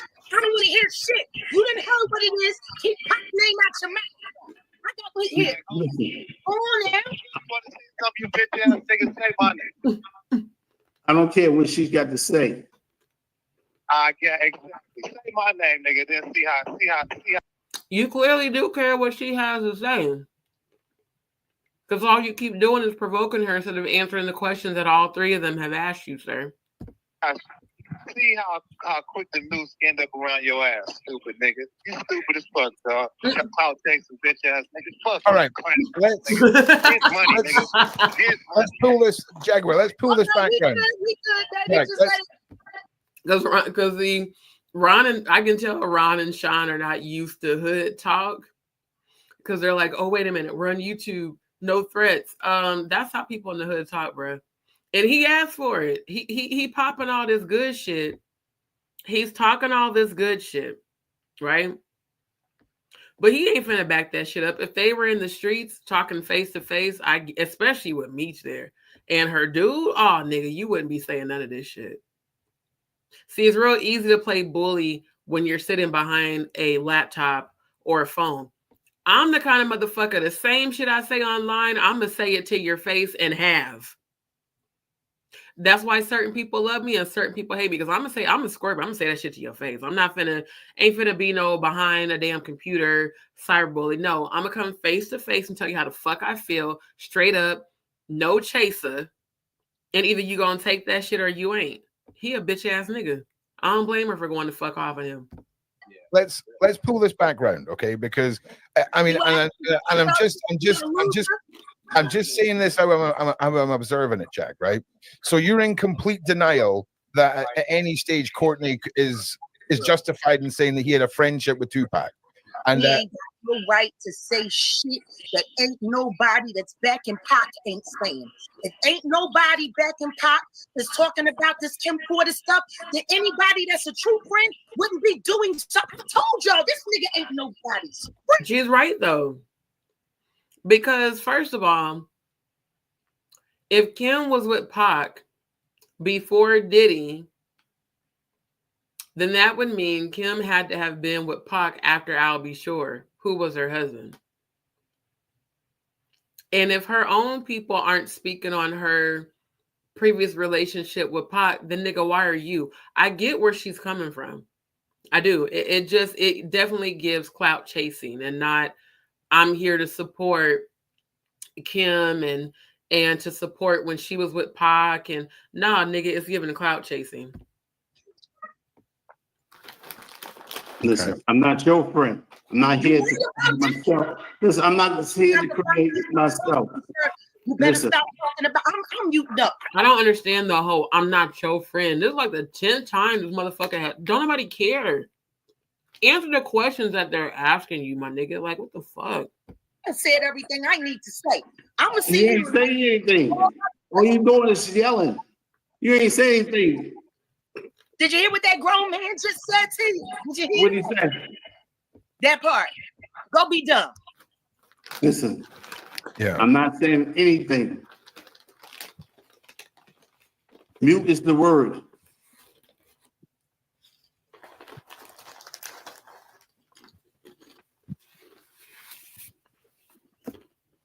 See, Courtney, well, I was just going to say, Jack.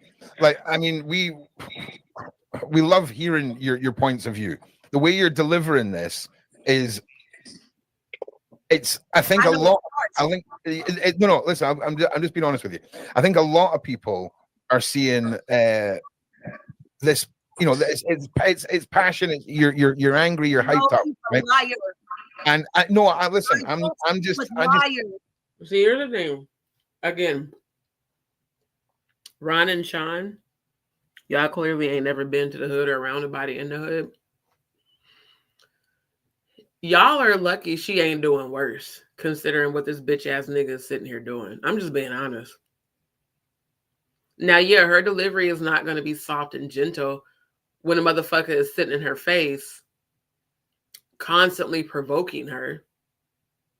constantly putting her down, not showing any sort of compassion for the family whatsoever. And he's like, well, the way you're delivering it, how else you expect her to deliver it? To be calm and docile? That's not going to happen. This man has done way too much and said way too much that he is basically writing a check his ass will not be able to cash. I just want you to calmly just reiterate, and I'm sorry to say calm. I'm not trying to be patronized. I'm not doing any of that. I'm just for me. I was okay until he started calling me names. Right. Okay, well, listen. I didn't call him no names. I didn't call you no name either. Yeah, you did. You called me a loser, and I'm far from it, sir. See how psycho he is? I didn't call you no name either. Nigga, you just said 10 minutes ago that she was a loser. She was a failure to the society. She's crazy. He's nuts, bro. If we can just, can you bullet point cliff note it for me? And I mean, don't just keep it super simple for me.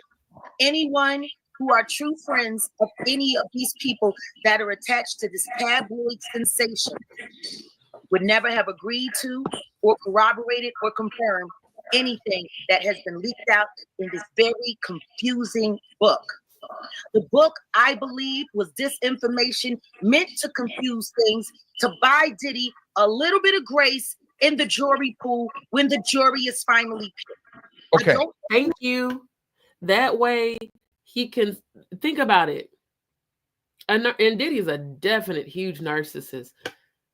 Let me go ahead and slam the woman who knew the most about me. Let me go ahead and slam the woman who threatened to expose me and that I allegedly had unalived.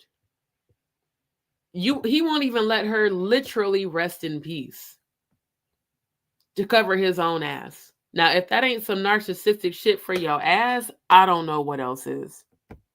Who this man has an issue with or who he on the hook for. Okay. To apologize to Al B. Shore. He needs to apologize to those children, and he needs to keep Tupac. Okay. So let me ask you one more thing. Let's take all of the book stuff and just put a big rubber band around it for now.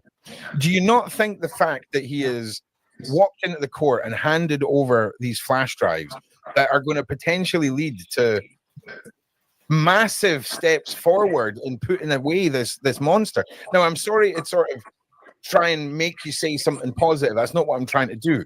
It's just there's layers. There's layers. Whatever they confiscated, he didn't sin when he got it.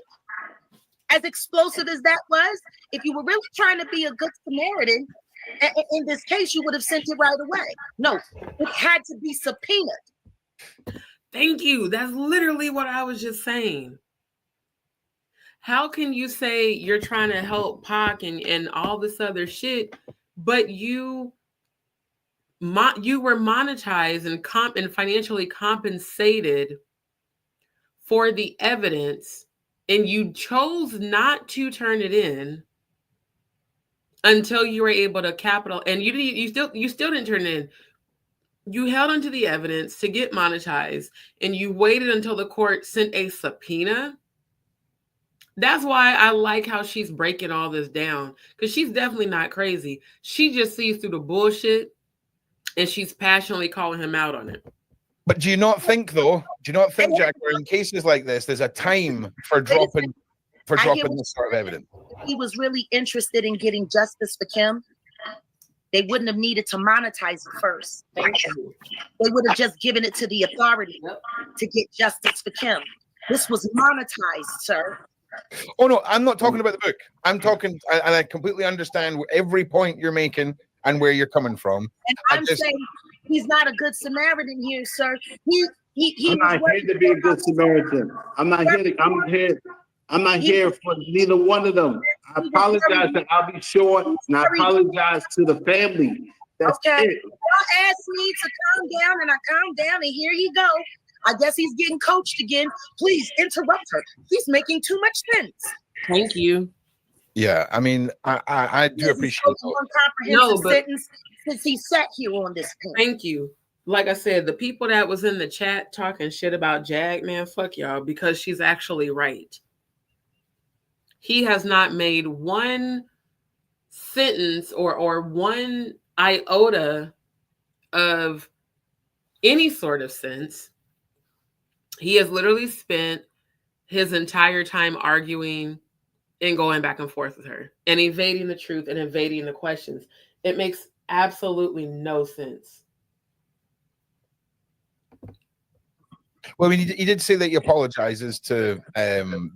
Yes, I said it from the start. I apologize to the family, and I'll be sure. Yeah, this is when he starts putting up the damn hand signals with his stupid ass. I've apologized to the family, and I'll be sure, but yet you have not apologized to this woman who you continue to degrade and disparage on the entire interview. That's all I asked running your for. mouth. And that, you ain't had to ask for anything. No, you didn't ask for that. I've been said it. I've been said it. Why don't you go to one of your next interviews and do it officially so that the children can hear you? No, once you go to your next beauty parlor, you make a big deal out of go that. to your next. Childish. Why don't you go to your next beauty parlor? Sir, have you let me do this. I want to get the bar off so y'all. How does someone who looks like a stepped on piece of shit in the face tell her, who is actually naturally beautiful, that, well, when are you going to the beauty parlor? It's so childish. It's so very childish. And the more I listen to him and look into his ugly ass eyes behind them glasses, oh, and I definitely see the Baphomet over his forehead, his third eye, the more I see someone who's very troubled. It's like he is really mentally ill and unstable, because it does not make logical sense. No, why don't you go with the next time you're going to the beauty parlor? Nigga, you are the ugliest thing I think I've seen in quite some time. You have a very unfortunate face, my nigga. Very unfortunate face. And you keep talking shit.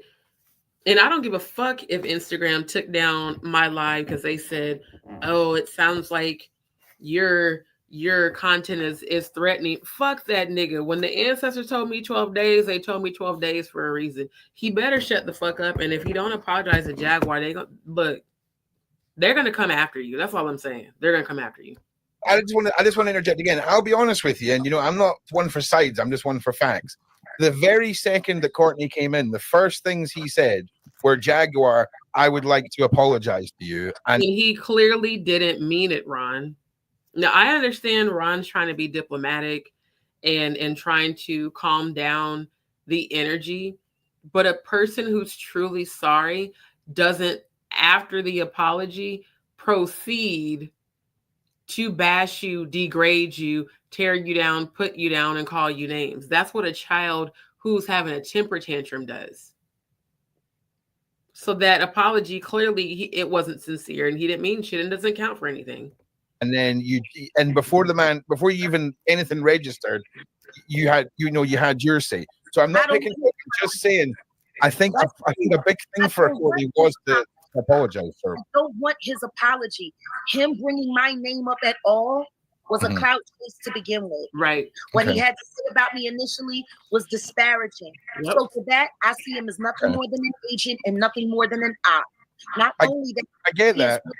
Black people on large platforms looking for relevance. And now when I don't need relevance. Excuse me, sir, you came like a Sputnik out of nowhere.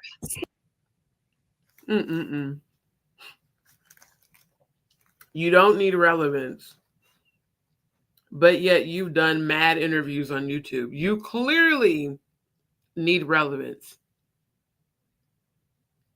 Imagine if Jaguar would not have shown up for this interview. People still wouldn't know who you are, sir. Nobody gives a fuck about you. We don't care.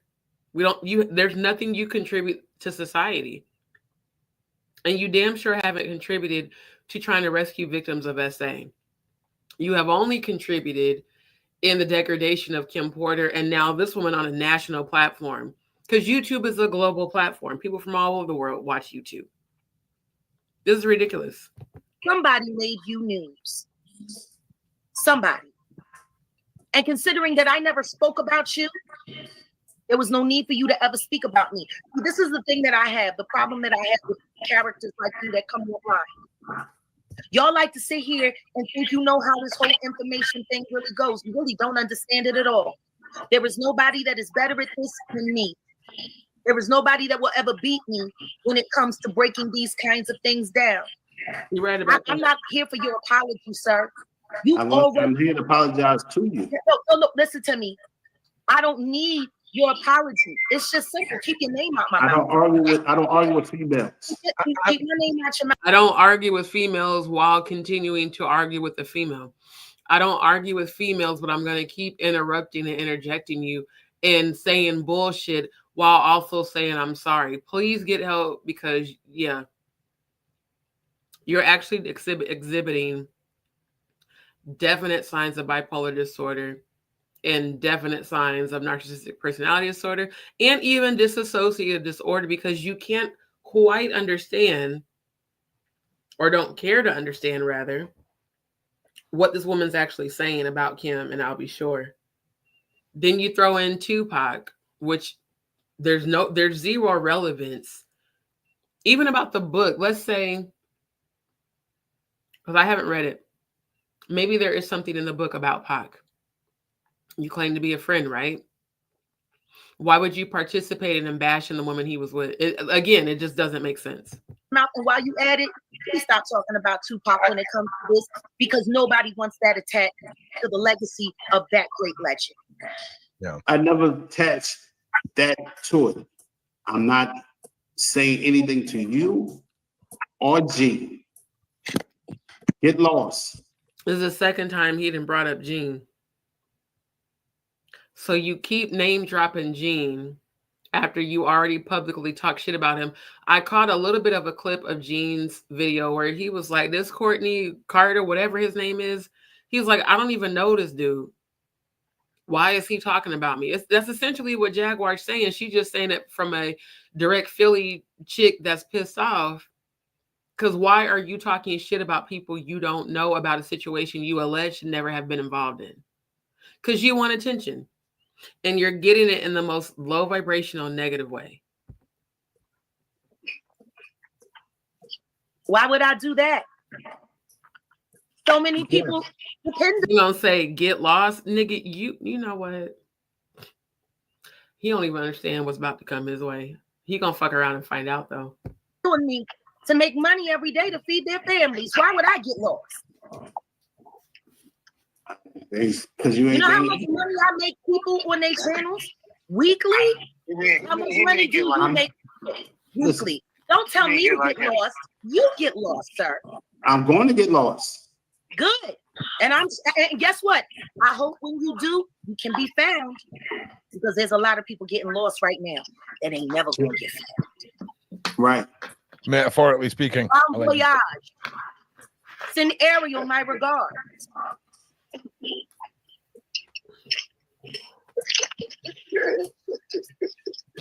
You said that's your boy. Damn, it took him that long to respond. And the only response is, you send her regard. It's like, bruh, oh my God. For all the people that were on Jag, I don't think those people have ever taken psychology or have ever dealt with people who are mentally ill. It's definitely giving slow buzz, short buzz. It's given that. It's given the slow, short buzz, the little short one that used to be picking up the special needs kids. And I'm not making fun of special needs kids. I'm making fun of him. Sir, yeah, you need so much therapy. It's insane. You send it to her. Send Ariel my regards. You send it to her. I don't need to chase nobody down. You ghost me once. That's enough. I never ghost you. Good luck with a lawyer like that. Even how he just said, I never ghost you. And then he's looking all confused. Dumbass, she's talking about Ariel. Fucking idiot. I just wonder who's paying her legal fees. Right. And I wonder how well. I'm pretty sure we know who's paying her fucking legal fees. I'm pretty sure it's the Diddler and Gazy. Oh, she knows Alex Spiro. That's what I want to know. You bragging about your cars and showing off your Lamborghinis, and yet you're getting stuff confiscated. I want to know, how are you paying your legal fees? Who's paying her? My cars don't get repossessed. Well, they're not yours. The question is, how are you paying Ariel? How did you come into contact with her? Exactly. How are you? Listen, that's my personal business. Honestly, that's my personal business. You need to find your business. And I'm not here to find you. He will not answer any question directly. That's my personal business. But is it though? Because you've now made your personal business public with an attorney that appears to not only be duplicitous, but definitely she's very much so two-faced. My business, just like I'm handling you. You're not handling me. I'm not answering your questions. I'm not here to. Yeah, I think there's a certain level of question for a podcast, and I think a lot of the personal stuff. Exactly, like Ron just said, it's a legitimate question. You're on a fucking panel podcast platform, but you don't want to answer the questions that will provide clarity that she has asked you and that Ron has asked you. You would rather just go back and forth and keep triggering her and keep provoking her until she finally just explodes or walks off so you could have your way. Typical narcissistic shit. And he definitely has that NPD shit, that narcissistic personality disorder. It's a good way of stepping back from a Courtney. But I mean, it is the lawyer. I'm going to find out how you know it. And if I find out she has any association with Alex Spiro, start praying, sir, because that's not going to be good for you. You ain't nothing but a loose end. And loose ends get clipped. You are. You ain't nothing but a loose end. Every time she checks him, no, you are. It's, yeah. It's giving short yellow bus for sure. Can I just ask? It's giving you probably grew up wearing a helmet. Right. Can I listen, let me interject here, right? Is it not better for you all to like, is there not a bigger picture, right? With someone like yourself, Jaguar. When that book went out there, that book did nothing but harm. It created instant trails of disinformation that have gone from thumbnail to thumbnail to thumbnail, creating reasonable doubt for the Diddler. We will not have that. We will not abide it. It is wrong. That's where I completely agree with her. That was the whole purpose in Courtney Burgess doing all of this. You want to try to create reasonable doubt so that that monster doesn't have to be held accountable for all the fuckery he did. I mean, I told y'all a few lives ago, he got accused by over 120 victims then. And more have come forward and have continued to come forward since then. So it's like him arguing with Jaguar. I mean, it's definitely giving. You're siding with Diddy. You're coming for her like everybody, like every other, bottom bitch Diddler does. And you will not answer the questions that anyone on this platform asks you because you know you're a fucking liar. And to exploit that woman's personal life that way for profit and gain. And you not even turning none of that. That's all you've been doing. Ever since I've been seeing you, that's all you've been doing, sport to everybody. Say what? That's all you've been doing. Doing what? What are you talking about? You know you've been doing. What have I been doing? Let it go.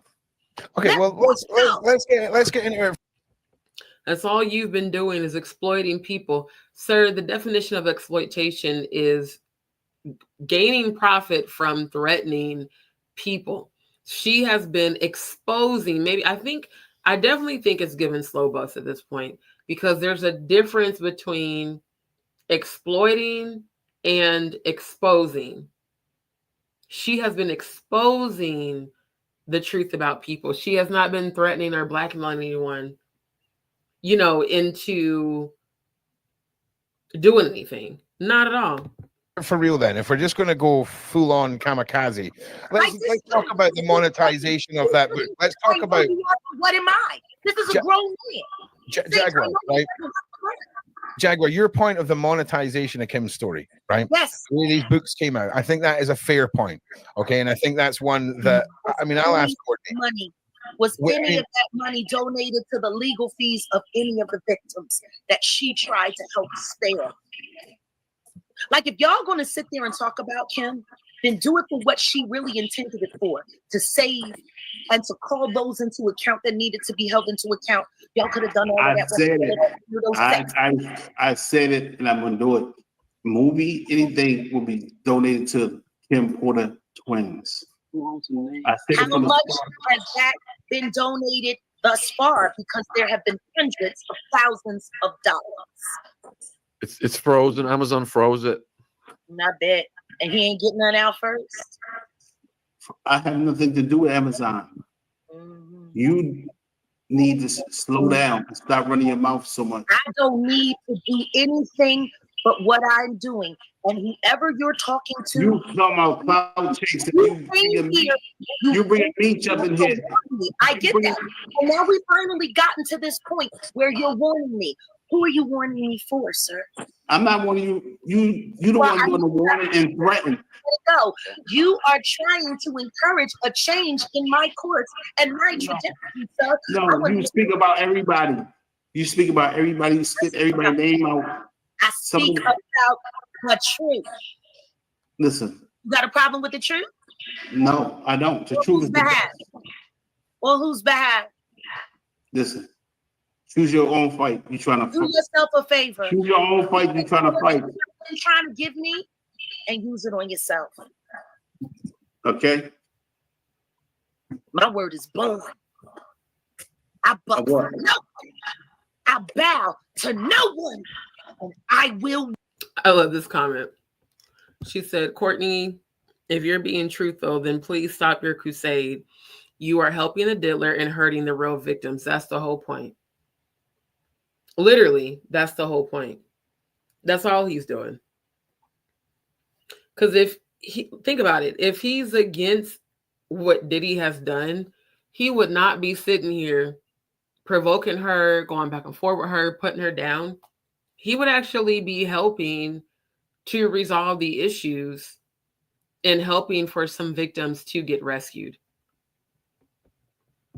When you go back and tell your little boss that.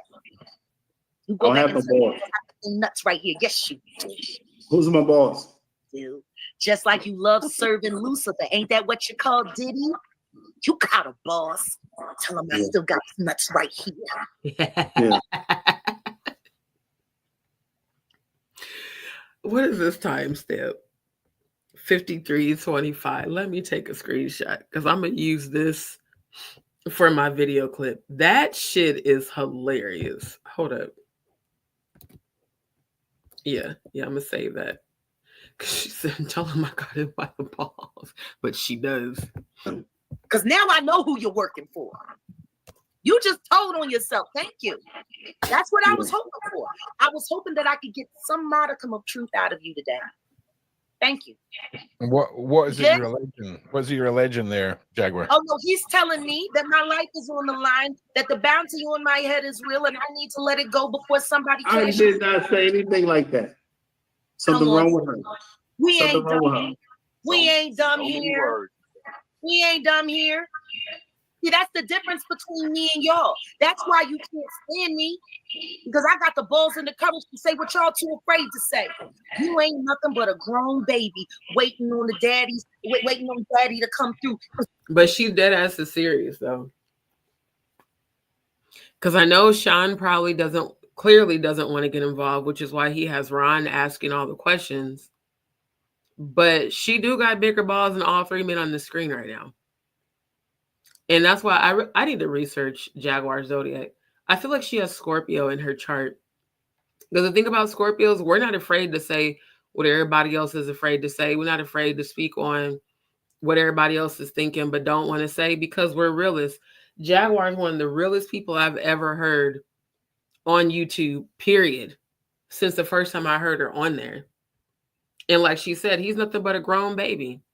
That's why his response is, no, you are.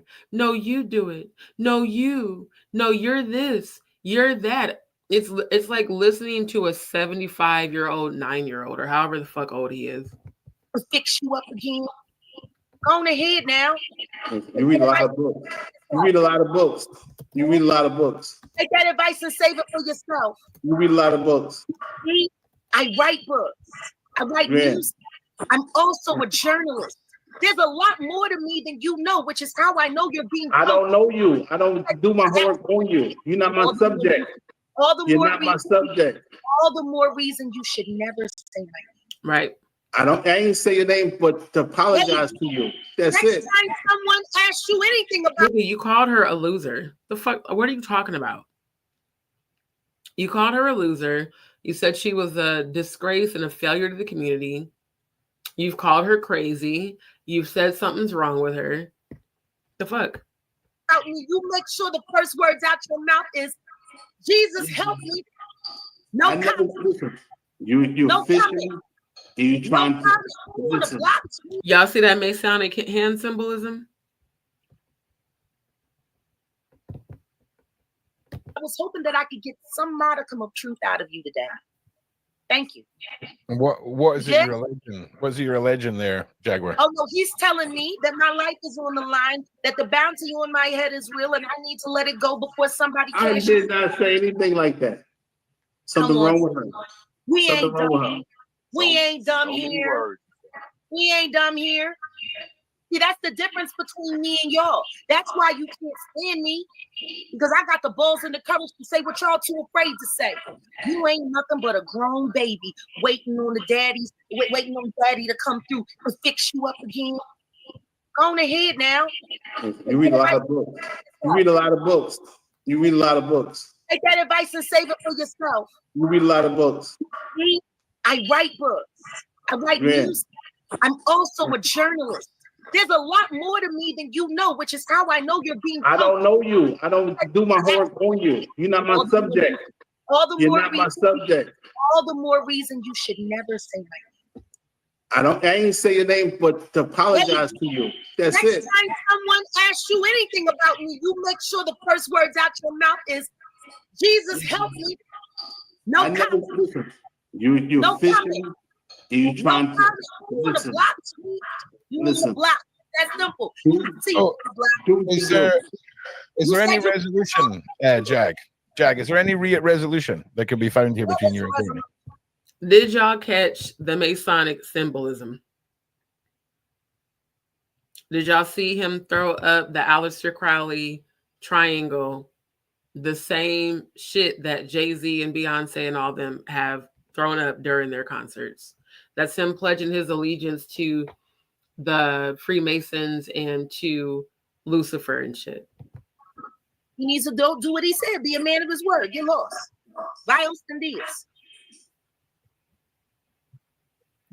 Well, yeah, I mean, I was meaning in the broader spectrum than just presently. I would appreciate if everyone would look at this man, Courtney Burgess, and see this as a cautionary tale of why getting involved in things that you don't intend. I'm glad that last girl commented and said she's not screaming, she's passionate. She absolutely is. And he it's crazy to be the viewer watching someone literally engage in passive-aggressive bullying, passive-aggressive provoking, and continue to call that same person crazy when, like, there are real people out here that will say and do things to provoke you. And then when you go the fuck off, want to call you crazy when they know exactly what they're doing, just like he knows exactly what he's doing. He knows that all he has to do is keep saying shit to trigger Jaguar and she'll go off. Again, narcissistic supply. Tend to see through is probably a bad idea if you don't have the dexterity and the grit for it. And what you're referring to that he doesn't have the kahunas to see through at the end? I'm paraphrasing. He knows. He knows. I don't know. That's how I know she's something wrong with her. All your warnings, all of your warnings, let it go. Stop talking about people. Go back and tell your boss that I said. So, Courtney, I think Jaguar is suspicious of allegedly, where you came from, and how you got to be such a prolific figure so fast within the realm. Exactly. We all want to know where the fuck this nigga came from. Because, yeah, he has become a prolific figure, but he's clearly also a fucking prolific liar. So it's like, what rock did you crawl? Matter of fact, what cave did you crawl out of? Because you're definitely giving Uncle Tom, Uncle Rukus. Where did you come from and who sent you? I would be willing to bet it's most definitely the Diddler. Most definitely. Of this, but and I mean, am I right in saying you've got 35 years connection with Diddy, right? No, I'm not connected to Diddy no type of way. Y'all hear that? No, I'm not connected to Diddy in no type of way. So, sir, how do you have video footage of him assaulting kids then? Who gave it to you? How did you come? See, if I was interviewing him, if I was Sean Atwood or Ron, after he said that he had no connection to Diddy, my next question would have been, well, then how did you come in possession of Diddy's tapes, his sex tapes? Who gave you that footage if you don't know Diddy? Was it your attorney? Was it a victim of Diddy's that gave you the tapes? And if so, why wouldn't you help the victim? I would have asked him so many questions. He would have been just sitting there looking confused and not even been able to say shit. Because that's nuts. I never been to his parties. I completely got wrong the person I'm talking about there, so apologies. No, he said Tupac. Who that? Yeah. Oh, yeah, sorry, with Tupac, but no, I was completely referring to someone else. That was do what you do, Jag. Do what you do. There he go again. That's another Masonic hand symbol. Oh, I will. To the fullest. Literally. Oh my God. I have to show y'all that one. That's nuts. That's why he keeps saying, do what you do. And that's why she read between the lines and said, yeah, you're threatening me. Oh no, I didn't say it. All I did was throw up the Masonic hand symbol to let you know that I'm sending a signal out against you. Yeah, okay. This is a definite one. For sure.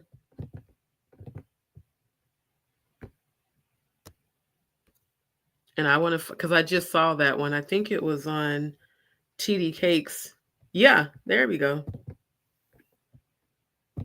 Let's switch tabs. These are Masonic hand symbols. The thumb over. So the right thumb over the left imprint, that indentation between the index finger and thumb, is a Masonic hand symbol. Not only did I research this, I dated someone that broke this shit down. Here it is again. Here it is again. And here's what he keeps throwing up.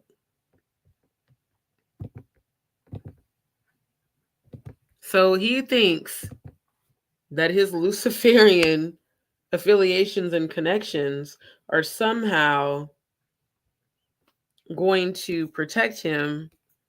But again, you cannot come up against the chosen and win. You know, and I hate to say it, but people usually end up finding that out the very, very hard way. The very hard way. And I feel that he definitely is about to. So yeah, sir, like I said before, your days are numbered. Do what you do. To the fullest. And that's not a threat. That's literally spiritual warfare. Them ancestors finna come after your ass. This changes nothing. Go back and tell your boss. So just let me pick at the label a little bit here, Jack. Right. So if we're saying there's a massive puppeteer behind Courtney, right? Mm-hmm. Where do you land then with the USB drives? I mean, where does that fall into? Where do I land is this. Whatever Kim Porter's last words were, it was broken up into multiple pieces. No one person got more than the other. No one person had a bulk of anything. How he was able to acquire all of this, I think maybe the feds wanted to authenticate and see if there was any duplicates. Like I said, when I first got on here, they got a lot. Now, I'm sure that what he got ain't much different. Actually, some of it might have been edited from what they've already confiscated. Like this is, I don't think this is a matter of finding anything new. I think this is a matter on vetting and authenticating the legitimacy of what's being said. I tell you what, though, at the end of the day, that's what we all want to know.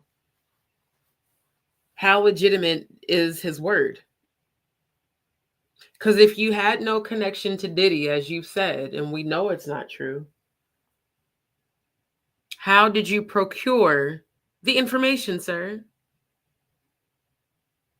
How did you have a flash drive to submit to anyone to publish if you didn't know Diddy and you didn't know Kim?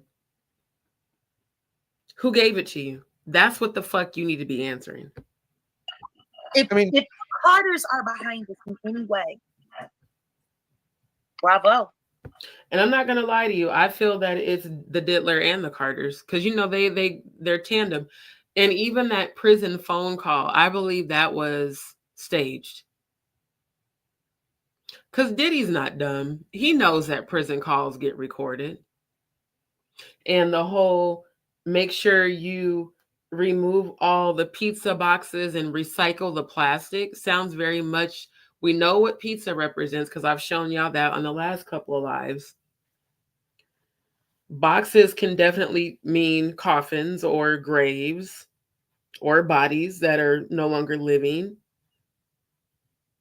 And the plastic can be anything. Plastic can be plastic VHS tapes. It can be plastic that people's bodies are wrapped in. Or it could be plastic credit cards. Great play. Great way to help Diddy and cover themselves. Because you've also been speaking up for Beyonce these days. And that's the other thing that I was reading up. You know, there's been articles out saying that the reason Jay-Z has not been responding to Diddy is because he's literally sacrificing Diddy. Since all the attention's on Diddy right now, it removes the attention from him and Beyonce. But like I said, they are very much so next. Y'all mark my words. Between them and Oprah, yeah, all of them are next. And it doesn't matter where y'all travel to, where you go. You cannot hide from the Most High. The Most High is the one actually orchestrating all of this. Think about it. All these predators got locked up in their old age. Bill Cosby, R. Kelly, now the Diddler, Harvey Weinstein, Epstein, all got locked up in their old age. So yeah, you could have done corruption in your youth, but you're going to spend the rest of your fucking golden years not being free. And you'll spend the last of your days in prison, as you should. You deserve that. You've earned it by the fuckery you've done your whole life, your whole adult life. Trying to encourage everybody that she's still an angel. Like, y'all gotta do better with how y'all trying to run the misinformation. It's not lining up. Wait, let me run it back, right? So when I was talking about the USB drives and where you landed on it, right? What I'm getting at is if all of this is if Courtney's got a puppeteer and all the rest of it, he got, I'm telling you, there's no way in the world he got the first hand anything. It was passed down, compiled by someone else. And like he's saying, he doesn't really want to let go of who the source is that gave him all of this stuff. And he said, he don't know nothing. He ain't got nothing. He ain't got nothing. They got it. Right. He doesn't want to reveal the source. He's acting as if, well, I don't know anything or I don't have anything. And I was never affiliated with Diddy. He's being coached by Jay-Z, not just the attorney. Oh, they're fucking, oh, shit. Oh, the ancestors gave me some tea. That would make sense. Why Ariel's Two-Face? I would not be surprised if that came out next, that Ariel was fucking Jay-Z. Would not be surprised at all. And possibly Diddy or both at the same time. Let it go. I'm doing it for pop. For the people. I'm not a conspiracy theorist, whatever, right? Like whatever. I'm not being funny, and I will just be honest. I did notice that myself. Of all the ways you could have presented, right? Even his guests are saying, "Why did Courtney throw up the triangle sign?" When I was looking at the comments, like all the comments at the top were all acknowledging the Masonic symbolism. And he did it 3 times. So that's like a call. It's literally like him putting out a silent call. Hold on. Let's share the screen real quick.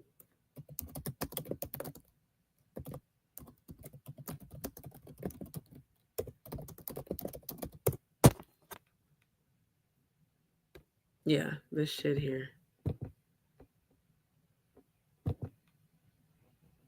Oh, come on. Okay. Masonic hand symbol, 3 fingers.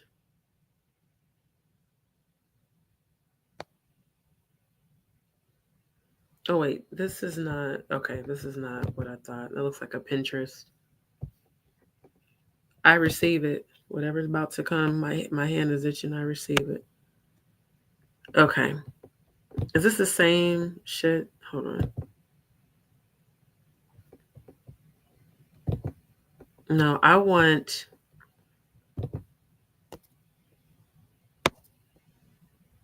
the meaning of it.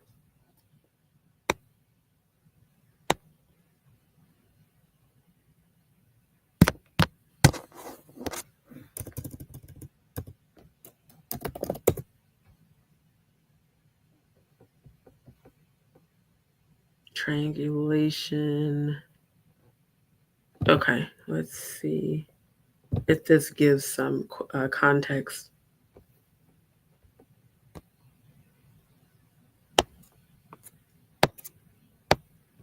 Okay, no, I'm not gonna, no. I want directly, okay, here's another, well, that's Pinterest, so I want the actual definition. Damn it, why is there so much for Pinterest on this, which is quite disturbing? Am I under images? That's why. Okay, let's go from here. Come on.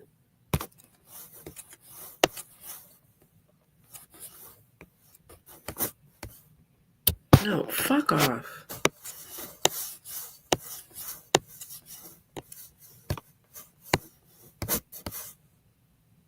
Damn, I had no idea that they looks like a flogger.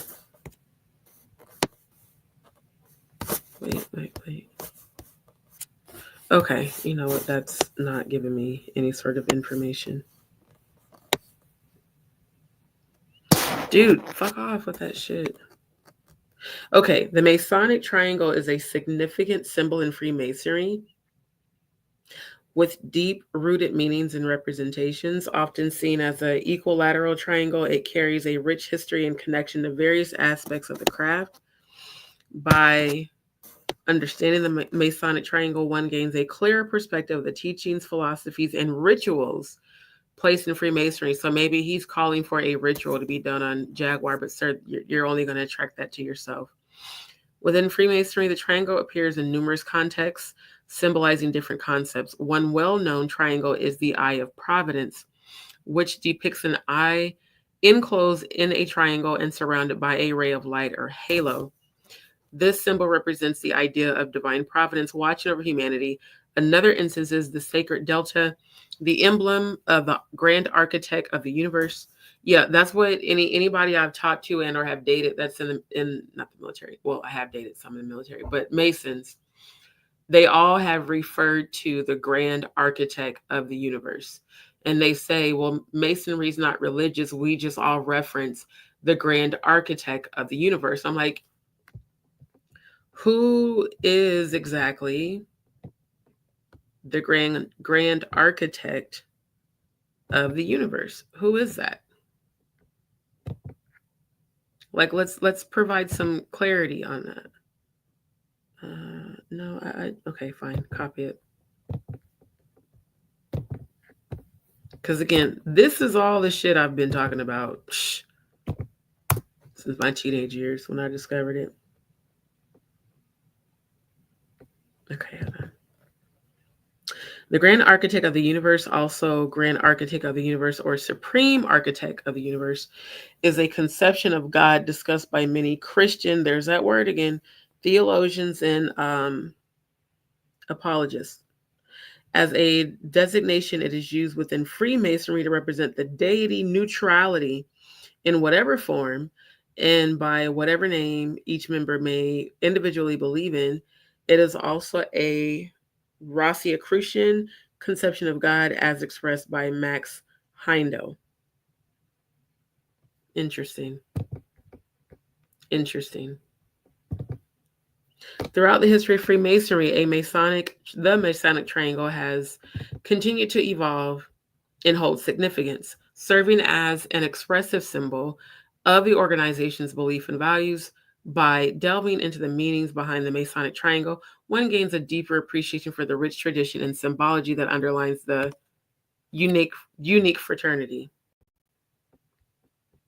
So it represents, what is this? Universality. Okay.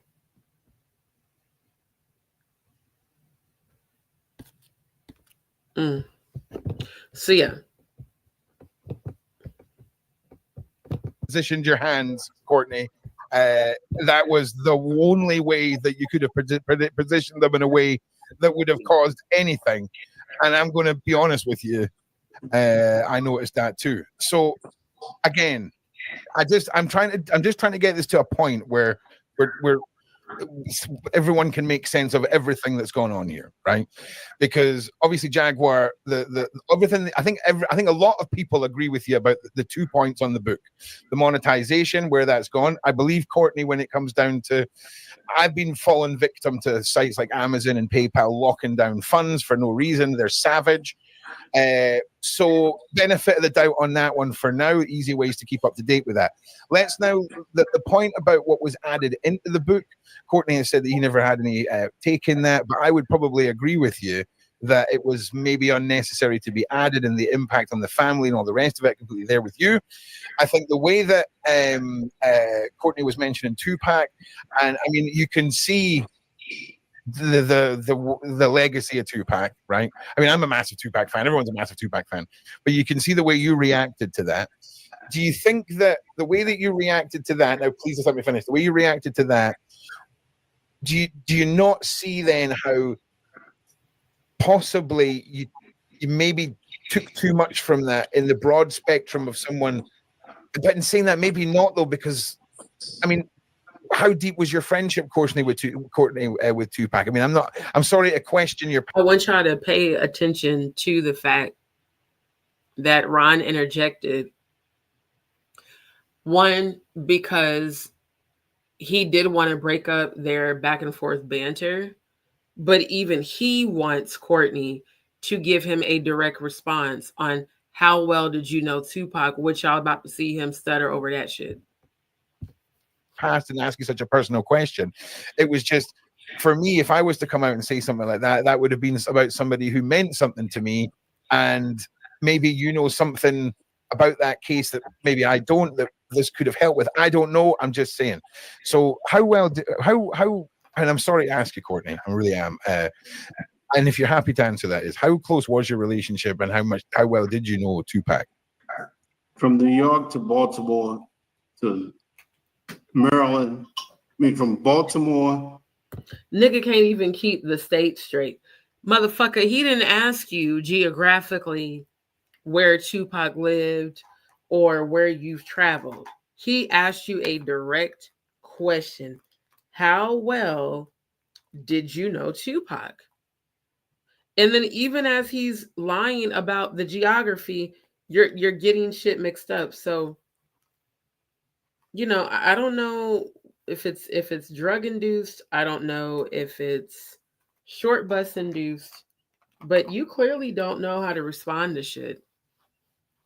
And you dance around and evade and do all this stupid shit instead of directly answering these people's questions. From New York to Baltimore to California. Okay. Years, you could say. Yeah, she's absolutely right. She said it's not about subscribers or viral moments. Do God's work and keep helping people, y'all. Kids and victims. Exactly. And that's my thing, even with my channel. If it's going to help somebody heal, if it's going to help somebody gain knowledge, education, strength, that's what I'm here for. Like, period. Nigga, what are you here for? Attention, clout. That's it. Because he hasn't said one thing about any of the victims. Not one. This entire interview. Between music time. Okay, now, I'm sorry to be sounding so stupid silly here. There's that other Masonic symbol, the crossing of the hands, right below the nose. Can you give me some like an amount of years? Because when you give me locations, this sort of throws me back a little bit. Teacher. Jaguar waving has me cracked up. It reminds me of that Cat Williams stand up where he was with the class and the teacher wasn't making sense. He was like, he stood his hand up. He was like, excuse me. Teacher, can I ask a question? Well, I promise, Jag. 1 second, please, just give me 1 second, and then it's all yours. I'm going to make this very simple. I don't know what you meant by. Can you share something with us from the last time you were with Pac when he was alive? There you go. That's a great question.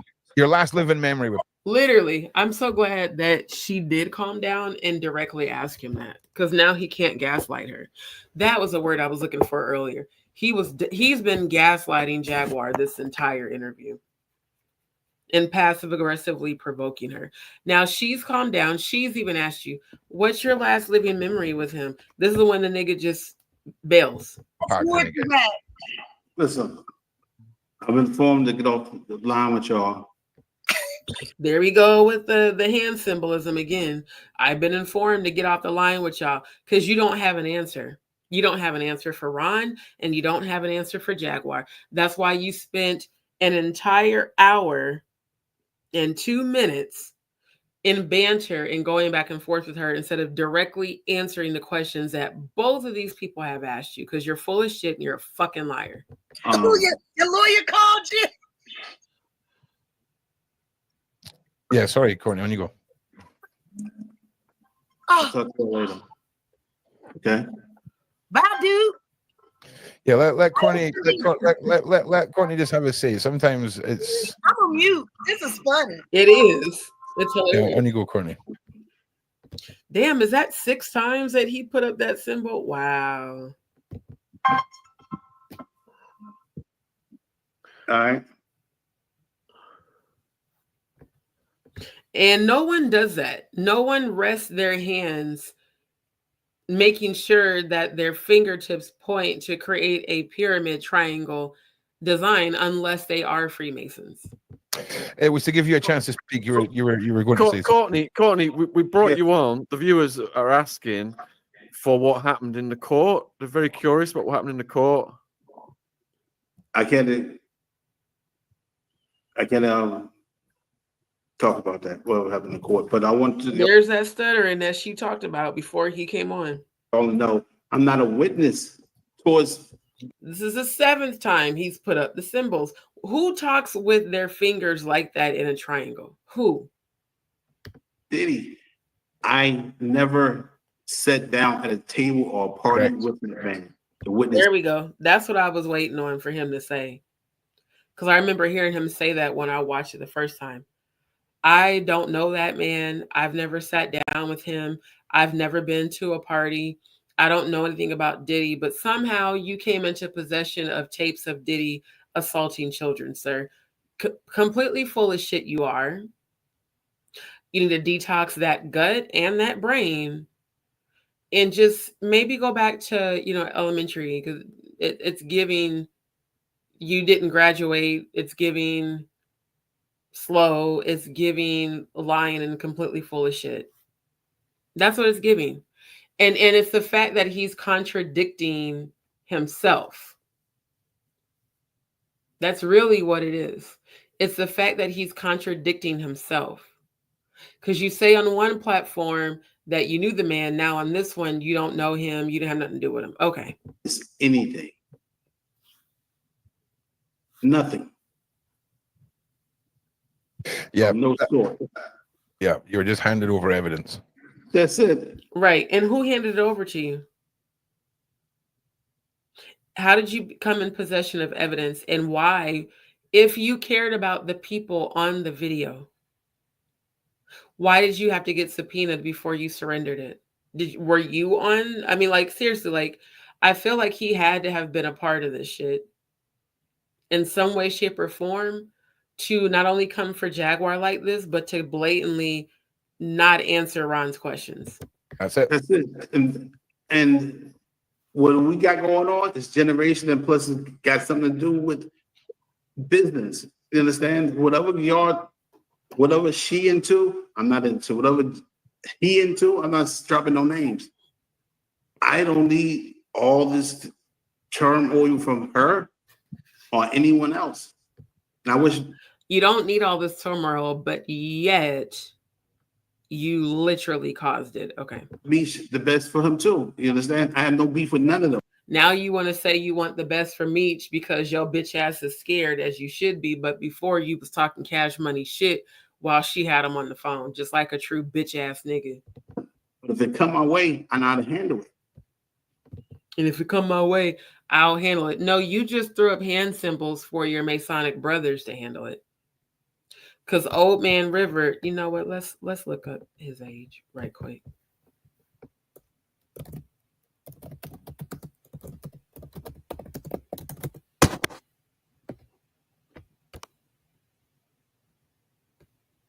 Yeah. Diddy Court witness says he saw 8 sex tapes. Let's look on that right quick. With at least 2 celebrities. This was on the 1st. He was given a flash drive. He was given 11 flash drives. Wow. Containing at least 8 sex tapes involving 8 celebrities. Among the 8 celebrities, all were Combs victims. Wow. According to Burgess, and 2 to 3 were minors.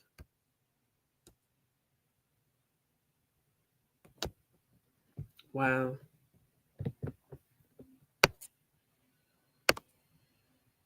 Yeah, I ain't gonna lie to you. I feel like maybe the 12 days is him getting locked up. Courtney Burgess, a native of Brick City, New Jersey, claimed to have been in the music business for 35 years. He said he ventured out into the industry with the hip-hop group Artifacts. Never heard of them.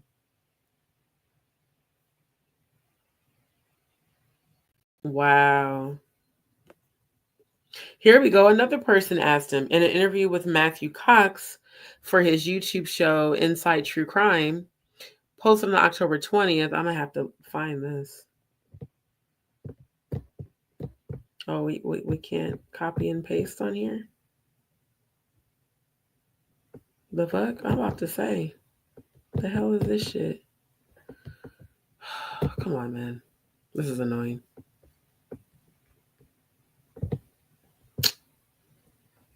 You know what? Fuck it. Inside True Crime on October 20th. See, now the dates are even more mixed up. Because he told Cash that it was on October 24th that they allegedly raided his house, which never happened.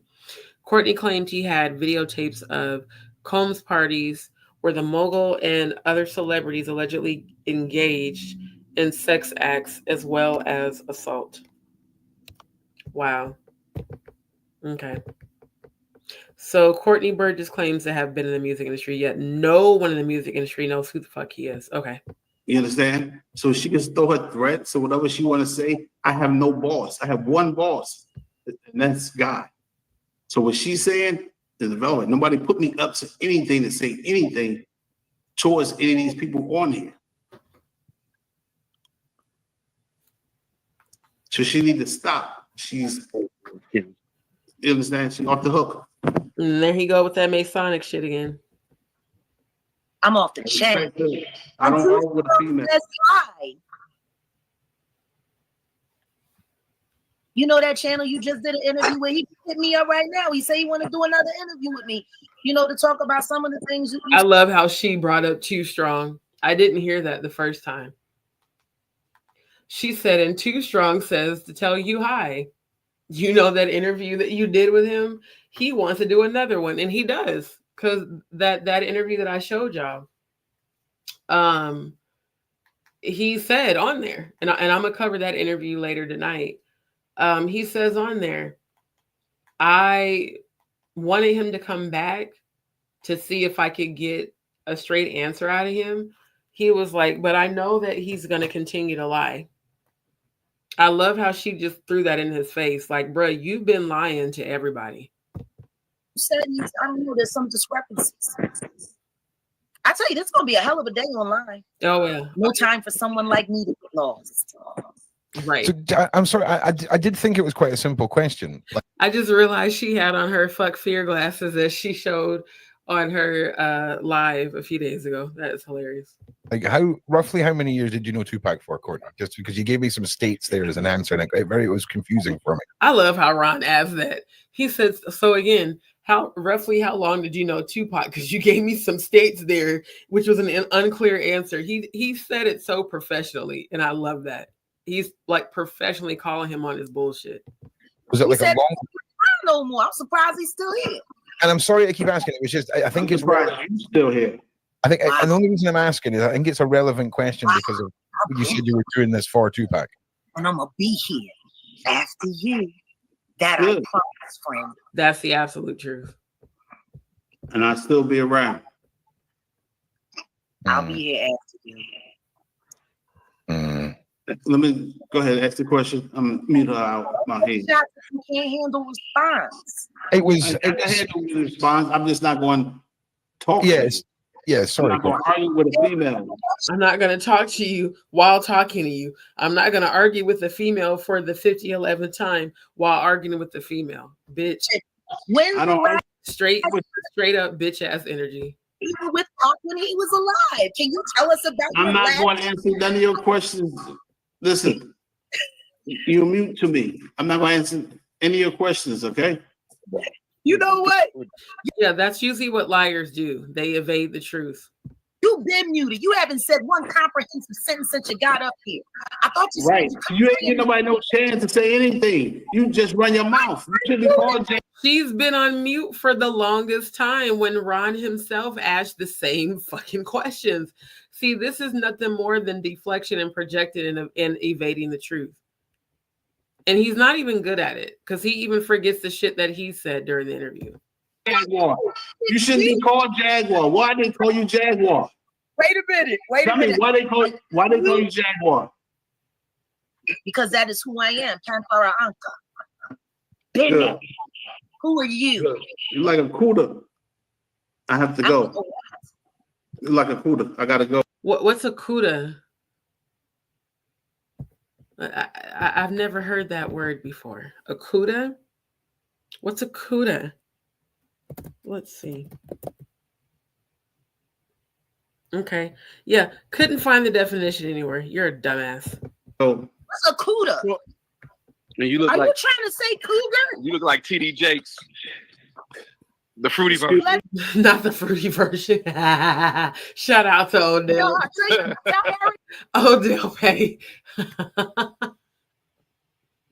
Shout out to Odell for meeting him on that level of petty, yo. That shit was funny. He said, you like TD Jakes. This nigga look like Uncle Rukus, bro. You know, I send my regard. All right, TD Snakes. I look like who? They say you look like the Tubi version of TD Jakes. A great value TD Jakes. Not great value. Okay. Not great value. Courtney, before you go, is there anything constructive to say about what's going on with you in the case? No, I'm not. Good night. Y'all have a good day. All right. Well, thanks for joining us. God bless you. Wow. Well, I woke up today. I woke up today with a message from Shane saying that Jaguar and Courtney wanted to come on and do a live together, like Big Homie and Jaguar. And I was thinking they were mates. I thought you guys were mates. I didn't know. Should have done a bit more research. I don't know why he wanted to talk to me. I actually know what I'm talking about. Exactly. What I will say is this. I want y'all to look at Courtney Burgess. as a cautionary tale of what happens when you send a fake one to deal with a real one. She's absolutely right. Now, on that note, it's after 4 a.m. I got to go to sleep. I didn't realize I started dozing off a little bit from my sleep aid. Wait, so many comments. Oh my God, so many comments that I missed. Okay, Andrew, there is a shit ton of comments. So I definitely want to invite you to follow me on Instagram so we can actually talk about everything. And thank you so much. I appreciate, you supporting and loving my channel. I really, really do. I appreciate all of you guys for tuning in tonight. So who won the argument? I feel like she did. And it really wasn't an argument. It was just her checking him because he's a fucking idiot. I mean, like, for real. I feel like if anybody won, it definitely was Jaguar, because Jaguar's speaking facts. She's not on here clout chasing like he did. She's not on here just making shit up as she goes like he did and clearly being coached by his attorney. She's speaking on what she knows from her real life. So shout out to Jaguar Wright, Team Jaguar Wright. We are going to continue to support her. We're going to continue to send her love and positive energy and prayers. And she's going to keep speaking her truth, and she is fine. Like, I really don't feel like anything will happen to her. I feel like the people that continue to come against her, shit's going to happen to them before it ever happens to her. Like she said, she's going to be around when he's not. And I fully felt that, and I fully believe it. So with that being said, again, thank you all so much for tuning in tonight / this morning. Thank you all for your continued loyalty to my channel, those who have been returning. And for those who are new, don't forget to like, share, and subscribe. I really do appreciate you all so very much. Thank you again for your commentary, because I love engaging with, my audience and with my viewers. Is one of the things I love the most. So I appreciate you all. Again, don't forget to like, share, and subscribe. And if you're on Instagram, you can follow me. It's the same tag at JustDShow. And if you would like to drop a blessing on my channel, you can. My Cash App scrolling across the bottom. And I just want to say thank you. And again, shout out to Joy. I know a lot of people probably went to bed because of the time, but shout out to Joy and Sneakers. Shout out to you being loyal and faithful and committed. I really appreciate that. And I appreciate all of my other returning viewers. Shout out to my new viewers tonight. At my channel, I feel like we're all family. So you guys have definitely made me feel very valued and very blessed. I appreciate all of your energy. And she said, yeah, it seems like he came out just to name his name bigger. Jaguar is going to eat him up. Oh, absolutely.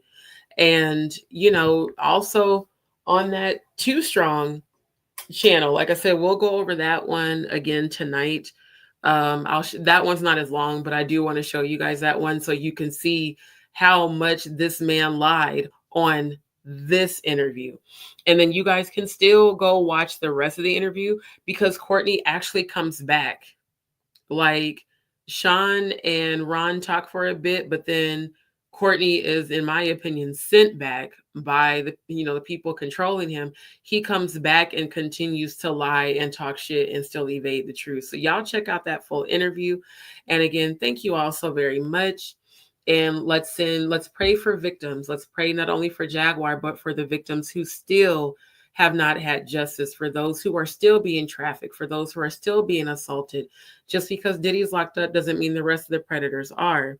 So I pray that every victim of abuse, sexual abuse, trafficking, that their voices are heard and that they receive justice, and that the people who did it to them are penalized and held accountable. So you all have blessed dreams. Come back again tonight. We're going to get into some more hot piping tea. All right. Thanks, you guys. Have a blessed, I can't say night because it's morning. Have a blessed day. How about that? All right, y'all. Bye.